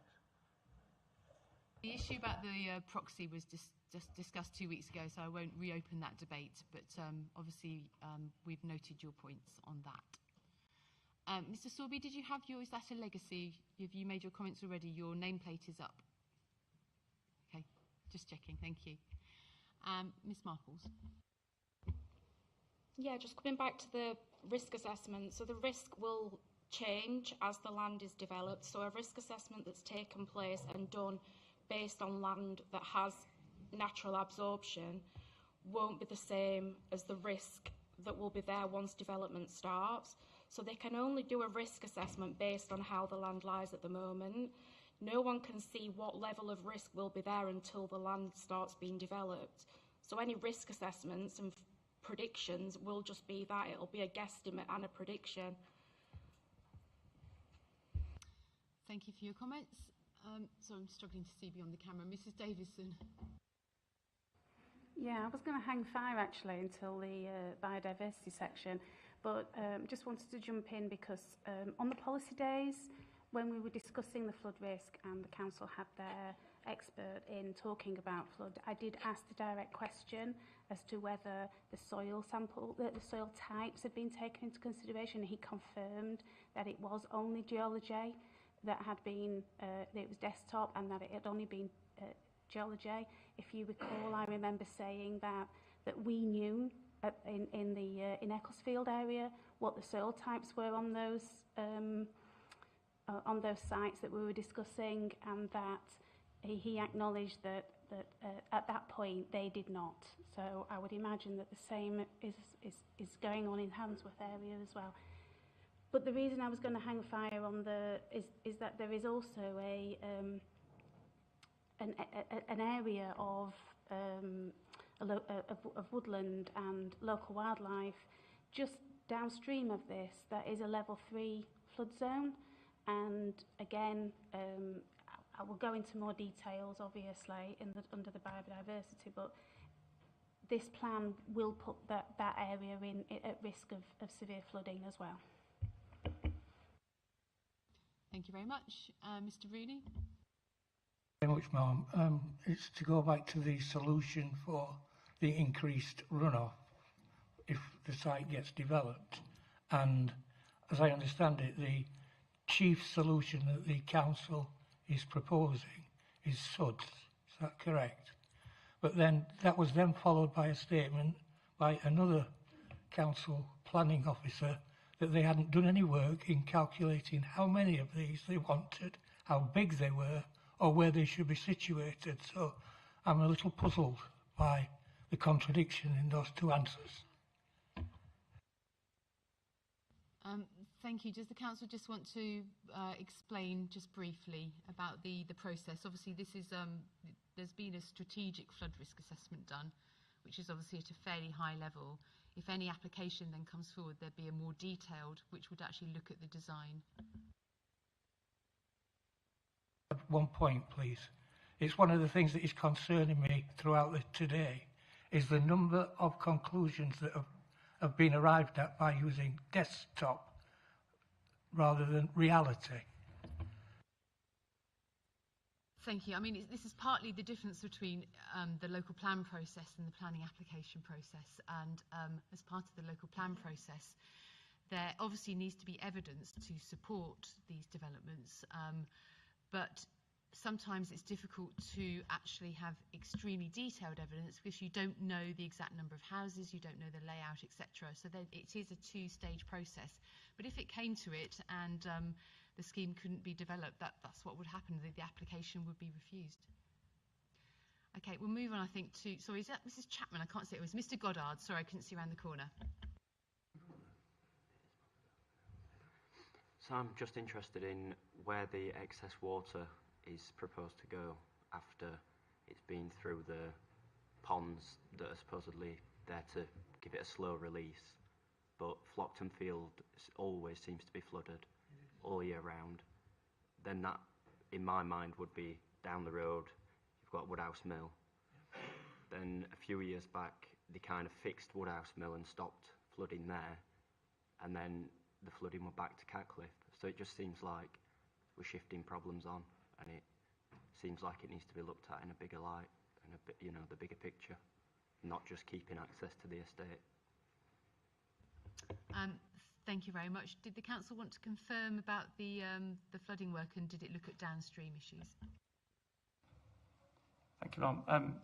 Yeah, just to confirm that obviously by keeping the runoff rates to the existing rates, that would not have an impact downstream. So that's one of the point I was trying to make earlier. That's one of the core principles in the MPPF.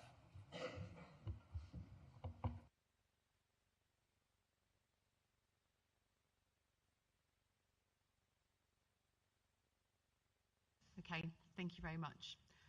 Right, I think that probably concludes on the issue of flood risk then. So we'll move on to the next item on the agenda, which is access and highways. So firstly, how the site will be accessed. That's covered under the first two bullet points. And then moving on to look at some highway issues under bullets 3 to 5. So I just paused because the council's just shifting seats.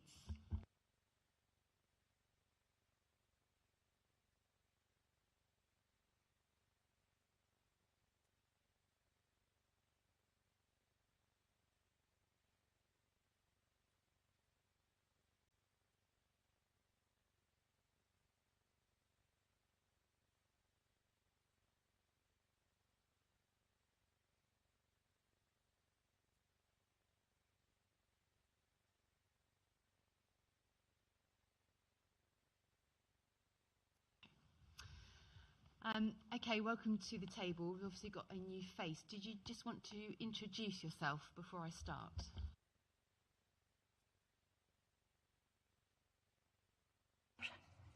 Hello, I'm Helen Johnson. I am the Highway Development Management Team Leader.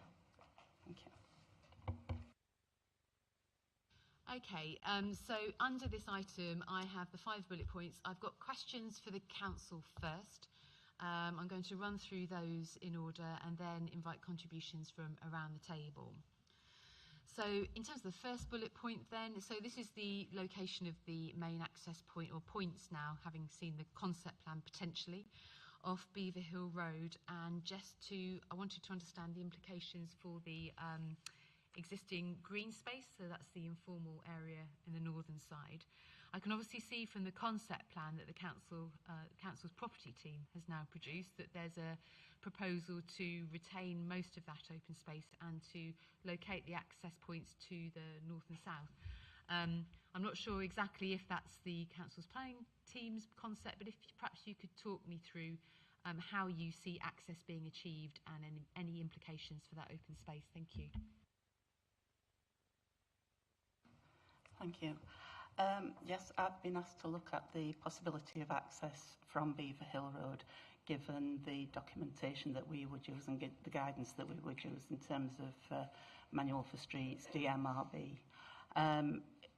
I am of the opinion that we can provide 2 accesses which would meet all the necessary guidance along Beaver Hill Road, which would be able to access the site. Obviously, the form of access we're not determining at this point in time, but in terms of visibility, forward visibility from the actual site access, I think that would be achievable. So I think that in principle we can achieve access from Beaver Hill Road into the site. Thank you. So effectively, obviously this is just a concept plan, but something along those lines then, with 2 separate access points with a distance between them. Yes, ma'am. I mean, obviously we would, need a lot more technical detail and technical information submitting.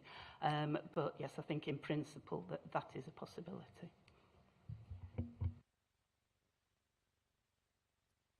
Okay, thank you. And then just turning to the issue of a secondary access point, I think that is shown in the concept plan. So again, please say if this is not the planning team's view, but it's coming off Beaver Avenue, isn't it? And what's your view on that? Thank you, ma'am. I think there is potential. It would obviously be for limited use, but I think there is potential for a limited number of vehicle movements, I'll put it that way, to use Beaver Avenue, but certainly not by any means a primary access into the site.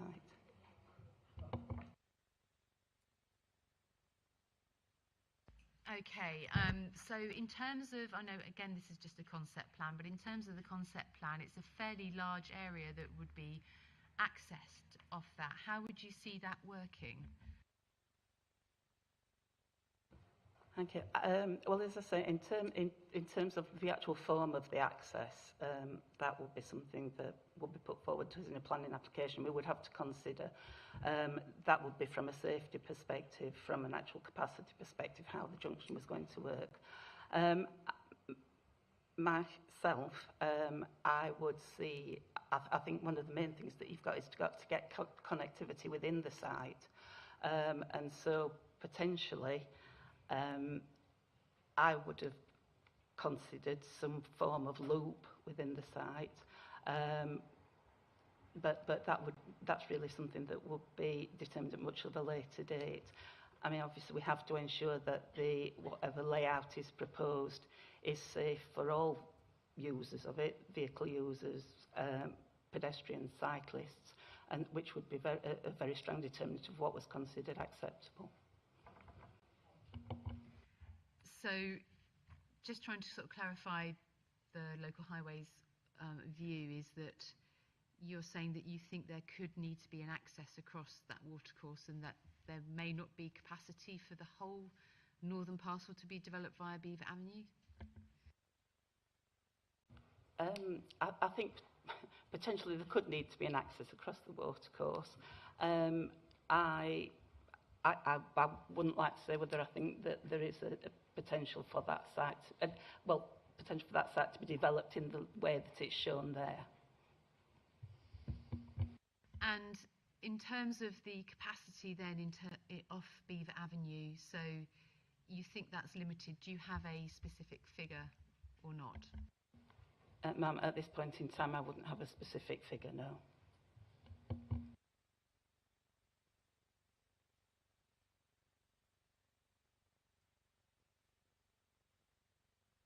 Okay, thank you for that.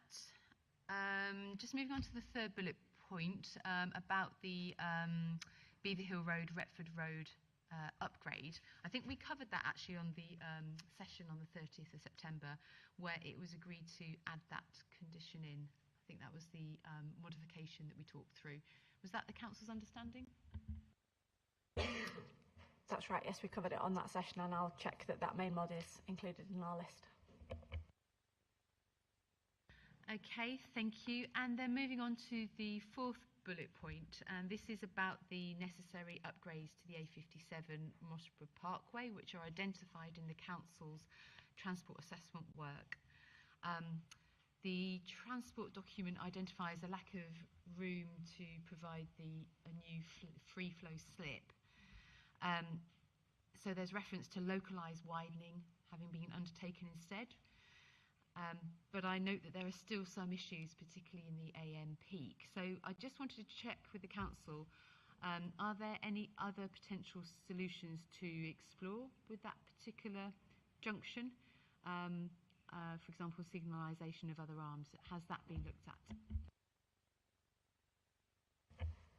Sorry, Ma'am, I was just looking for the right place in the agenda. Could you just confirm which junction you're referring to again? It's the A57 Mossborough Parkway, and it's the fourth bullet point under item 3. Okay, we've got a note of the sister report on the local road network, the impacts and potential mitigation, which concluded that there was mitigation proposed at the A57 Mossborough Parkway, Coisley Hill Junction for localised widening of the A57 South and Coisley Hill East arm to provide additional land at Give Way, also elongation of the roundabout, Central Aisle, to accommodate widening. Is that the one you're referring to? Thank you. That's right, yeah. So it's basically whether there are any other solutions beyond that, because there's still showing some issues, particularly in the AM peak, even with those mitigation measures. So it's quite a technical transport question. I don't know whether I'm looking at Mrs. Johnson. Thank you. I must admit I haven't actually seen the document, but I would have thought that that further mitigation can be considered. Again, you know, that is something that we would need to consider if any planning application came forward.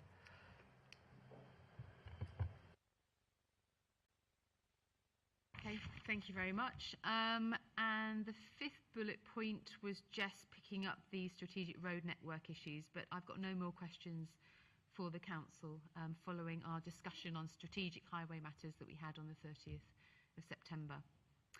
Okay, so thank you very much. I'll now turn to around the table. Everyone's obviously very keen to speak on this important issue. So if I start at this end and we'll move around and take your comments. So this is any comments on the access to the site or any highways issues and concerns that you might have as well. Mr. Clapp. Thank you. Yes, I've got two short points. The first point is a question for the council, which is whether there's any document that we can go to justify the assessment that the two accesses in the southeast will be achievable or safe. Is there any document we can go to justify that? That's the first point. And then the second point is it was said that the proposed access to the north could potentially be available for limited use.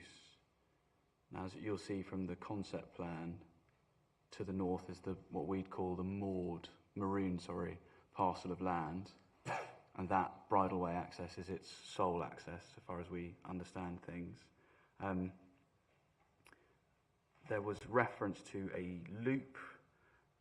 Obviously, we have to evaluate that reference in terms of there's a watercourse covering 95% of the strip to the north, and then the rest of it belongs to Mr. Hussain, and we'll come on to that later.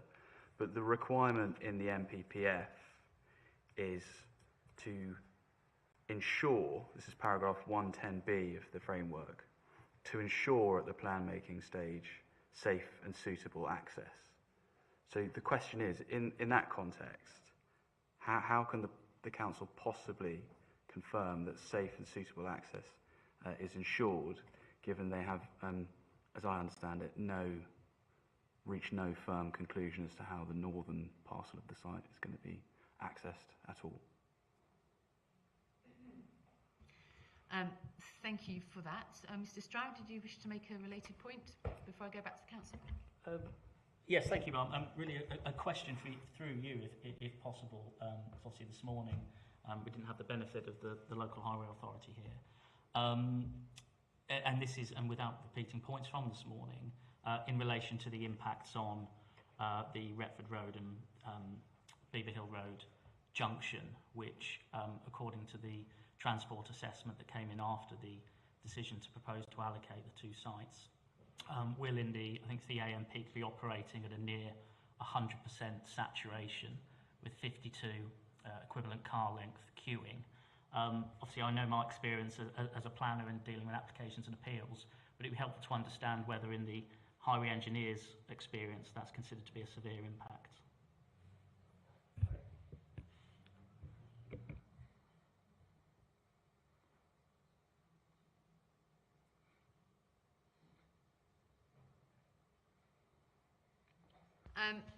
Thank you for that. If I just turn to the council, I'm assuming that the highways document, there isn't a highways document, that it's the opinion of the local highways authority at this point. Is that correct? Yes, that is the case. Which would obviously be quite common for local plan allocations. And then, sorry, Mr. Stroud, you made a point, didn't you, about the Retford Road Beaver Hill junction. Sorry, can you just repeat what your question was, because I just missed it? Yeah, absolutely. It's a point obviously we've raised before. Obviously, subsequent to the decision to propose to allocate, the transport assessments come in with the assessment of the local network, and what that shows in, I think it's the AM peak hour at the end of the plan period with mitigation, you'll be at, I think it's 98% saturation of that junction, with queue lengths equivalent to 52 cars up Retford Road.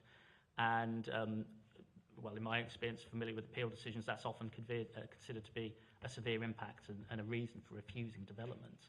I just wondered whether, in the experience of the highway engineer, bearing in mind she's here, she is able to advise whether... I think this question question was actually answered by your previous highways I don't know, it wasn't. I just like, my recollection is that basically it was a worst case scenario. Yes. I think was his answer. He said it's a worst case scenario because the public transport improvements, etc., aren't factored into the transport assessment work.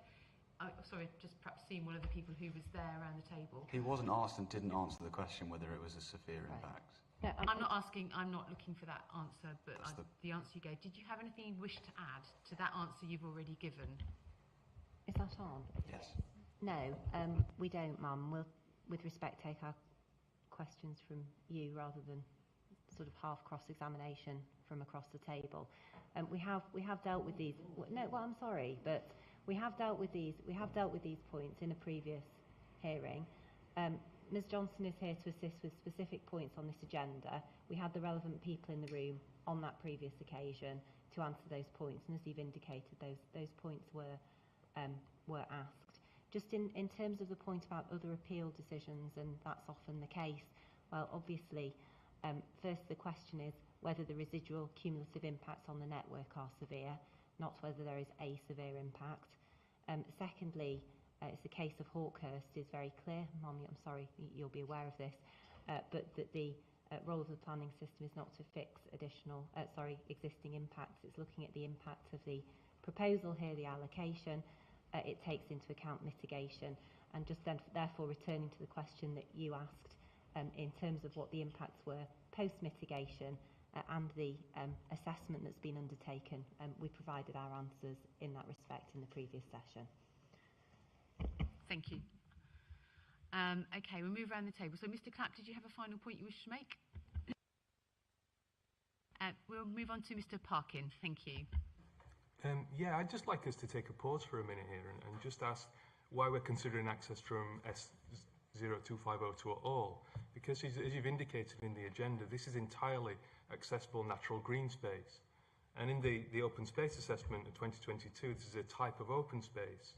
Now, in the Council's own site selection criteria for these additional allocations, sites made up of wholly open space were rejected at an early stage. So, if S02502 had been assessed on its own, it wouldn't have progressed any further in this allocation process. For example, the S03465 was ruled out entirely because of this reason.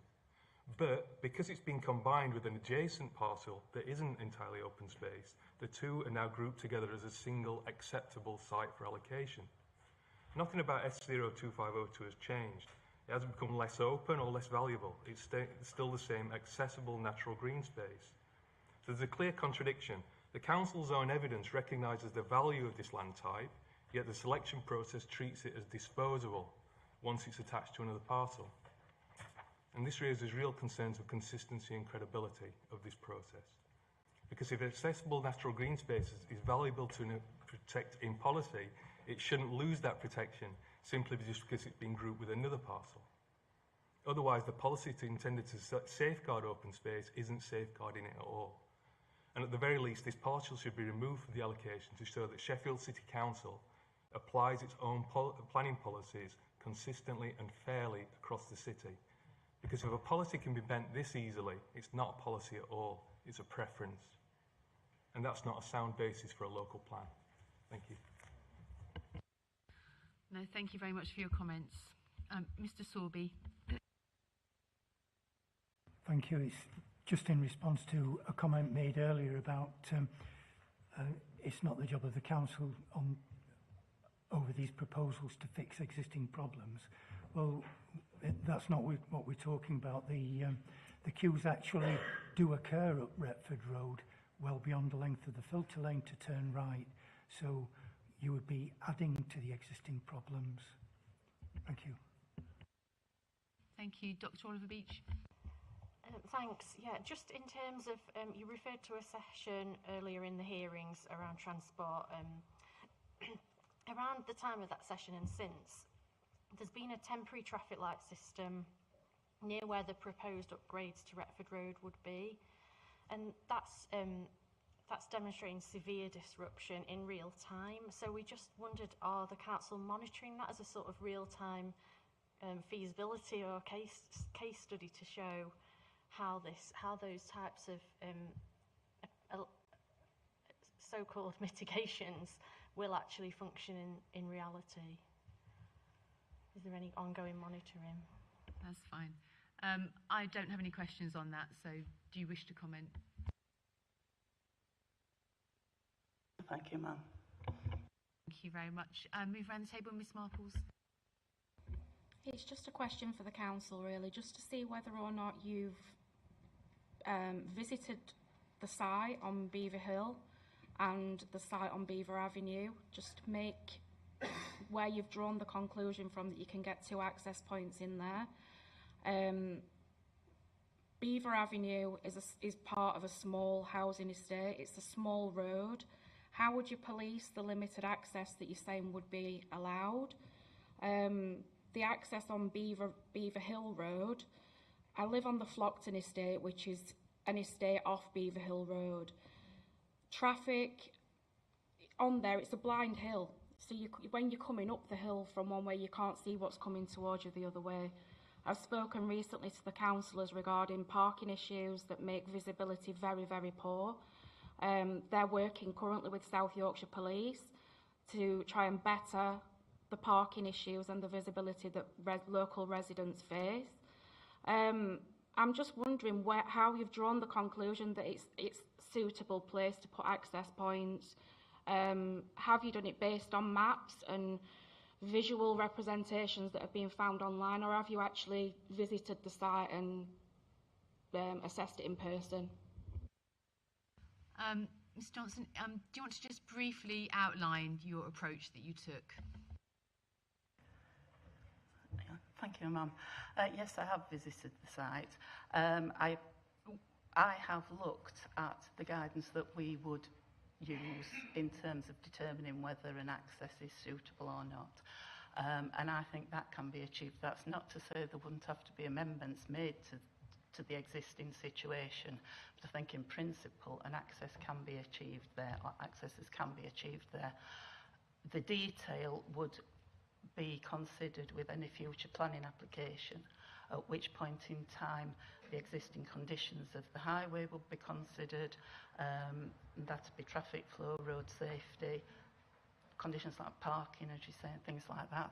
Any then proposal would have to go through a road safety audit process, which would be done by whoever was looking at the application, but also one of our road safety auditors. And then there would have to be capacity modelling of the junction as well, so to determine whether it was going to be able to accommodate the capacity.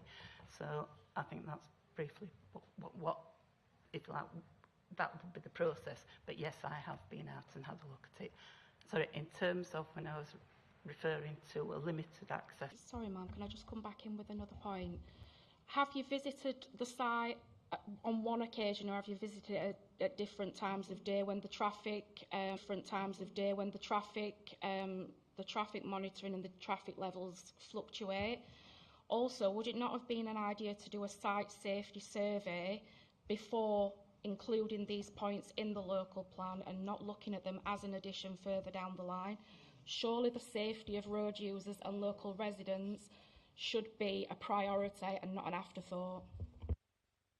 I'm not looking for any further information. I think you've given your response, Mrs Johnson. But no, I appreciate your concerns, though. Okay, Mr Goddard. Thank you, ma'am. I notice on the agenda it mentions secondary access points via Bramley Lane as well. I was just wondering, I suppose there's a few points to this. Firstly, is that still what the council are thinking of, since it's not been mentioned today? Secondly, Bramley Lane and the land conjoining Bramley Lane to the site isn't actually included in this plan. So I'm just wondering how that would actually happen. And thirdly, we have Grace Church right at the top of Bramley Lane, and I know on a Sunday morning traffic and parking around the estate is severely impacted by Sunday services, as well as people attending food banks throughout the week. So I'm just wondering, are there ideas about stopping parking and things like that on the estate, and how would that work if so? Because that would severely impact local residents. Did the council just want to confirm its position on Bramley Avenue?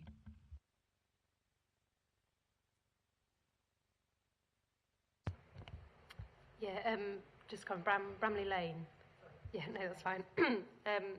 It's not down as a secondary point of access, so it would be envisaged that it would be pedestrian and cycle access to the site, although it would be optimal to have possibly another vehicular access from Bramley Lane.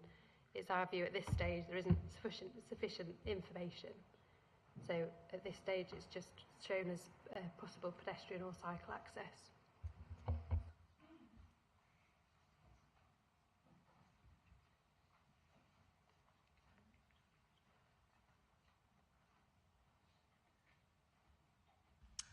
Okay, thank you very much.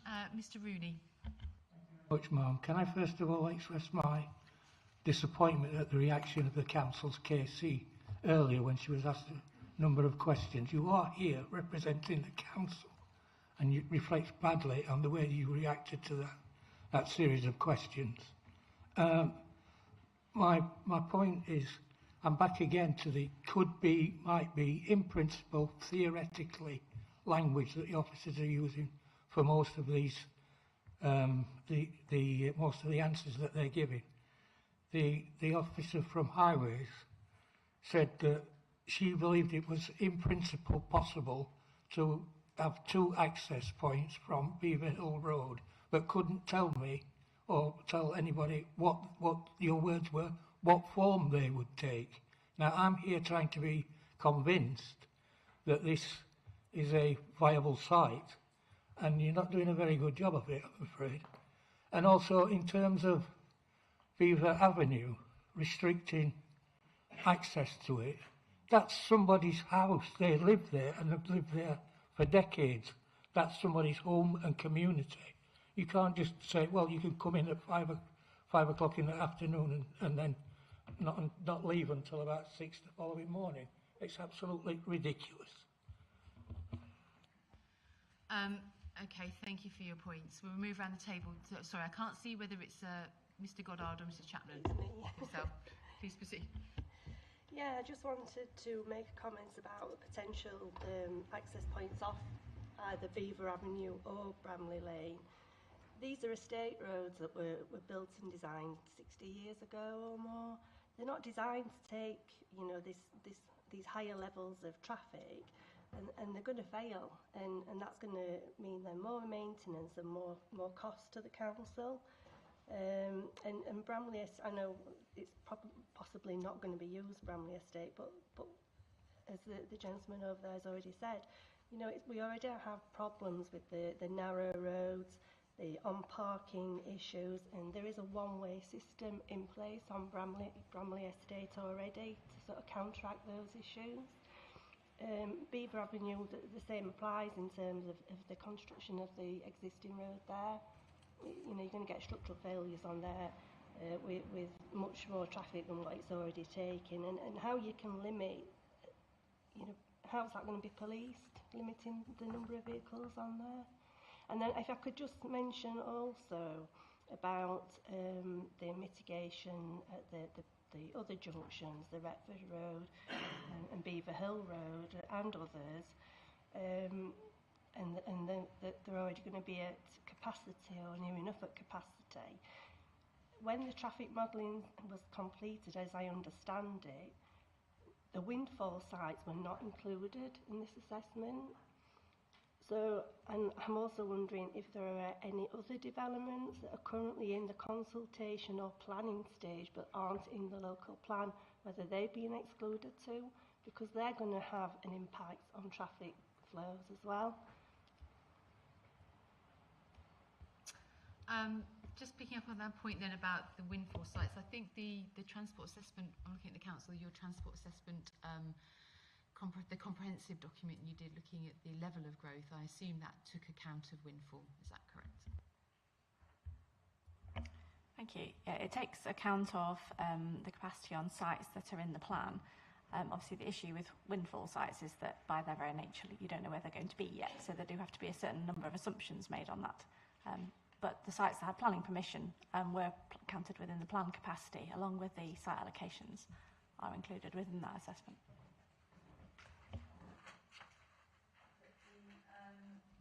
I'm just double checking the strategic modelling results in 132B. That's based on the total figure of growth, isn't it? Is that right? Yes, that's right. I suppose what I was referring to was the local level modelling obviously can't take account of windfalls because you don't know where they're going to be yet. But the strategic model takes account of the full capacity of the plan.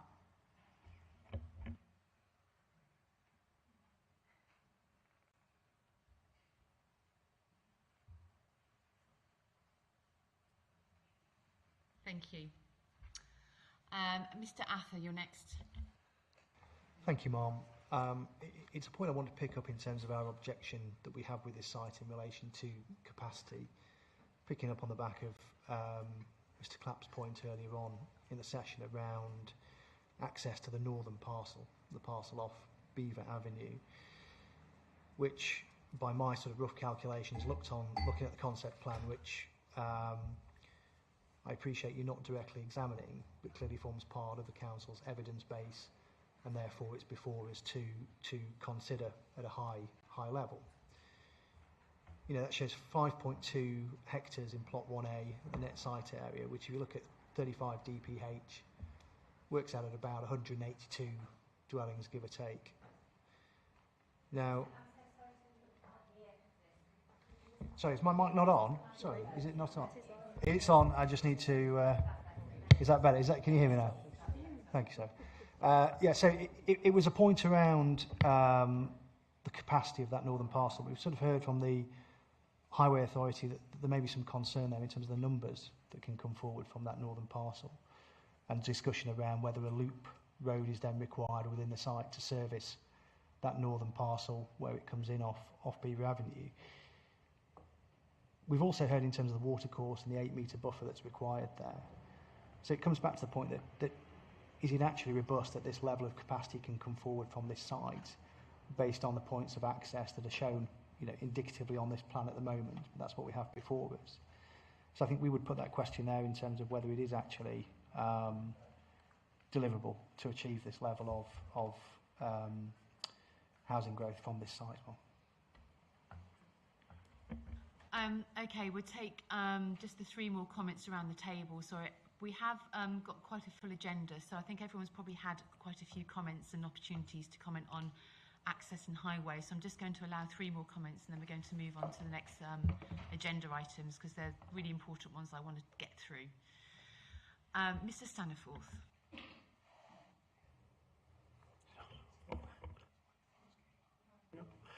Yeah. My comment is really with regard to the Bramley Lane and really the school children that access through there morning and night. What you tend to find is that either kids from the area walk through that area to school, and it's a nice walk, but also parents drop kids off at the entrance to Bramley Lane to get to and pick up from school. So there's areas of congestion both in the morning and at night, as well as the standard traffic that is actually on there. It was going to be longer, but everybody else has said. That's absolutely fine, just to refer to other points that people have made. Mrs. Charlton. Good afternoon. Can the council hear me okay? Yeah? I just wanted to make a point just to carry on what Richard said there around, and when you visited the site yesterday, you probably accessed from either side of the lane and you walked up the lane and then onto the green belt. Every morning that is filled with hundreds of children walking to school from both directions.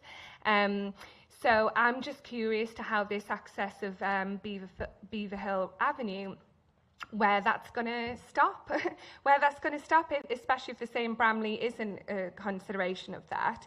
So that was one point. The other point that I wanted to make was around Beaver Hill Road and what hasn't been mentioned already around the Handsworth Grange Road, which is directly a left turn off Beaver Hill Road, which on Handsworth Grange Road has 2 schools there, primary school and secondary.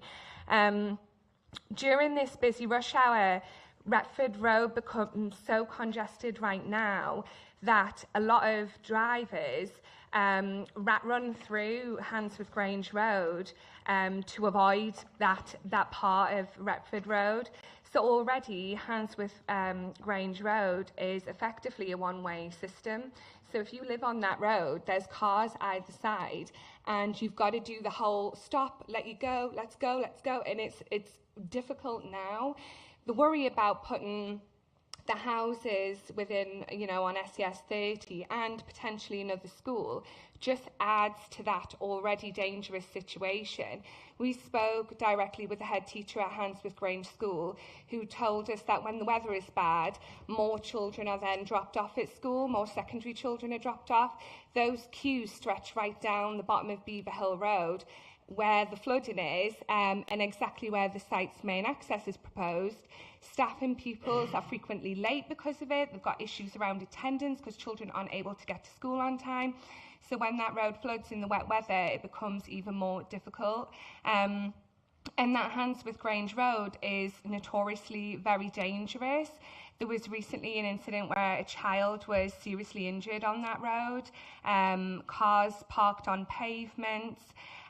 So adding hundreds more homes feeding into that same bottleneck will intensify an already dangerous situation. So when you consider the cumulative impact of the traffic from other developments and Waverley as well, which is still expanding, and people who are going to the M1, going to Rotherham, trying to access Handsworth Top, this is all just, a disaster in the making, it really feels like.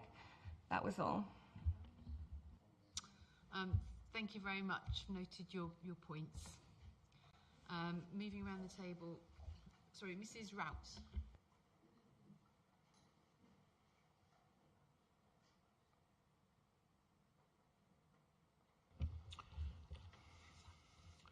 Yeah, it's just from a layman's point of view, I'm just after some clarification to actual procedure. If this is a conceptual plan, is there no specific requirements that they need to produce? Because the comments on regarding the access and traffic movement within the estate, they just seem very vague, as if not a lot of thoughts have gone into it. Surely at this stage there should be a more substantial structure in there.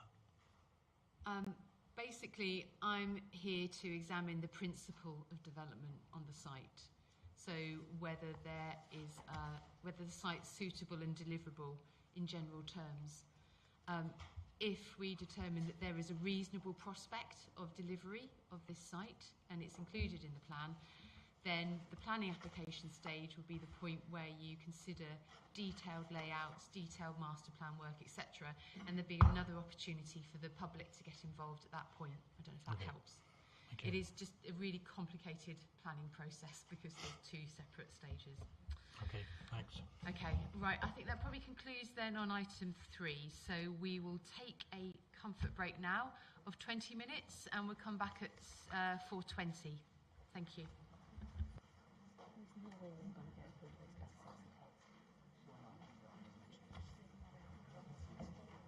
There's no way. Oh, did you see hers?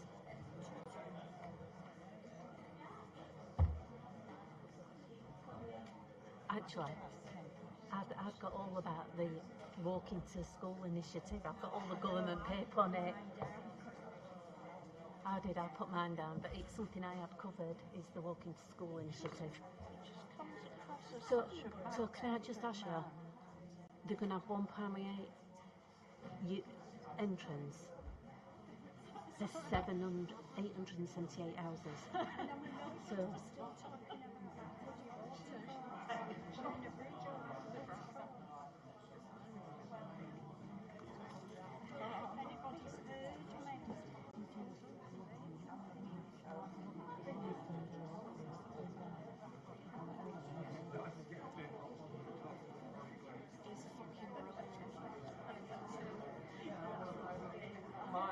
My accountability is to you, not them. And if I want to upset them, I'm going to upset them.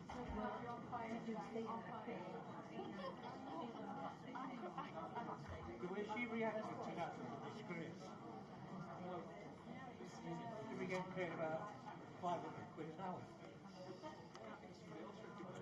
Out of order. Completely out of order. She's there representing council. You've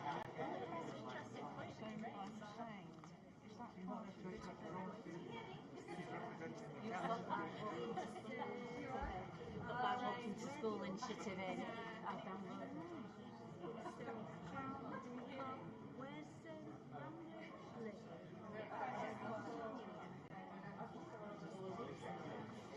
It's hard to see on that map. I've got it on the map. She's still got no intention to sell.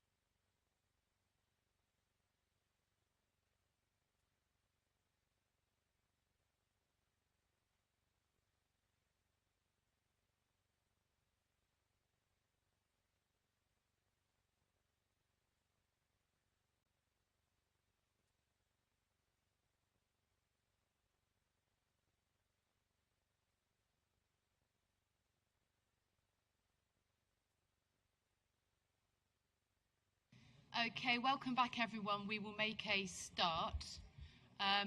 Are the other people joining us? Sorry, Mr. Goddard? You joining us? Okay, just checking. Okay, so we've reached item 4 on the agenda, which is visual landscape and recreational value of the site.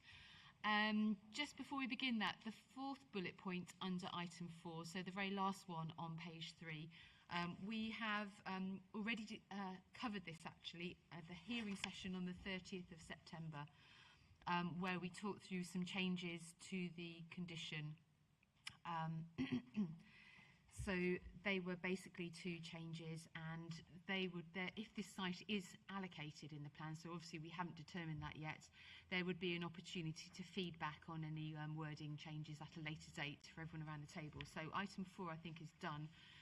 And then what I'm going to do is just take bullet point 3 in item 4 first, where I have a question for the council, and then we'll move back to bullet points 1 and 2, because these are the important bullet points where I want to find out the community's views and how you see, what value you place on this area as a community asset. So I definitely want your comments on that. So just then moving to the 3rd bullet point, and this is a question I asked this morning regarding SES29. So it's the same question on SES30, which effectively is that I understand that you're still preparing your green and blue infrastructure strategy, etc. But do you have any concept in terms of the type and format of open space provision or greenbelt compensatory measures you are likely to seek on this site?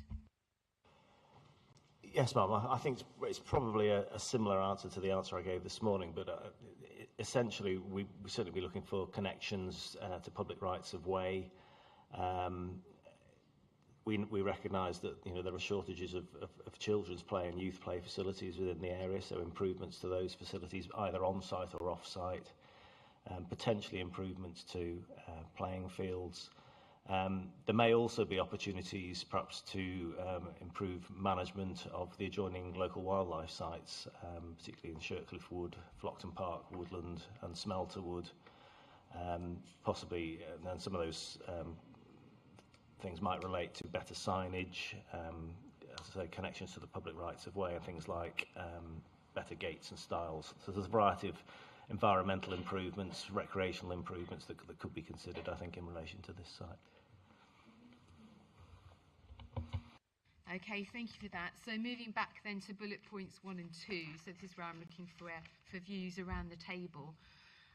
So if you've got any comments in terms of the value that you place on this site in terms of its characters, its views, providing separation, providing recreational walking activities, then please put your nameplate on its end. I've obviously read your representations, but it'd be really useful if you could just highlight what your key issues are, really. Okay, so I'm starting at this end, so Mrs. Dent. Thank you, ma'am. SES30 continues to act as a vital wellbeing area for all, as well as a social and at times business space, not only for the farmer, but professional dog walkers and businesses such as physical trainers, as well as the main walking route for local schools. Taking away this space from an already socially, economically affected area is unjust and unfair. Not everyone has the funds or ability to travel to access rural areas. Even if the woods are retained, it's not ideal for children and young women to be walking in the woods in winter months or late at night in the darkness. There's been a great deal of government emphasis on green spaces for the encouragement of both physical and mental health, particularly after the COVID-19 pandemic.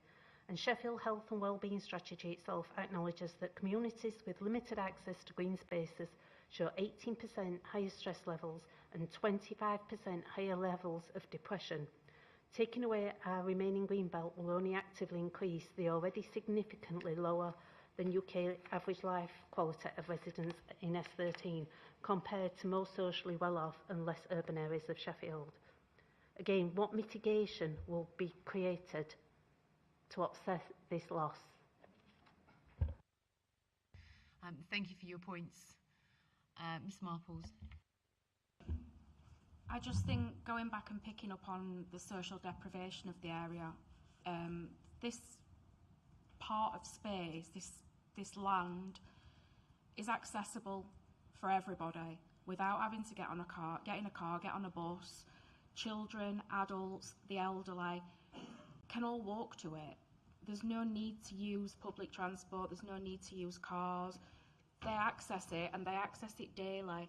It's a well-used space for children. We're always talking about encouraging our children to spend more time outdoors, get off the devices, and get fresh air. Where are they going to do that? It's okay saying that they're going to put a playing field on a school. That's likely to be closed off by the school and not be left available for public access.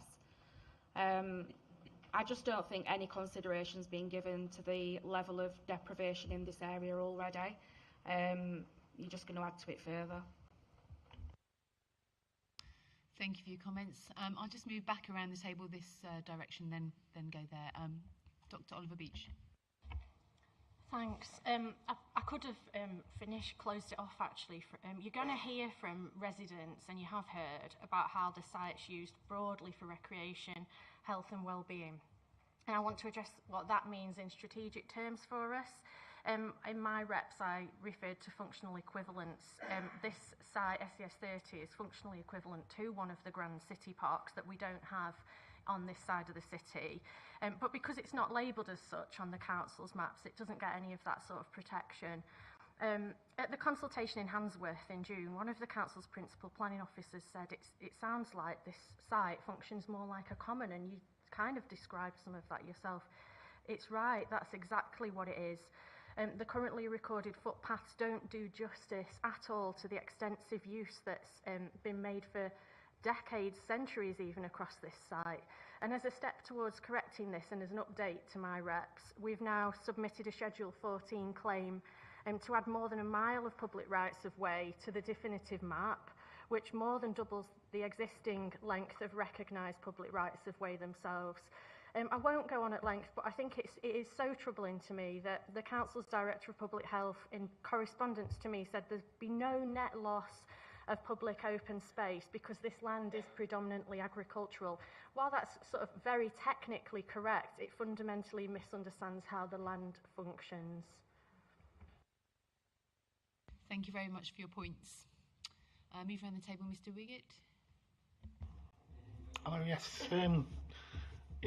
So for me, while the more direct impact for me is SES29, I think the loss of SES30 would be a harder hit for me. I use the path between Bramley Lane and Beaver Avenue almost on a daily basis, taking my daughter to school. And it's a lovely, safe area where I can let her run off and play with her friends. And we see nature on there, different species of butterfly, day moths, squirrels, rabbits, multiple species of birds, buzzards, kestrels.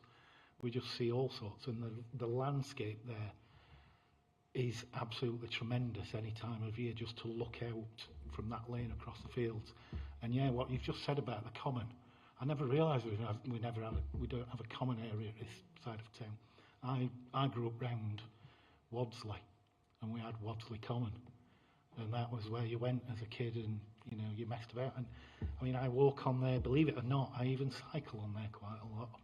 Yes, I can get on a bike, but yeah, it would just be such a loss, I think, for the whole community around there, and the two schools that are there, if they lost this landscape, and yeah, what is effectively acts as a common land in Handsworth.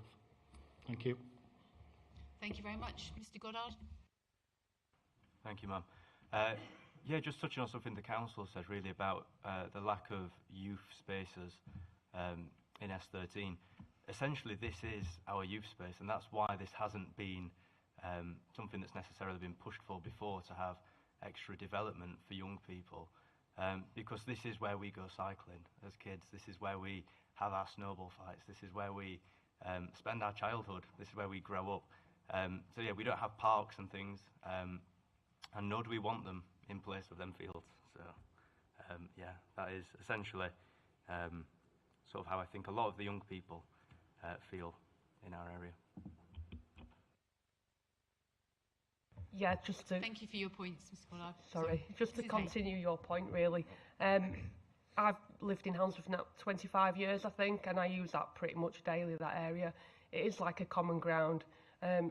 We spoke to Sean Bean, the actor, and he even said he developed him. He played there for generations. He played there as a youngster, and he knows that other children play there. It helped him influence him to become an actor. He said it forms a natural barrier between the other communities, Handsworth, Stradbrook and Woodhouse, and we all share it. It's a common piece of land between us, and we all, obviously, you've seen how we've come together to fight these plans. We all treasure that area, and it also helps with the historic side of Handsworth. You might not think it, but Handsworth is really historic. It's a settlement that grew up from that land, farmland. The church was built in, I think it was 13th century. From that, we've got the local, which is still functioning, very busy. We've got the local pub, the Chauntry, because it used to be a chauntry there. It was built on site. We've got William Cavendish is from Handsworth. You know, we've got links with the Chatsworth House. We've got a lot of history, and we're very proud of it. We've got a historical society. We've got the bell ringing society. We've got sword dancers that still exist in Handsworth. We're really proud of that history, and that green space really helps. And it helps with our people's mental health and well-being as well, but it also helps us be that community and celebrate that. And even your steel worker, Benjamin Huntsman, invented steel in Handsworth. Lauren, I think you've got something to say. Yes, I mean, I think you've already heard about how the Bramley site really is at the heart of the community in Handsworth, but specifically it's so important to the disabled community as well. Speaking on a personal level, I'm 21. I can't drive because I suffer with seizures. I almost died with an operation last year, and the only place that I could walk and get used to all that again was the Bramley site, SES30. My dad is blind. He hasn't been able to see for a long time. He walks on that site every single day with my granddad, who's in his 80s, because it's a safe place for him to do so. And you see people on there as well, not just people like in my family, for example, who suffer with disabilities and chronic illness, but so many other people, elderly people specifically. And one thing that I would like to reiterate when I speak about how important the Bramley site is, not just to the community as a whole, but specifically disabled and vulnerable people, because it was in my objection. I think it, even though it's been touched upon in a previous session, it is just important to note to the council that the disabled community were never actually directly addressed about this during the consultation process. Absolutely no letters were sent out informing people with Braille and things like that for people like my dad. And also the vulnerable elderly community were never informed because it was done so online.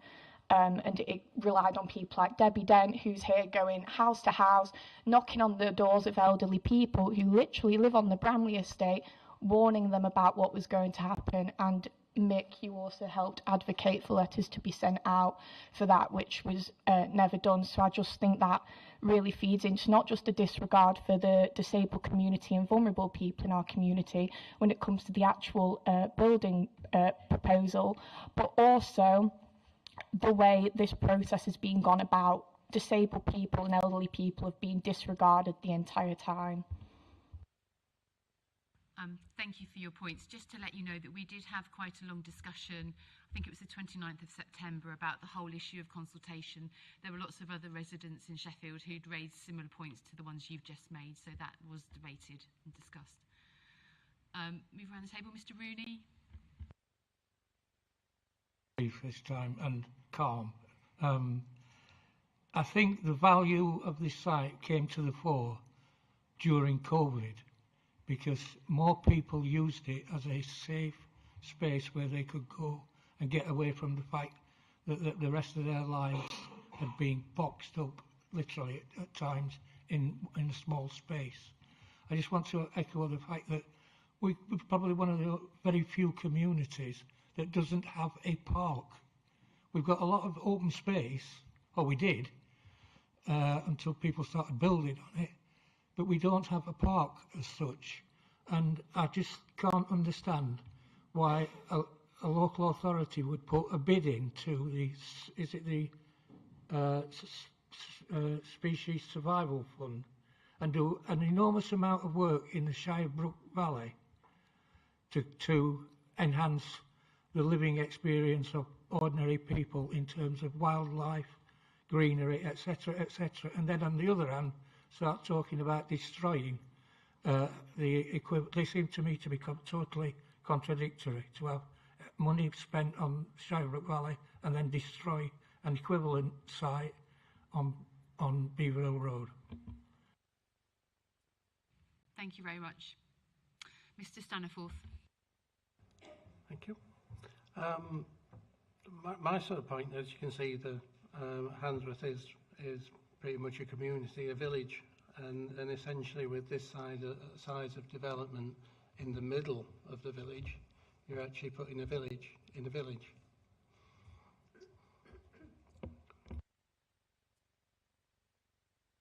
Thank you very much. Mrs. Charlton? Hiya. I wasn't planning on saying anything at this point, but I thought, in for a penny, in for a pound. I moved to Handsworth about 13 years ago. I'm originally from Newcastle, not that my accent gives it away, but and since moving here, I obviously don't have family in Sheffield or friends in Sheffield, and I've lived here now for 13 years. And when I say that the SES30 site has been my daily access to just meeting other people and socialising, everyone around this table I've probably recognised at some point because our dogs have met, or I've met you on that green belt, or we've bumped into each other. And this is what builds a community, those daily interactions. And as someone who works from home, I guess I am in a privileged position that I do work from home, and it has its perks. But also for others around the table who do work at home, can be very lonely and isolating, especially when you live on your own.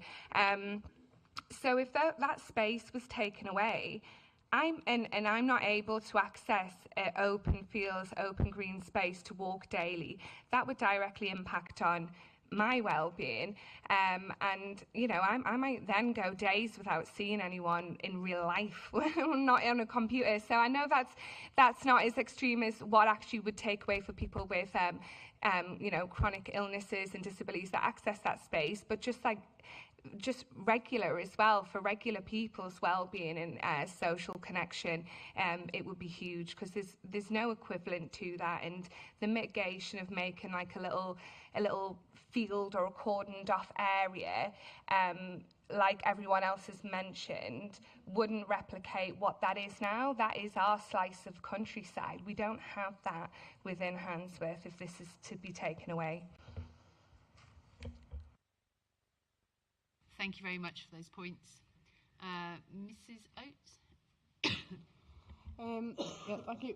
My points are pretty similar to other people's. I've got epilepsy myself, and I've also got arthritis in my hips. So using those fields, for me, I can't catch a bus anywhere. I haven't got time. I run a household. I work full time.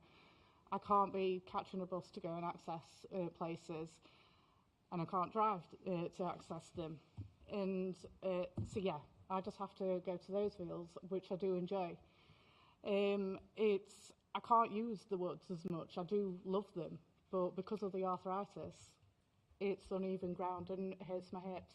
And I think taking that away from me is really going to impact, because I need to exercise to keep the weight off to prevent further damage to the hips as well. Thank you very much. Mr. Boyes? Pretty much what everybody said. I'd prepared quite a lot to say about this because I feel really strongly about it. The importance of those fields for socially, wildlife, what it means to that community is massive. And there's areas in Sheffield that have got more of a green belt than we've got, and we are losing practically all of it, and that's not fair. It's unjust. And my partner, she's got severe memory issues, and that walking around them fields and woods on a daily basis, 3-4 times a day, it's a lifeline. And I think if that were no longer available, it does be detrimental to her health and future happiness. And I know I speak for just a few people around this table, but there's many people who use that area, and it's so important, and people just, it gets forgotten about, but it's so important. As Deborah said about government initiative, it's recognising how important it is for mental health, and it's just been ignored. They're not, then make it work. Realise that, put it into practice. If I need to get out and we do lose that site, and I've got to get out and enjoy the countryside, it means me jumping in my car, which is just going to aggravate pollution, congestion. It's just counterproductive. And I'd like to know what proportion of smelter wood are they going to actually remove. Because I've heard that they're going to, I don't know, they're going to leave an 8-metre buffer up to the Shirecliff Nature Reserve. But to me, practically, it's going to be difficult to build on them woodlands, but are they going to remove a proportion of that woodland, which is, we're talking 600 year old? That's smelter wood. Sorry, do you mean Shirecliff Woods? No, smelter wood. It starts at Bramley Avenue. It's immediately adjacent to the, well, it might be included in the proposed site. I'd just like clarification of that. Can the council confirm? Yes, there's no proposal to build on smelter wood. That's immediately to the west of the proposed site.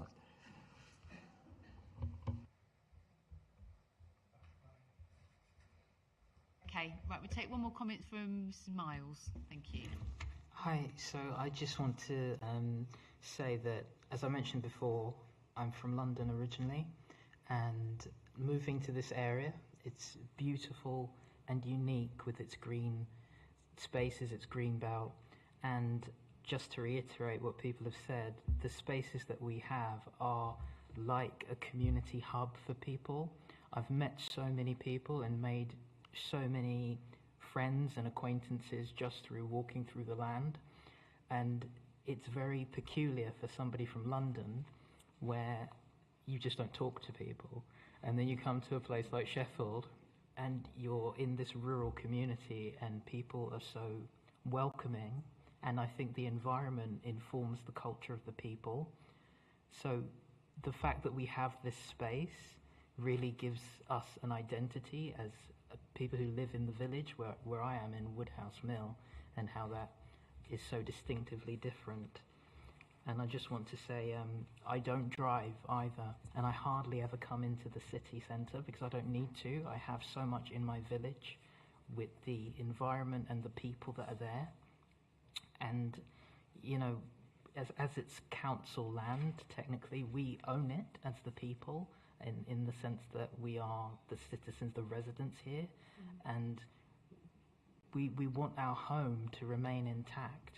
And the changes that are being proposed are so devastatingly huge, it will no longer be our home. It will be a different entity entirely. Thank you. Thank you for your points. Mrs. Haig, did you have a final comment? Yeah, just some statistics that I feel are really relevant to talking about this, particularly on the mention of pollution, would be that these proposed plans, which would take up 90% of our green belt, I mean, Handsworth is already a polluted area, and these statistics are from the ONS in 2018, which just show that on average, in S13, the average male life expectancy is 75.5, which goes up to 84.2 years old on the west of town. The average for women is 81.9, which goes up to 89 in the west of town in areas there. So these are areas that have more green space than us.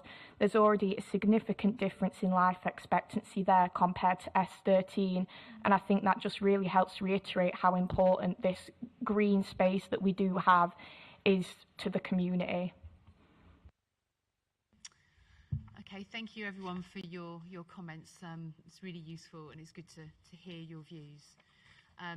Just picking up on the very last bullet point under item 4.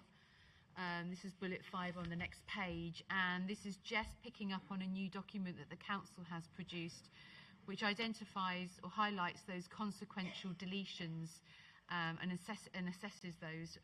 So these are areas of land that, if this site were to be allocated for housing, would then also be removed from the green belt, because they are effectively, they would be divorced from the wider green belt. So it's a fairly sort of like technical matter. Does anyone have any comments on that document and the assessment? Mr. Parkin. Yes, I understand why this is happening. I totally understand the technical reason for it, but I'd just like to give a bit of a wider context and the reasons why the community are concerned about this in particular parcels S01119 and S03021. And that's because it's the land situated directly to the north of the strategic site and to the south of St Mary's Church. And that land's been connected with the church since the 12th century, as Cheryl mentioned earlier. And it's been community open space for 900 years. So we're quite worried that, if this gets removed from the green belt, that this land will have a real risk of it being sold on to a developer for housing. And this is because it belongs to the Diocese of Sheffield, not to St Mary's Church itself. And understandably, the diocese has a duty to manage its assets and look for a way to generate income. And so we feel that this leaves it open to speculation and development. And this concern isn't based on speculation. Recently, the Church of England has launched a national initiative called the Housing Project. And this initiative encourages dioceses to release what it calls underused church land for housing. And this initiative is supported by millions of pounds of funding to help that happen. And grants are given to overcome initial barriers, such as feasibility studies for planning applications. So I kind of like the general concern, I understand why this is happening, but the general concern is that if this is deleted from the green belt, land that's been safeguarded for over 900 years could be lost. And once it's lost, we can't get it back. Thank you very much. Did the council want to comment on that area of land? I appreciate it's not within the boundary, but it's just to the north, isn't it? What's your position on that area? Thank you. Yes. So as Mr. Parkins just set out, obviously that's land not within the ownership of the council, and it is outside of the allocation boundary. We've put forward in the consultation document that those areas of land would be retained within urban green space zone, because that's the next level of sort of protective open land policy zone within the plan available. They simply wouldn't be able to remain as greenbelt land because they would be completely divorced from the greenbelt. Come back on that. Yeah, I understand about the urban green space zone and it offering a level of protection, but I don't think Ms Stevens recognises the irony in her comment in this setting. We're talking about this is a hearing to build on protected land. So I don't really understand how we can say that any kind of protected land would be guaranteed from development. Because if greenbelt land can be built on, then urban green space can be built on in future. No, thank you. I've noted your point. Okay, let's move on then to biodiversity. This is item 5 on the agenda. So the proposed site adjoins 3 local wildlife sites, so to the south, southeast and southwest. I've got some questions for the council first under these bullet points, so all 3 bullet points, and then I'll seek comments from around the table. So firstly then to the council under bullet point 1. These local wildlife sites, could you just outline for me what is their wildlife value, what's on them, and do you have any survey evidence? Yes, so the 3 areas we're referring to, Shirtcliffe Woods and Fields, Shirtcliffe Valley Grasslands and the Lower Shirtcliffe Valley Local Wildlife Site. So they all have various characteristics associated essentially with woodland. So the Shirtcliffe Valley the Shirtcliffe Woods and Fields does contain ancient woodland, in part directly bordering the local wildlife site. So there would be a requirement for a minimum 15-metre buffer. I think it's very likely in that particular situation our ecology service would look for something a little wider, as it's right next to as it's adjoining ancient woodland. But obviously this would need to be balanced against access and other development considerations. But wherever possible, we would go for a slightly bigger buffer there. The Shirtcliffe Valley grasslands, this is a mixture of grassland, scrub and younger woodland. And again, our ecology service recommend a minimum 15-metre buffer to that Shirtcliffe Valley grassland local wildlife site. The Smelter Woods contains ancient woodland, but it's not directly adjacent to the allocation. Again, the ecology service would recommend the 15-metre buffer.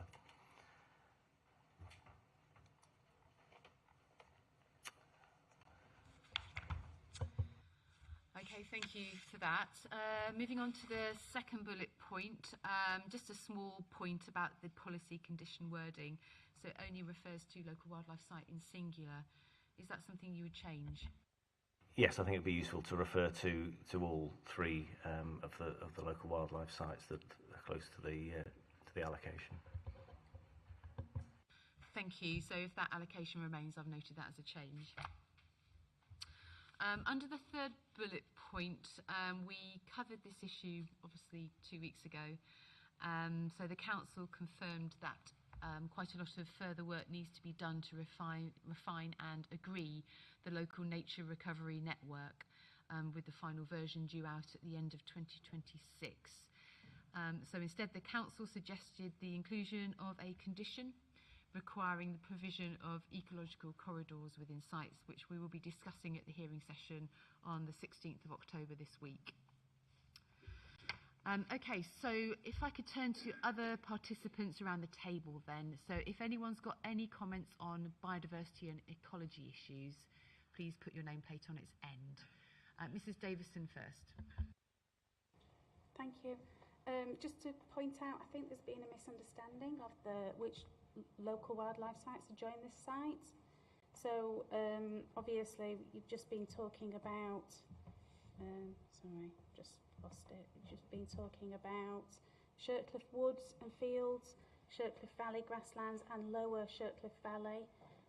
Lower Shirtcliffe Valley, I'm pleased, is being considered as part of this assessment because it's so close, it should be, but it doesn't adjoin the site. What's missed off that what's missed off the assessment has been Smelter Wood.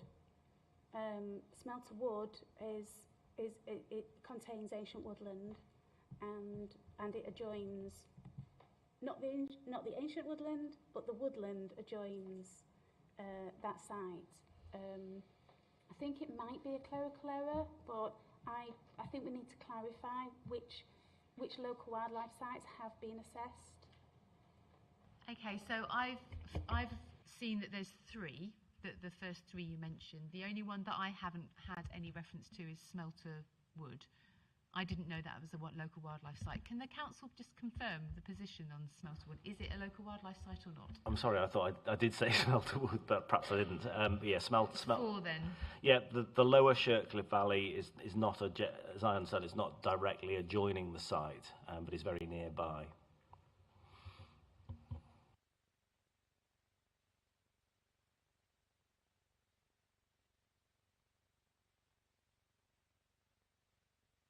Okay, so yes, that is confirmed then. Thank you.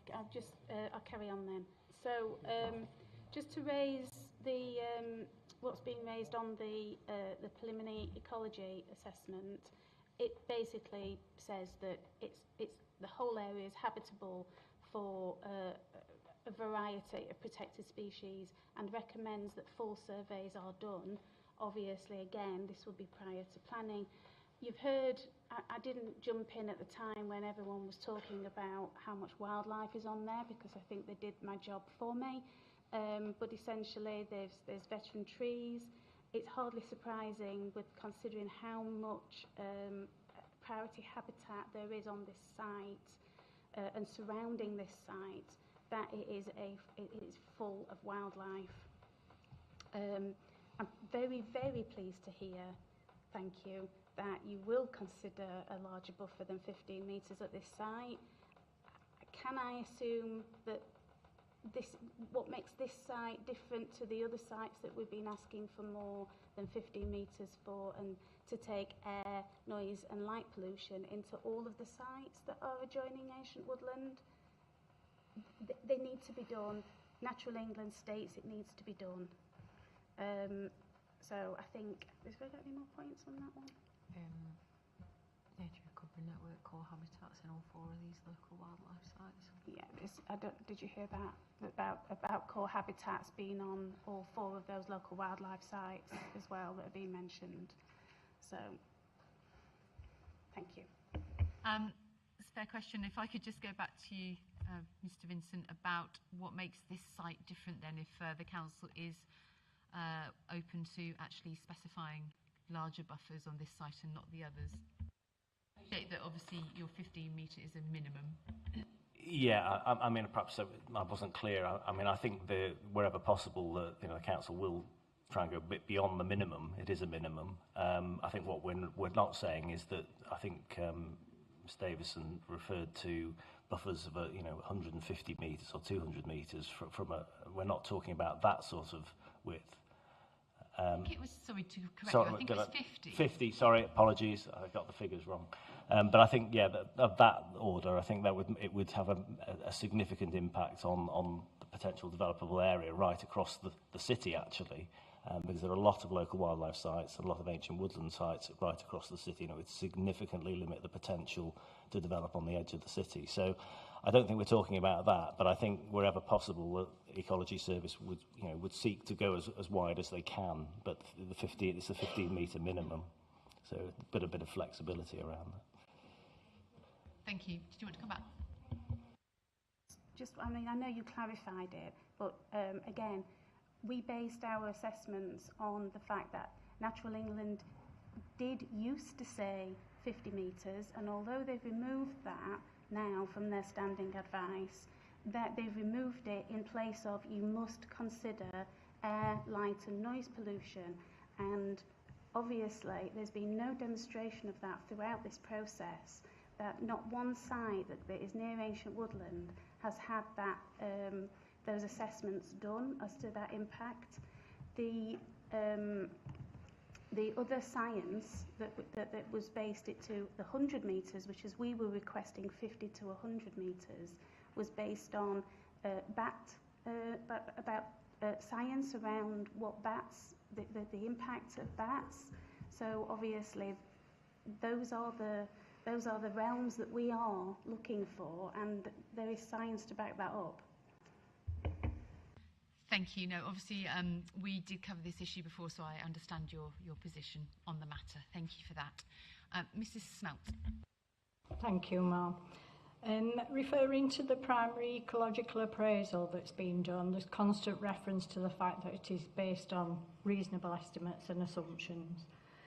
And item 3.3.5 refers to Shirtcliffe Valley's woods, fields and grasslands as supporting several habitats of principal importance, which are areas most in need of conservation, and they're estimated to be between local and county level. Item 3.3.6 refers to the mixed deciduous woodlands, and also that's another HPI because it connects with Shirtcliffe Valley, and that's important at county level. So I think even given the fact that this is a rough estimate, that's very important information. Item 2.1 in the summary table notes that there are 9 veteran trees on the site. That's actually wrong. There are countless mature trees on the green belt. And many are believed to be notable and veteran, but we need much more time to record them on the Woodland Trust Ancient Tree Inventory. This is very time consuming, and I'm sure people appreciate this is not our job. We have jobs, homes, families, lives, volunteering outside of here, and we've been given an unpaid full-time job preparing for today. So I would like to point out that that site has been agricultural land. It's peppered with mature trees, and there will be more than 9 veteran trees on that site, no doubt. I have also contacted the council to ask for consideration for some of the trees on that site for tree protection orders, and I'm very disappointed to say that up to now we've heard nothing. In the impact constraints section on page 28, there's acknowledgement on there that Shirtcliffe Valley will be impacted by some encroachment at the eastern edges of the brook, with noise, dust, vibration and pollution being cited. We've already heard from someone else that this isn't just for a week, a month, a year, it's for years and years, and there'll be cement runoff and all sorts of other things to consider. So Friends of Shirtcliffe and Smelter Woods are very concerned about the potential for damage, and as acting chairperson I'm stating on behalf of our group that we are completely opposed to these proposals due to the harm that's going to be caused. We've got 2 opposing concerns as well: the potential to restrict access to our 2 local wildlife sites as a result of building, and also the prospect of vastly increased footfall through them as a result of the dramatic reduction in our green space, which could also be detrimental to Shirtcliffe Valley. I need to really emphasise how important these designated ancient woodlands and local wildlife sites are for nature conservation in S13. The site referred to here as SES30, and that's the last time I'll say that, will form partial boundaries with the valued woodlands. This will cause irreversible harm and to the life that they support. And I'm here today to speak for everything that lives there that calls our greenbelt home. We haven't kept formal records up to now because it was unthinkable that anybody would build here. But lack of data is not lack of activity, it's just lack of data. However, that has changed over the last few months. What we do have is a community with decades of on-site knowledge, and over the last few months we have and are still collecting data with the help of 3 trail cameras that's been donated to us by concerned residents. We've evidenced plants and wildlife on the site, including protected and sensitive species. We've uploaded that to our project sites that we set up on our naturalist. We've shared our findings with Sheffield and Rotherham Wildlife Trust and with other relevant agencies, including the Woodland Trust, Ancient Tree Inventory, to highlight the ecological importance of our green belt. So whilst those records aren't for discussion here, again, they are available to you, ma'am, should you wish to see them. So none of our findings are reflected in the primary ecological appraisal, which states at 4.2.3 that this is valid for 18 months unless there are changes in habitats and species. We've got irrefutable evidence that this is not a true reflection of the wildlife on our site. It may not be out of date in terms of timescale, but it's fundamentally incorrect. So, as far as I'm concerned, it's really not valid. It uses information obtained from Sheffield City Council, and that information is also out of date and incomplete. And that might well continue in future because we feel that the Ecology Department at Sheffield City Council have deliberately obstructed our efforts to access information which we have provided. That is not their information, it's our information. So I feel really strongly about that. But for all that I've said about how valuable this site is, Sheffield and Rotherham Wildlife Trust made it clear in their nature equity map, which is designed to show inequalities in access to nature across Sheffield, that the populated areas in S13 are among the lowest scoring areas in the city for nature recovery. Having that said, our greenbelt scored very highly, which again is another anomaly. So further developments here are going to actually increase nature depletion in the already overpopulated areas of S13.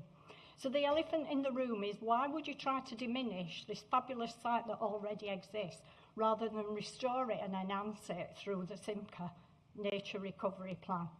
So we contend that that is what should happen. And to pick up on a point that Councillor Rooney made, Sheffield Friends of Shirtcliffe and Smelter Wood have also received grants from the council through their Environmental Projects Fund, and through the Species Survival Fund, which again seems very odd, because on the one hand, you're giving me money, and the other hand, you're depleting our area. I think it was also stated in the primary ecological appraisal that it would be an ideal site for nature recovery. Okay, thank you very much. So, Mrs. Davison, did you have any final comments? Or was that legacy? Okay, Mr. Clapp, and then we'll move on to the next item after that. Just to give you the reference for that final point there, it's exam document 153 is the appraisal, and the reference is Sorry, can you speak up a little bit? Yes, the exam document is 153, and the reference is paragraph 5.1.2, and the document says options. Can you give me the name of the document? That'd be helpful. Oh, I've just got it written down here as the appraisal. Ecology appraisal, I think, is probably good enough. It's paragraph 5.1.2 of exam 153. It's called, sorry, I have it here, Sheffield City Council Local Plan SES30 Preliminary Ecological Appraisal. 5.1.2, document says options such as registering the site as a biodiversity net gain site on the National Register may be a consideration instead of development. And what we say about that, have you got that? 5.1.2. Yeah.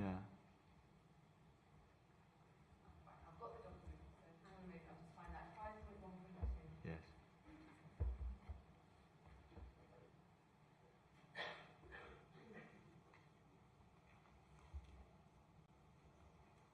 It's the final sentence.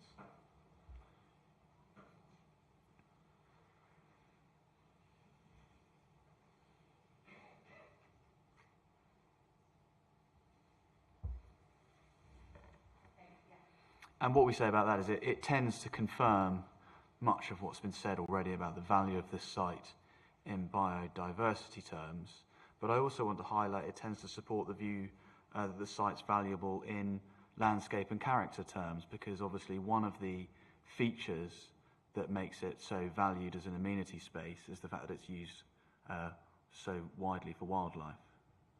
So it's a point that supports both issues, both biodiversity and amenity, character and landscape. Okay, thank you very much. Right, let's move on to education and burial space provisions. So we covered these issues in quite some depth at the hearing session on the 29th of September. So we looked at the requirement for new schools and burial space and the council's strategy for meeting these needs across Sheffield. So just to give you a quick recap, because I'm looking around the table, I don't think many people were here at that session where we're discussing the needs. The council confirmed that a requirement for a secondary school on this site is not yet confirmed. So it may be needed, but their preferred option is to expand existing secondary school provision. Burial provision here is also dependent on further site testing and options work. The council's looking at a total of 4 to 6 sites across Sheffield as need is high. So at that session we discussed what would happen to the education land, the 5 hectares, and the burial land provision 4 hectares on this site, SES30, if the facilities end up not being needed here. And the council's suggestion at that meeting was that a policy condition would be put on this policy that would basically say that the future use of that part of the land would be determined through the next review of the plan. So if that area for education and burial space provision isn't required on this site, then the issue would be looked at in the review. So that's the background, just to bring you up to speed. So in terms of today's discussion, I'm not looking to reopen the whole debate about education needs and burial space needs, because we had that debate, and also the council had their 2 experts here around the table, and they're not here today. But in terms of the bullet points in front of us, I just have a few questions, and then I will allow a few comments around the table. If people want to make very short points, that's okay. So just a quick question to the council. So at the previous hearing, you confirmed that phase 2 ground survey work is due to be carried out, and that you'd done some phase 1 survey work. Did that show that there were areas of the site were potentially unsuitable for burial ground provision? Did you have that answer before you? Thank you. The information we have is from the Tier 1 groundwater assessment, which has been undertaken, and this indicates a low to moderate risk for the site. But it does highlight there needs to be further checks to confirm with the Environment Agency's standards and their specific licences as well. So it's fairly high level assessment, and then effectively you need to carry out a stage 2 appraisal. That's correct.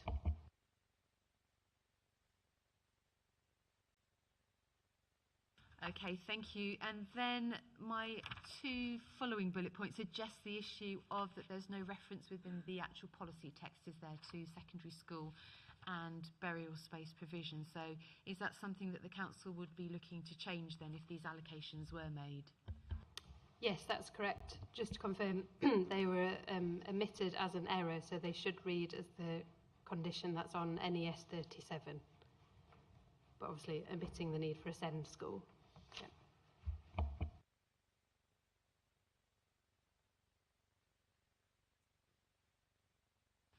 Okay, thank you. I don't have any further questions on this. Does anyone want to make any comments then? Obviously, if you can try and not touch too much on the strategic issues and the need issues. Sorry, is that Mrs. White? Is that your nameplate up? Please come in. Yeah. So will the burial ground be ready within 3 years? Then surely it'll be completed before residential area. That would just mean that funerals and mourners would be arriving via a construction site. And how would that work? Did the council just want to say something briefly in terms of the timing of that?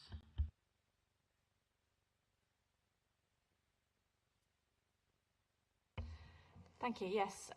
So obviously the whole site would need to be master planned if it was determined to be suitable for removal from the green belt. So phasing would align with the wider site development. It doesn't specifically have to happen within the next 3 years. So the project that was discussed at the previous hearing session was around delivery of new sites to meet burial needs across the city as a whole, with no specific timing put on delivery of this particular option. Thank you. So I think the council's basically saying that the burial ground doesn't have to come forward ASAP. Is that right? And that it could be timed within part of a master plan with the housing. Is that right? That's right. Yes, it would have to take part. It would have to be part of the master plan because it's also going to affect, for example, the layout and how the access works. So it would have to be considered as a totality. Thank you. Dr. Oliver Beach. Thanks, and apologies if this is treading on old ground, but I wasn't at the previous hearing to ask this question. My understanding is that we're looking at modifications to the plan to make it sound on the basis of housing and employment land. So what we're talking about is things in policies and allocations that are mitigations to address those issues of soundness and inadequacy of housing land and employment land. Was there a justification or a search for burial ground in that letter that you were in February that you were requesting? So I'm just a little bit confused about in what way the burial ground is acting as a mitigation for this site and that ultimately justifies demonstration of exceptional circumstances. I've kind of lost a sense of where this burial ground's coming from. No, that's fine. I'll ask the council to respond. But effectively, one of the key differences is the council is the landowner and is actively, the council as a whole is actively looking for burial sites at the moment across Sheffield. In which case would they just be able to do a planning application to bring something like that forward without having to release an entire massive site from the green belt? I'll ask the council to respond to that. Thanks. Yes, apologies that so you didn't hear the previous conversation.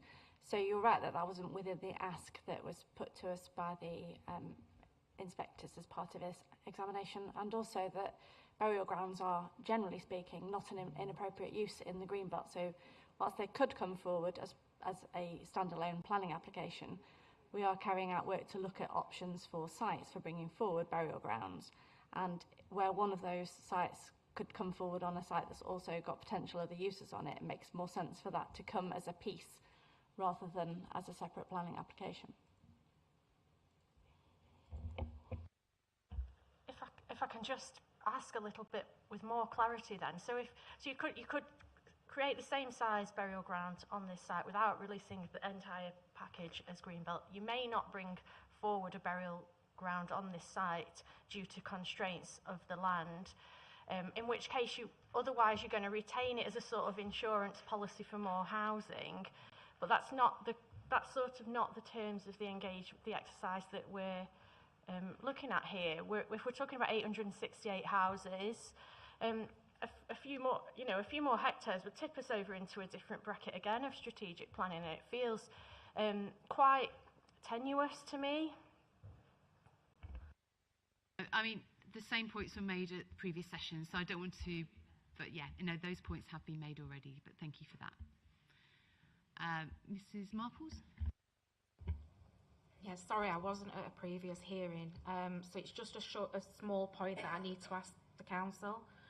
Has there been research done amongst people of different faiths within the local community to enable them to reach the conclusion that people of different faiths are happy to be buried alongside each other? Have they also consulted with leaders of the different faiths within the area to clarify whether or not the site proposed within S13 actually meets their requirements? Sorry, yes, all of this was covered at previous sessions, so I'm not looking to the council to go over that again. Effectively, what I can say is that the council are doing research on needs and looking for new sites across the city. Mr. Goddard. Thank you, ma'am. Yeah, just a very brief point, but it seems to me that if between SES29 and SES30 we have around 1,600 new homes built, it stands to reason that there would be a need for a new secondary school at some point. So to say that the secondary school is on the back burner, or we're just looking to expand current provision, sounds like a slightly back through the back door way of saying we're going to hold this land and do it later on. Okay, thank you very much. Mrs. Haig?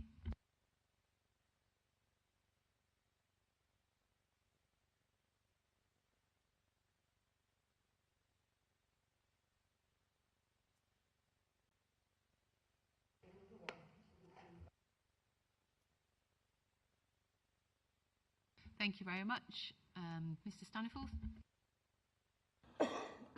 Yeah, looking at the proposed layout, they only, given a 4-hectare site, there only seems to be the site at the Beaver Hill, the bottom of Beaver Hill with a single access, or the top of the site. Reading the cemetery allocations, it's advising that Christian burials will run out in 10 years, but Muslim burials in 3. So, if the site's not going to be developed for 8 years, that seems a bit of a conflict to me. Is this particular site going to be left till later, or is the development going to be done? Similarly, if it's at the top of the site and it's within the lesser time, then you have to put in the full roadway and the access to whatever housing development there would be way in advance of any decision being made to satisfy it. If it was in the bottom of the site, given that it is a sloping site, and as we've said before, the zone 2 and 3 waterways going down the site, well, obviously the rainwater from zone 1 goes through there. Now, the other thing that I've sort of read is that some multi-faith burials are not coffin-based. So if it is, particularly anywhere on the site, but particularly at the bottom, if bodily fluids get into the water system and go downstream, what potential effect could that have? yes, we have touched on those issues already, so thank you very much. Mrs. Charlton? Hiya. I know you did. We had on the 29th spoken briefly about the education, and I'm aware that the council, but I can see the lady from the council's just there who did do education. We were under the impression, that on the agenda that we'd be able to speak specifically about the impact of the education in S13 here, which is why we didn't say as much on the 29th, because we wanted to leave it for a site-specific day. So if I can just raise a point, and then Nicola's got because we've been doing quite a lot of work behind the scenes with schools because of our jobs and careers we work within schools. So we have been in touch with the local schools of this area, and I guess the concern that I have is around this, the uncertainty of building the secondary school and the kind of math on that. From speaking with the head teacher of, sorry, I've got hair in my mouth and it's really annoying. Sorry, thank you. From speaking to the head teacher from Handsworth Grange, by the way, none of the schools in the area have been consulted from the council, so they haven't been involved within the consultation period, and we're really grateful that we reached out, because they were didn't want to come to us until we went to them. And I think that's really significant when speaking about something that's going to impact on the future generations. By the time all these sites are through, we'll all be older, people will be retired. It's our young people that are going to face the consequences of these decisions, and yet the schools haven't been consulted on. But what she did say, I'll just get to the point, was currently within Handsworth Grange, they self-fund an integrated resource for neurodivergent learners with EHCPs, and obviously children with these educational healthcare plans. If Handsworth Grange wouldn't have the space for them, then that would put further pressure on the council to fund more specialist provisions. But they self-fund that at over £150,000 per year. So there's a real grave concern that if there is another site directly opposite Handsworth Grange, then we're going to have a situation where there's not going to be enough children to meet both be at capacity. Therefore, Handsworth Grange is going to lose their funding, lose the money that they currently receive from practically being at capacity. Therefore, she said to us, the first thing that will go will be this integrated resource for neurodivergent learners. And then it will be the curriculum. So then children, including my own son, who obviously won't be there anymore, but our children in our area will receive less of an education in terms of the curriculum standards than other sites on the west. And I just think it worries me so much that the council have said that this is a plan that they're gonna watch and wait. Our children deserve more than that. They deserve to know that they're receiving similar education experience as communities over in the west. I think it really needs bottoming out. Mrs. Oates? Yeah, obviously we've been working on this together, myself and Sadie. So just to follow on from that, where Sadie was saying about the school capacity, eventually what could happen is the school has to close. The head teacher has worked in another area where that's happened before, where a new secondary school's opened nearby, and then they've had to reduce their funding to the point of closure. And then we could be left in the same situation where we don't actually then have enough spaces for the pupils. So yeah, I think that needs to be taken into consideration. I've looked at the council's own pupil yield figures, where they use 3 pupils per year group per 100 homes. And I think the other concern I have is splitting that across with Greenbelt and Brownfield. We've got 69 in total per year group pupils. Now, I appreciate they wouldn't all be in one setting. It would go across the different schools in the area. But this also includes primary age kids. And if you separate that across the 5 primary schools, that's 13 pupils per year group as well. And I'm highly concerned that we've not had any confirmation that there's space or capacity to expand. And we've also know from secondary schools that there isn't capacity to expand the secondary schools in our area either. Outwood possibly has the capacity, but the difficulty with that one is Greenbelt land. The only way to extend it is onto the Greenbelt, which I don't know who owns that, and that's not being discussed in terms of that being utilised. For myself, looking at these figures and the information provided, it would just be simpler to actually put the homes in lots of different areas across Sheffield. So say Door, for example, that has possible 96 homes proposed. That's 3 pupils per year group, which they've got 3 primary schools. So that's 1 child per year group. That's more manageable compared to one huge site where we've basically got the size of Chapeltown in our area proposed to be built nearby. No, thank you for those comments. I'm sorry you didn't realise that that was an opportunity 2 weeks ago to comment on strategic issues. Perhaps I didn't explain it properly. But anyway, you've made your point, so that's the main thing. Just looking around the table, right, we've obviously had 2 weeks ago quite a lot of discussion on the issue of providing secondary provision and providing burial space provision. Can I ask you to keep your comments extremely short? Thank you. Mrs. White? I'm sorry, but I'm assuming that members of your group were at the meeting on the 30th, so you've already commented.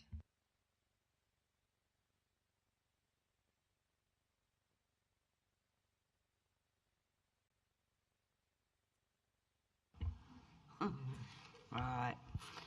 Can the council tell us why Industry Road Mosque at Darnall has been asking them for more burial space for 6 years? The leaders of the mosque were told by the council that they were looking at land around Grenoside, Burn Cross, Chapeltown and Outerbridge. Darnall Cemetery has been full for over a year now, so the mosque has to use City Road and Shire Green Cemetery, which floods. Families complain of water rising out of the graves and having to pump out water from the gravesites. These will also be full within 2 years or maybe less. I presume the proposed burial ground would not be completed within 2 years or 3 years, which only strengthens the option that the council should look to extend existing cemeteries that they know that they don't flood or use up our precious greenbelt land. Orgreave Road Cemetery is an ideal one to extend, and it's not too far from Darnall. That's it, thank you. Thank you very much. Mr. Sorby? Thank you. I wondered why not utilise the old runway site, the old runway area of Tinsley Park, instead of having to keep finding new burial sites. So you'd just have one burial ground and it would last for decades. And of course the Muslim community who would use it more often wouldn't have to go to loads of different burial sites all the time. Thank you. Thank you very much. And Mr. Rooney? Thank you very much, Mark. I'm very puzzled by the stance taken by the Education Department because I've been pushing for quite some considerable time now to get sixth form provision in this part of the world because we don't have any. I mean, my kids, when they took their A-levels, had to travel an hour and a half to the other side of the city. So I'm just bemused by, because I thought this might be an ideal opportunity to get some sixth form provision in this part of the world. And the answer came back, oh, we'll build a new school. And I just can't get my head around where the Education Department is coming from. I'm not aware of any involvement they've had in this process, other than to say, I think at the last hearing you were referring to, that they don't really need a school. and they certainly haven't spoken to local members about what's going on. So, I mean, if it's at all possible from today, can we get some clarity about what they are planning? Because I'm puzzled by it. Okay, thank you. Moving on then to item 7, so mining constraints and mitigation opportunities. So I've seen representations which refer to old mine workings on the site. There wasn't any reference within the statement of common ground to this. I just wondered if the council can just confirm for me whether there are mine workings on the site and is this an issue that you'll need to be looking at? Yes, we've received information from the Mining Remediation Authority. So I'll just read that out. It is available publicly as well on their website as a map. So there are some areas of the site in development high risk area, and that's to the northern and southern extents of the site. In the vicinity of site, so not within the red line boundary, there is possible evidence of shallow coal workings, I'll try to read these out, probable working recorded and mine entries. But information from the MRA is that these do not appear to be within the red line boundary. So to confirm, it's just on the southern and northern tips of the development high risk area. Sorry, can you just confirm, they're quite small areas you're talking about? They are very small. And can you just give me the reference of the document where that map is? It's not in a document, ma'am. It's on available publicly on their website. But we did have confirmation in an email from the Mining Remediation Authority. So we're happy to place that on the examination webpage if that would help. Yes, I think that would be quite useful. Yes, Okay. if that can be actioned, please.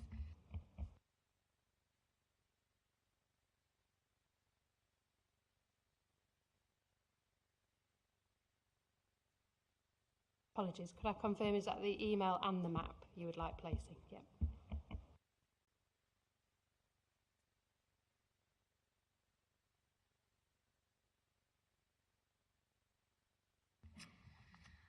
Okay, thank you for confirming that. Does anyone around the table have any comments on the issue of mining? Mr. Rooney. Mr. Stroud. Yeah, super quick because I'm mindful of the time. I suppose it depends which layers you're clicking on the in terms of the GIS for the Mining Remediation Authority.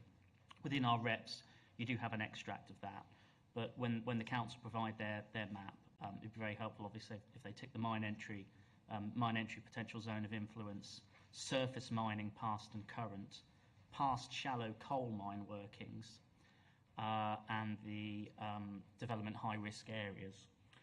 Setting aside the high-risk area, I think we'd use the term relatively small, well, in a relative sense, because actually, in terms of surface mining, that's quite a large band that runs all the way across the northern part of the site.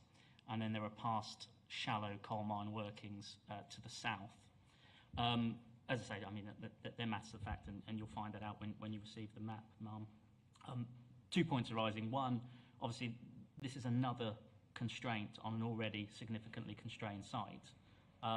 This is either going to pose an impact in terms of any future master planning and layout, and where uses will be accommodated and provided, or a future would-be developer would engage with those risks, but then that poses a potential viability issue which hasn't been considered. No, thank you for pointing that out for me within your representations. I knew I'd seen a map somewhere, I just couldn't remember where. Okay, thank you. Okay, is that Mrs. Dent? Yes. Thank you, ma'am. Most residents are aware that there has been historic small-scale personal mining in this area, but it was mainly pre-industrial revolution. But there are several emergency access and ventilation shafts on the site from the old Handsworth pit. Has the council actioned or is going to action a detailed mining report? I'm sure they are aware that there was a large shaft collapsed, opened close to Myrtle Bank Farm in 2020, which has now been covered, but local locals and the farmer do know that there are certain parts of the site that you really don't want to access. Are the council aware of these areas? The council obviously just responded to me about they're aware of the areas with the map. Was there anything else you wanted to say about how you'd be dealing with these potential constraints? Yes, similar to discussions this morning, so it will be dealt with through the planning application process.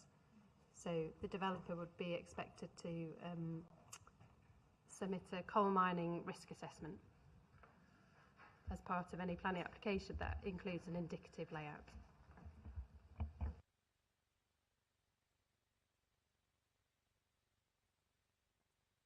And I think I asked the question this morning about should a condition be attached, and I'm afraid I just can't remember what you answered this morning.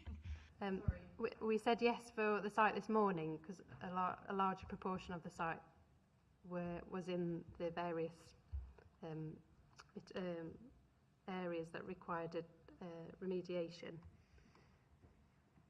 But our position is that it's not very extensive compared to the site this morning.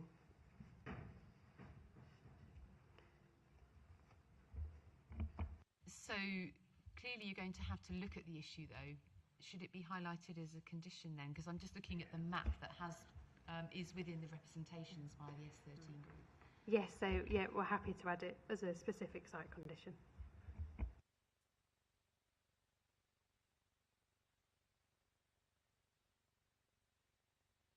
Okay, sorry, just looking at the time, I think we'll move on now then to item 8. So this is just the brief point that Sport England raised this on this the SES29 as well.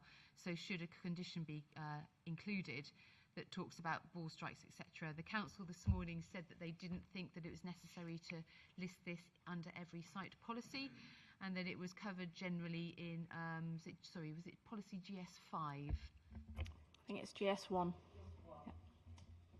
Yeah. I assume your position is the same on this site. That's right, yes, that's the same. It would be consistent with other sites in the city.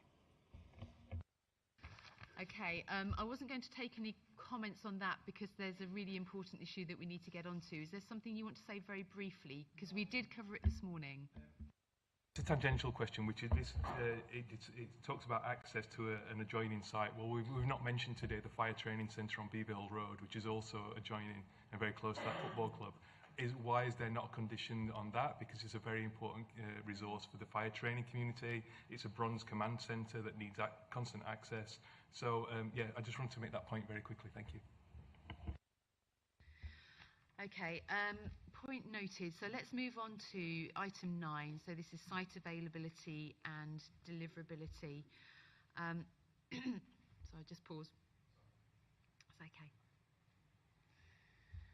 So to start with, I've just got some questions to the council about the agricultural tenancies on the land, and then also the position and the views of those tenants. I obviously haven't had anything before me on that. So if you could just talk me through, I wanted you to confirm to start with the number of tenancy agreements. Was it 1 or 2? And then if you can tell me a bit about those tenancy agreements, who they're with, which farms, and effectively how discussions are going as well with those farmers. Yes, thank you, Ma'am. The statement of common ground between the council planning team and council as landowner, exam 161, does make reference to the tenancies. However, the details on those current tenancy agreements, we would have to defer to Carter Jonas here, representing the landowner. Thank you. Yes, thank you. So as you're aware, the land is held under an agricultural tenancy. That tenancy does include a break clause, which does give the council, as the landowner, the ability to resume possession, and that's based on a number of specified non-agricultural uses, including development purposes for which planning permission has been granted, or for the council to conduct any of its statutory requirements, so education, housing, burial grounds, playing fields and so on. and they can also dispose of the property for any development purposes, again, when planning permission has been granted. The tenancy agreement requires that the tenant is given 3 calendar months' notice in writing. Alternatively, notice can be served to obtain vacant possession, and the relevant period for that is 12 months. So we consider that the landowner does have the ability to resume possession of the land, given the relevant notice periods. Thank you. Thank you. And can you just pick up my other point? So what was the number of tenancy? Because I think the Statement of Common Ground refers to 1, but the Sheffield representations refer to 2. So as far as I'm aware, there is 1 tenancy in place. And can you tell me a bit more then about discussions that have been taking place with those tenants, the views of the tenants on this? That's something I need to take back to our client as the landowner to confirm that. So have discussions started? Ask a specific question. Have discussions started? I'm not sure about that, to be honest. I can take that back to our client and confirm. Okay. When are you likely to start discussions? I suppose that would depend on whether the site is allocated, any planning permissions that would be applied for, granted. I don't know. I need to pick that up with the landowners. But it's a 3-month notice period for the tenancy, or 12 months, depending on which route they take. That's the notice period. But I assume discussions would begin before that. Can I ask all of the council officers then, have you had any contact with the tenants? Have they written to you? Do you have any knowledge of their views? Thank you. No, we haven't had any communication from the tenants on this particular site. And we'd expect, as landowner, that the conversation would take place between the council's property services arm and that tenant, as it would in any landowner-tenant relationship.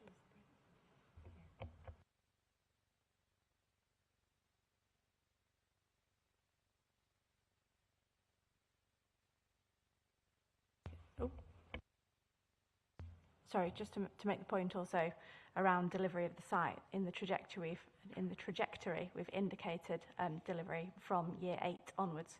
So clearly, there's quite some scope for I won't say handover period. That's the wrong description, but for a period of communication, master planning, and discussion over the future of that site. Okay, thank you for that. And then moving on then to the second bullet point, which is discussions between the council and the private owner of part of the site. So obviously the Statement of Common Ground refers to this, but I've also been made aware by the S13 group of a letter from the landowner of that parcel in the west, indicating that they are not supportive of the site coming forward for development. So perhaps the council can just tell me a little bit more about those discussions, or what you've been doing to negotiate with that landowner, and what progress has been made, please. Thank you. Yes, we've received very recent correspondence as of late last week, which we've just received, confirming that Mr. Hussain, who is the owner of that parcel of land, having purchased it from the previous person who bought it from the council, confirming that he's not currently making his land available for development. So we will need to take that away to reflect on if there are any implications for the capacity or the boundary of this site. I would want to point out that it's unlikely to affect deliverability of the site as a whole. It's around 1.27 hectares of the site boundary. The council-owned area is 35.38 hectares of the site. I think it's also just worth noting that we we had contacted the landowner of that piece of land, but this correspondence has only been drawn to our attention today. Thank you. Thank you. Sorry, can you just confirm, you mentioned the number of hectares. Can you just confirm that for me, please? That's right. The parcel owned by the third party is 1.27 hectares.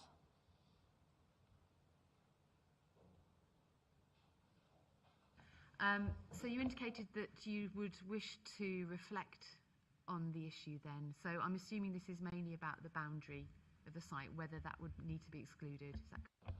That's right, yes.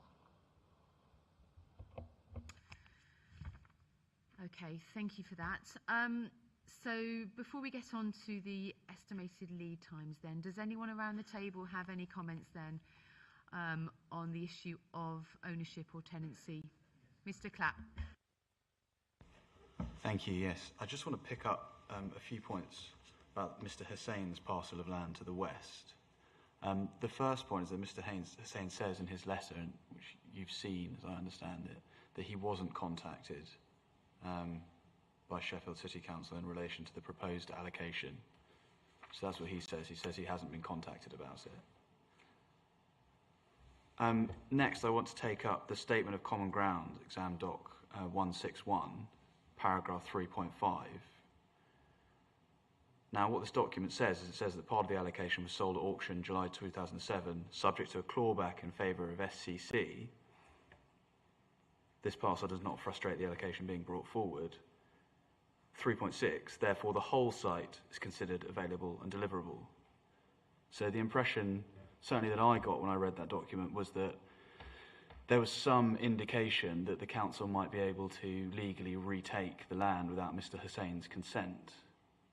And the clear position that's now emerging, and I think has been accepted, is that the council don't have the ability to do that. So the statement the whole site is considered available and deliverable should be struck through because it's not true. So should really reference to this clawback because it has absolutely no reference or import, as far as we're aware, to the issue of the council being able to retake possession of the land, which they can't do.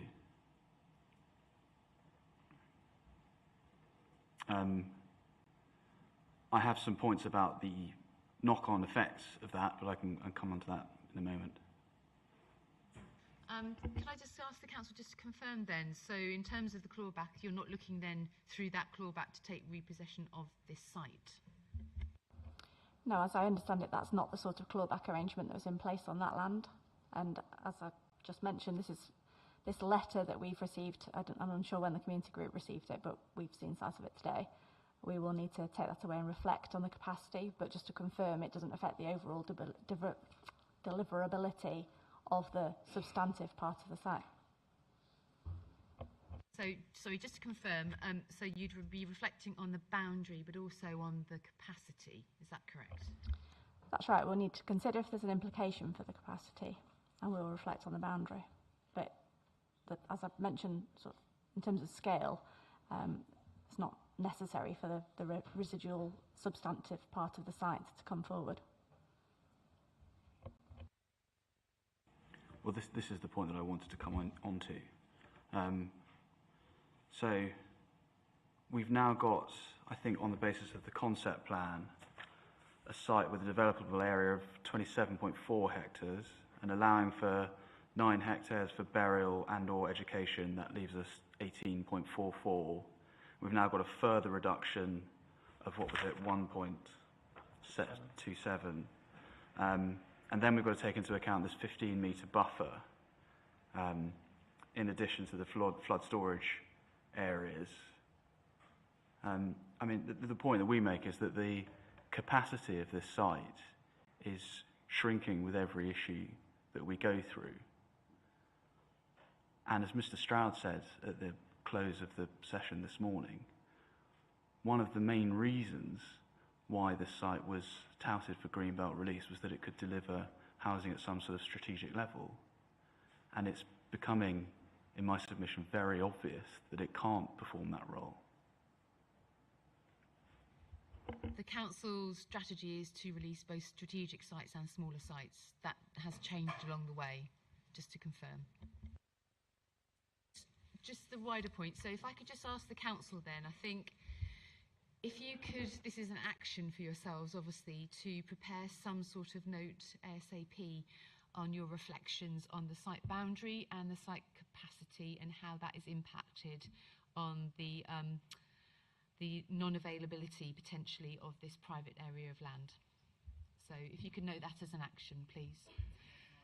Just while we're not, sorry to be difficult, I wonder whether this document 161 should be amended or withdrawn, because I'm quite concerned about the inclusion of this reference to a clawback, because it is, as I understood it, misleading as to what the legal position is in respect to this parcel of land. I take regard to verbal submissions as well, so there's no need to amend documents in that way, but thank you for your points. Just noting we've only got 8 minutes, so people can either comment on this issue or they might want to comment under item 10. So I would ask you respectively to just consider whether this is an urgent comment you want to make under item 9 or whether there's opportunity for others around the table to comment under item 10. Sorry, but I understand that we've only got till 6. Oh, okay. Okay, please proceed. Is it standard practice? Are the terms and conditions of the breaks of a tenancy, agricultural tenancy, the same across all of our agricultural tenancies across the city? And are the notice periods the same across all of them, or are they done on an individual basis?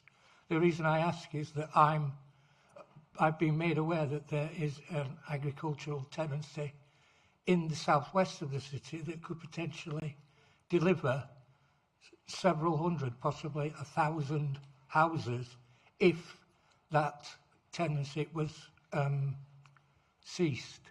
So has anybody taken any... Stop you? I'm not looking for an answer on that because that's a much wider issue. I'm concerned about this site at this session, but that's a wider issue. So I'll leave that to discuss with the council. Thank you very much.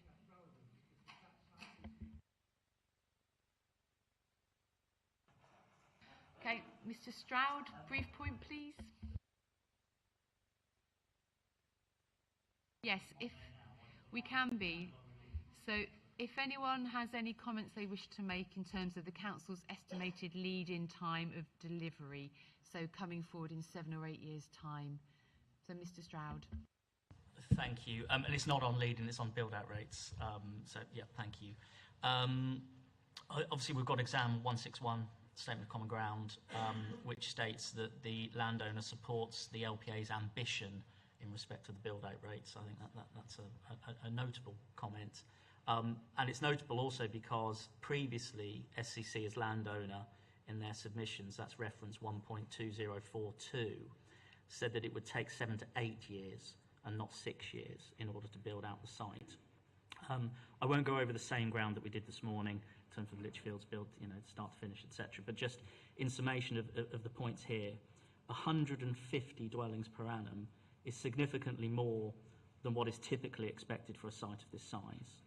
It's nearly 100 dwellings per annum more than a developer-led target on a similar size site elsewhere, which we covered this morning. It's 40 dwellings per annum more than SES29, which is an allocation a stone's throw away. As I say, it's more ambitious than the council's own previously stated position as landowner. And it's said to be able to deliver at exactly the same rate as the multiple large outlet, circa 4,000 home scheme at Waverley down the road. So our position clearly is that the supply contribution being relied upon by the council in this case is just not credible. And notwithstanding our broader concerns about site capacity, the reality is that a considerable proportion of the protected supply has got to be removed. And this goes to a question of the soundness of this allocation in meeting the needs of the plan and its identified requirements.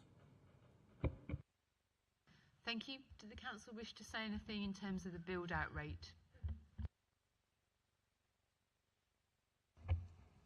Thank you. Yes, just 2 really brief things from me. First of all, we do have the room till 1:15 if we need it, so you can speak slightly slower. And secondly, just to confirm in terms of the action note around whether there's an implication for the boundary and the capacity issue, we don't necessarily need to clarify it in any great detail, but just to reassure those around the table that obviously all the other things to be taken into account, such as SUDs, burial grounds, schools, open space and homes, been taken account of when we've been considering what the capacity was in the first place in terms of developable area and what's in the developable area and the net developable area, undevelopable area. Thank you. Thank you. That's really useful that we've got till 15:15. Mr. Stroud, did you wish to say anything else? Oh, so sorry. Sorry, I didn't see. Yeah, it was just to come back on our position on build-out rate, just to give a bit of context. So the PPG does set out that build-out rates should be based on sites with similar characteristics. So our approach has been to look at the Healer, our own evidence, neighbouring Waverley, and also the Lichfield start to finish, which we've mentioned earlier, exam 89, looking at the average build-out rates set out in figure 4.1. That report does also set out other factors that can influence build-out rates, and most notably for this site, it's if a site is greenfield, and also an increase in affordable housing delivery. So most crucially for this particular site, as set out in the Statement of Common Ground, this is supported by an additional 20% affordable housing provision through a policy plus approach on this particular site. This is supported by a commitment from the council to boost and deliver more affordable housing and a broader growth approach to deliver more homes. So the council are supportive of a policy plus approach. Just to be clear that this approach is funded through different sources and is not through developer contributions. So that would take a total of 50% affordable housing on this particular site.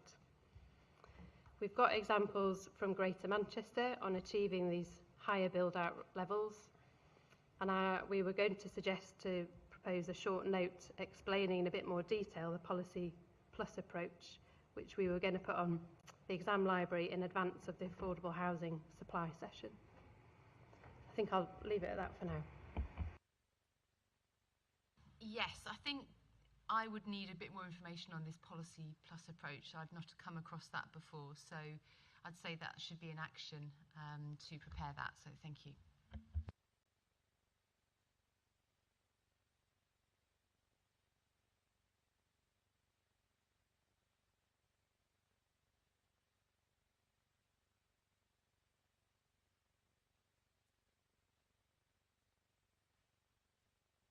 Okay, right, so that probably then takes us to item 10. So does anyone have any other comments and concerns relating to site SES30 that haven't been covered on the agenda?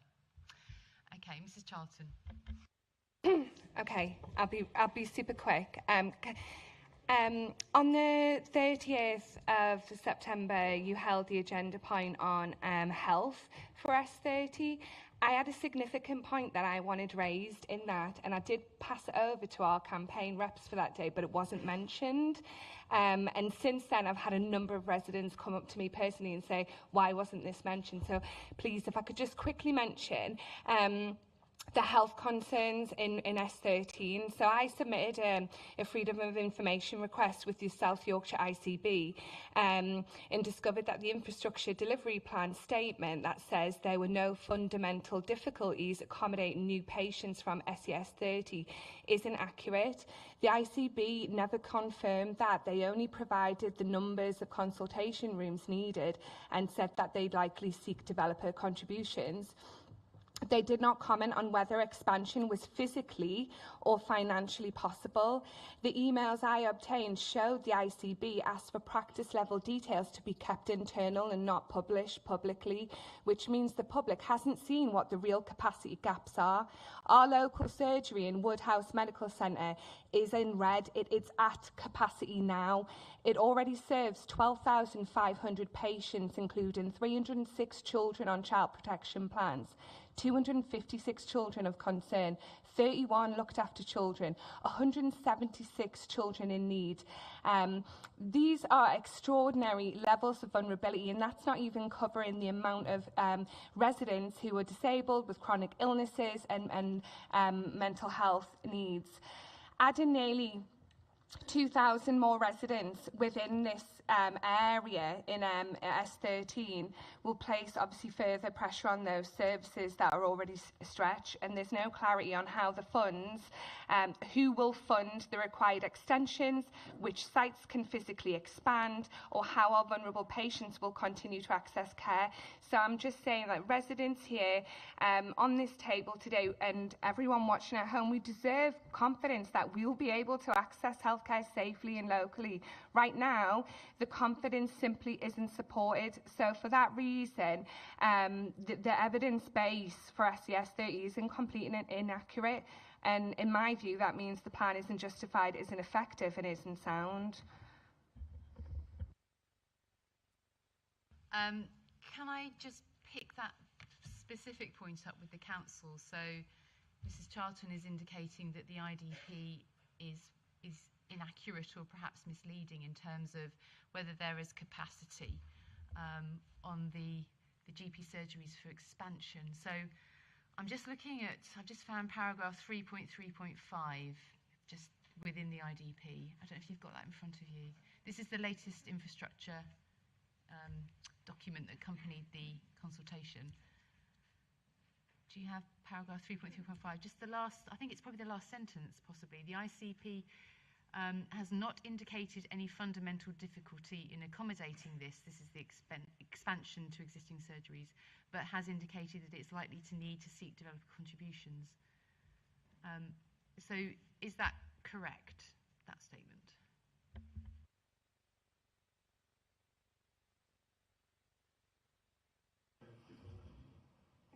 Well, I think this was based on the discussions that our consultants, well, Mr. Webster, who was here last week, they had with the ICB. So I can only sort of report what he has reported back to us. But I think the point is that I think it's probably fair to say that they haven't commented on the scope for expanding existing practices, but they said, you know, that is one option as to how it could be dealt with. But I couldn't say, you know, beyond that, I don't think we've got any further information beyond what they've said in terms of needing developer contributions to pay for expansion or new facilities in some instances. I think it would depend on discussions at the planning application stage as to what was needed.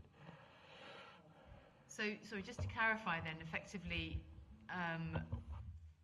the discussions then have not confirmed either way. Is that the position, that the detail?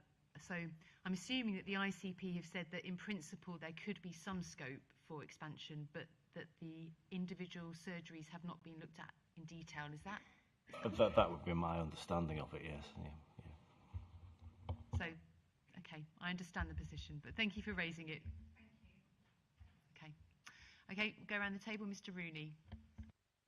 Can I ask everyone to keep comments fairly short, because we've got 10 I people. can just back up what Sadie said about, because I use the same doctors as she does, and since my stroke I'm a very regular attender, and I asked the practice manager if they'd been approached about the consequences of the development on Beaver Road, etc., and he said they knew nothing about it.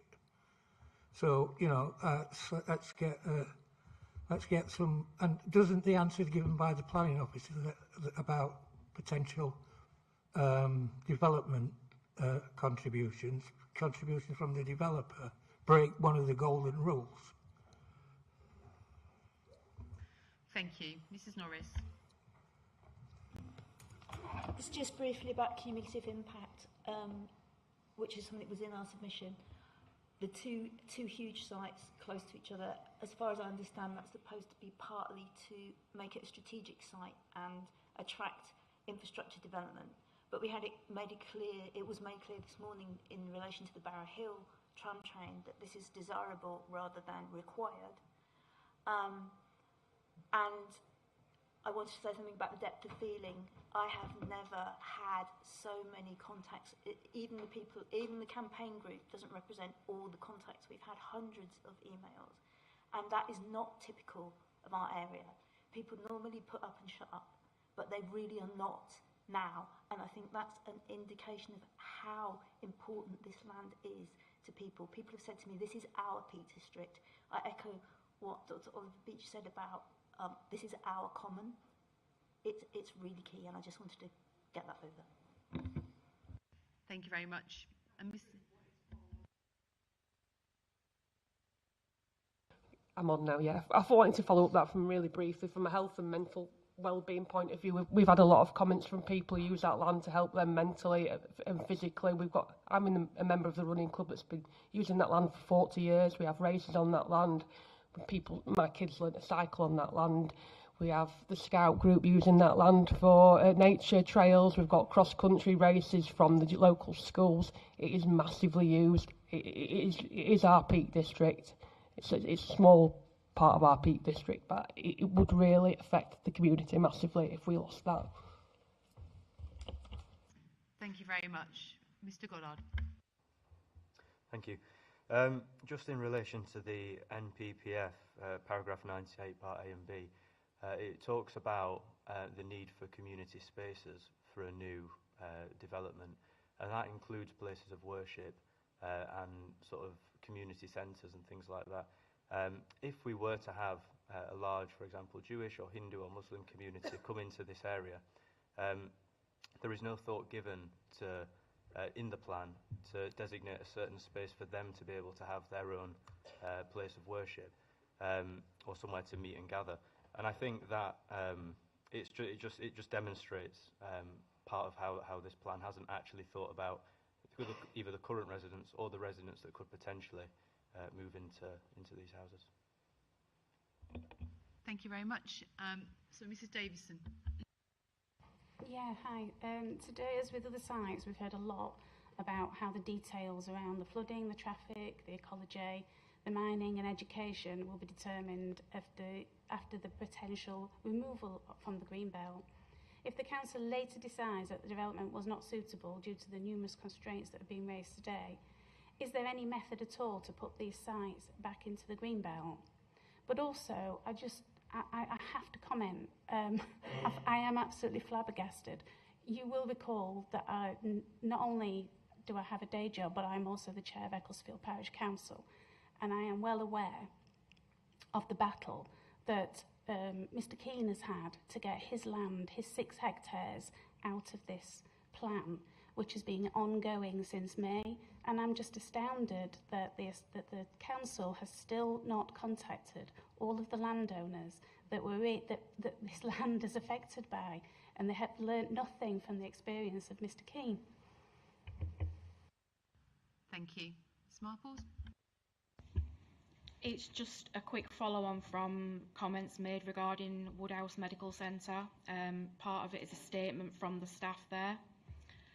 The surgery is at capacity. It is clinically unsafe, and it would be clinically negligent for them to take on any more patients. Taking on more patients and overstretching an already burdened system will ultimately compromise the quality of care for all residents. The clinical directors for the primary care networks, Townships 2, were not consulted, despite the significant impact the surgeries within these areas will face.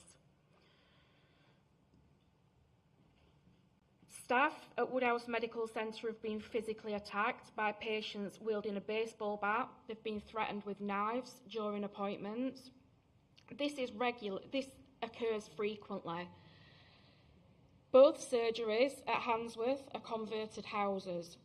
Disabled access at both sites is poor because of the layout of the buildings. Both are situated on main roads and only one of them has a car park.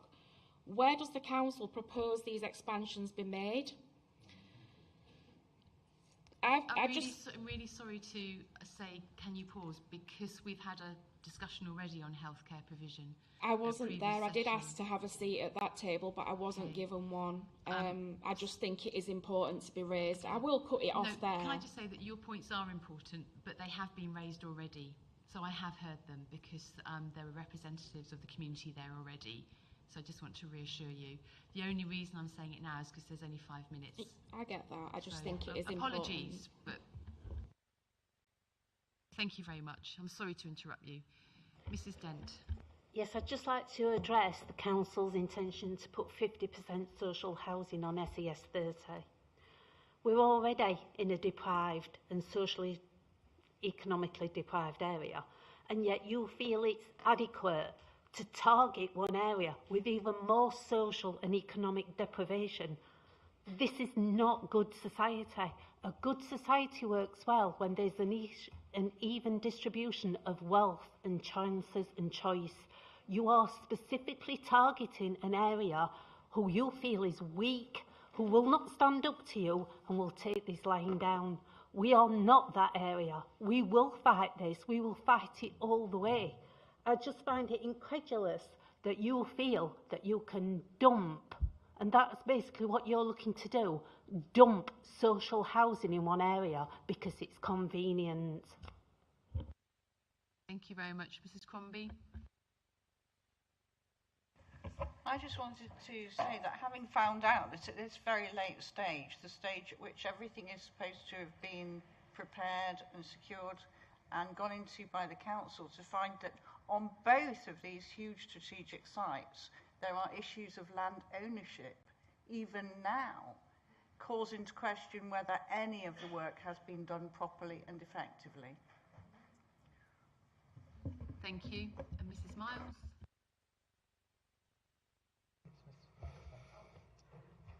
Sorry, I'm looking at the wrong person.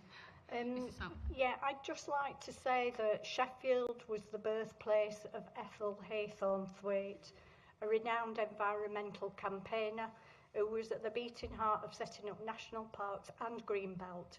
Sheffield had the first national park and it was an early adopter of Greenbelt. It likes to promote itself as the greenest city in Europe, the outdoor city. We've got more trees than anywhere else, etc., etc. However, some studies actually show that distribution of green space in Sheffield is already uneven across the city in general, with areas like S13 faring less well. This is a grave injustice which could be corrected through the Simca Nature Recovery Scheme. But if these proposals are approved, that statistic will only worsen, with the resulting impact on mental and physical health in our community, pushing Sheffield even further into favouring its most affluent residents, and that would be very, very wrong. And that is exactly what the planning department are trying to do. Thank you, Ma'am. Thank you, Ma'am. Thank you. Section 525 of the Council's Open Space Assessment defines accessible green space. It requires two things. One is a clear boundary, and two is public access. And it's very specific about what it does not count. It says not countryside, where access is only by footpaths. Now that's important because when we go through the reports, we're finding that the council is defining open space in a variety of different ways. They're using both definitions. Thank you. Dr. Beach. A very quick one, and you asked us to underscore points in our reps, and I want to come back to something in mine which is around densification and what the implications of that are for exceptional circumstances. I feel, Inspector, before you can accept exceptional circumstances for this site and any others potentially, paragraph 147B of the NPPF requires the council to demonstrate that they've optimised density. Leeds, a city that I know well through my work, achieves 350 dwellings per hectare in its centre. Sheffield in this new plan is only targeting 300, so a city, core city, outperforming Sheffield economically is achieving something higher than the target here. That gap alone is the 2,870 homes that the council hasn't pursued. How is that compliant with that section of the NPPF? Thank you. I've noted your points. Mr. Parkin? Yeah, just a very quick point. You've heard a lot about how our schools are full, roads are congested, local health services can't cope. I just want to say these are signs that Handsworth cannot cope and is not ready to absorb 2 major housing allocations. Thank you. Thank you very much, Mr. Clapp. A quick point that I think has been saved until now. So the BMV, the site's in agricultural use at the moment. The council haven't assessed whether it's BMV land or not. So we know it's grade 3 land. We don't know whether it's grade 3A or grade 3B. You have my submissions on the appropriateness of when that assessment should take place from the previous session. And just to draw a few things together for the S13 group on the planning issues at SES30, I just want to go through a few of them. Issues affecting the site that I think are effectively common ground between the council and us. Areas of the site are in flood zones 2 and 3. There's a waterway running through it. The site requires a 15-metre buffer to the south, which has not been included in any plan. A private landowner owns some of it. It's been recognised as desirable as a BNG site on the National Register. As far as the council are aware, it could all be comprised of BNV land. Parts of the site are part of a former mine. Parts of the road network will be operating at near 100% capacity if the proposal comes forward. One of the proposed accesses goes through a designated green space. The council haven't considered how access to the maroon north of the site would come forward or serve the required number of dwellings there. There's been no site-specific viability analysis despite the constraints I've referred to.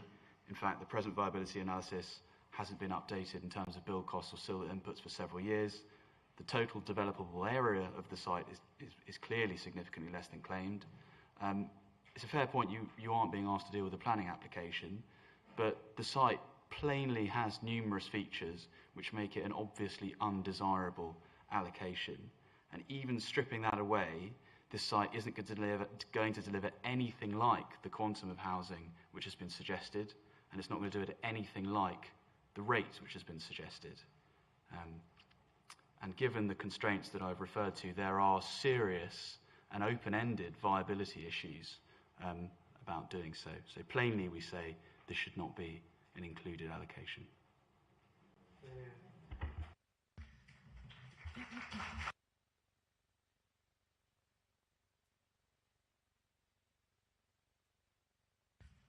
Okay, thank you very much everyone for your contributions.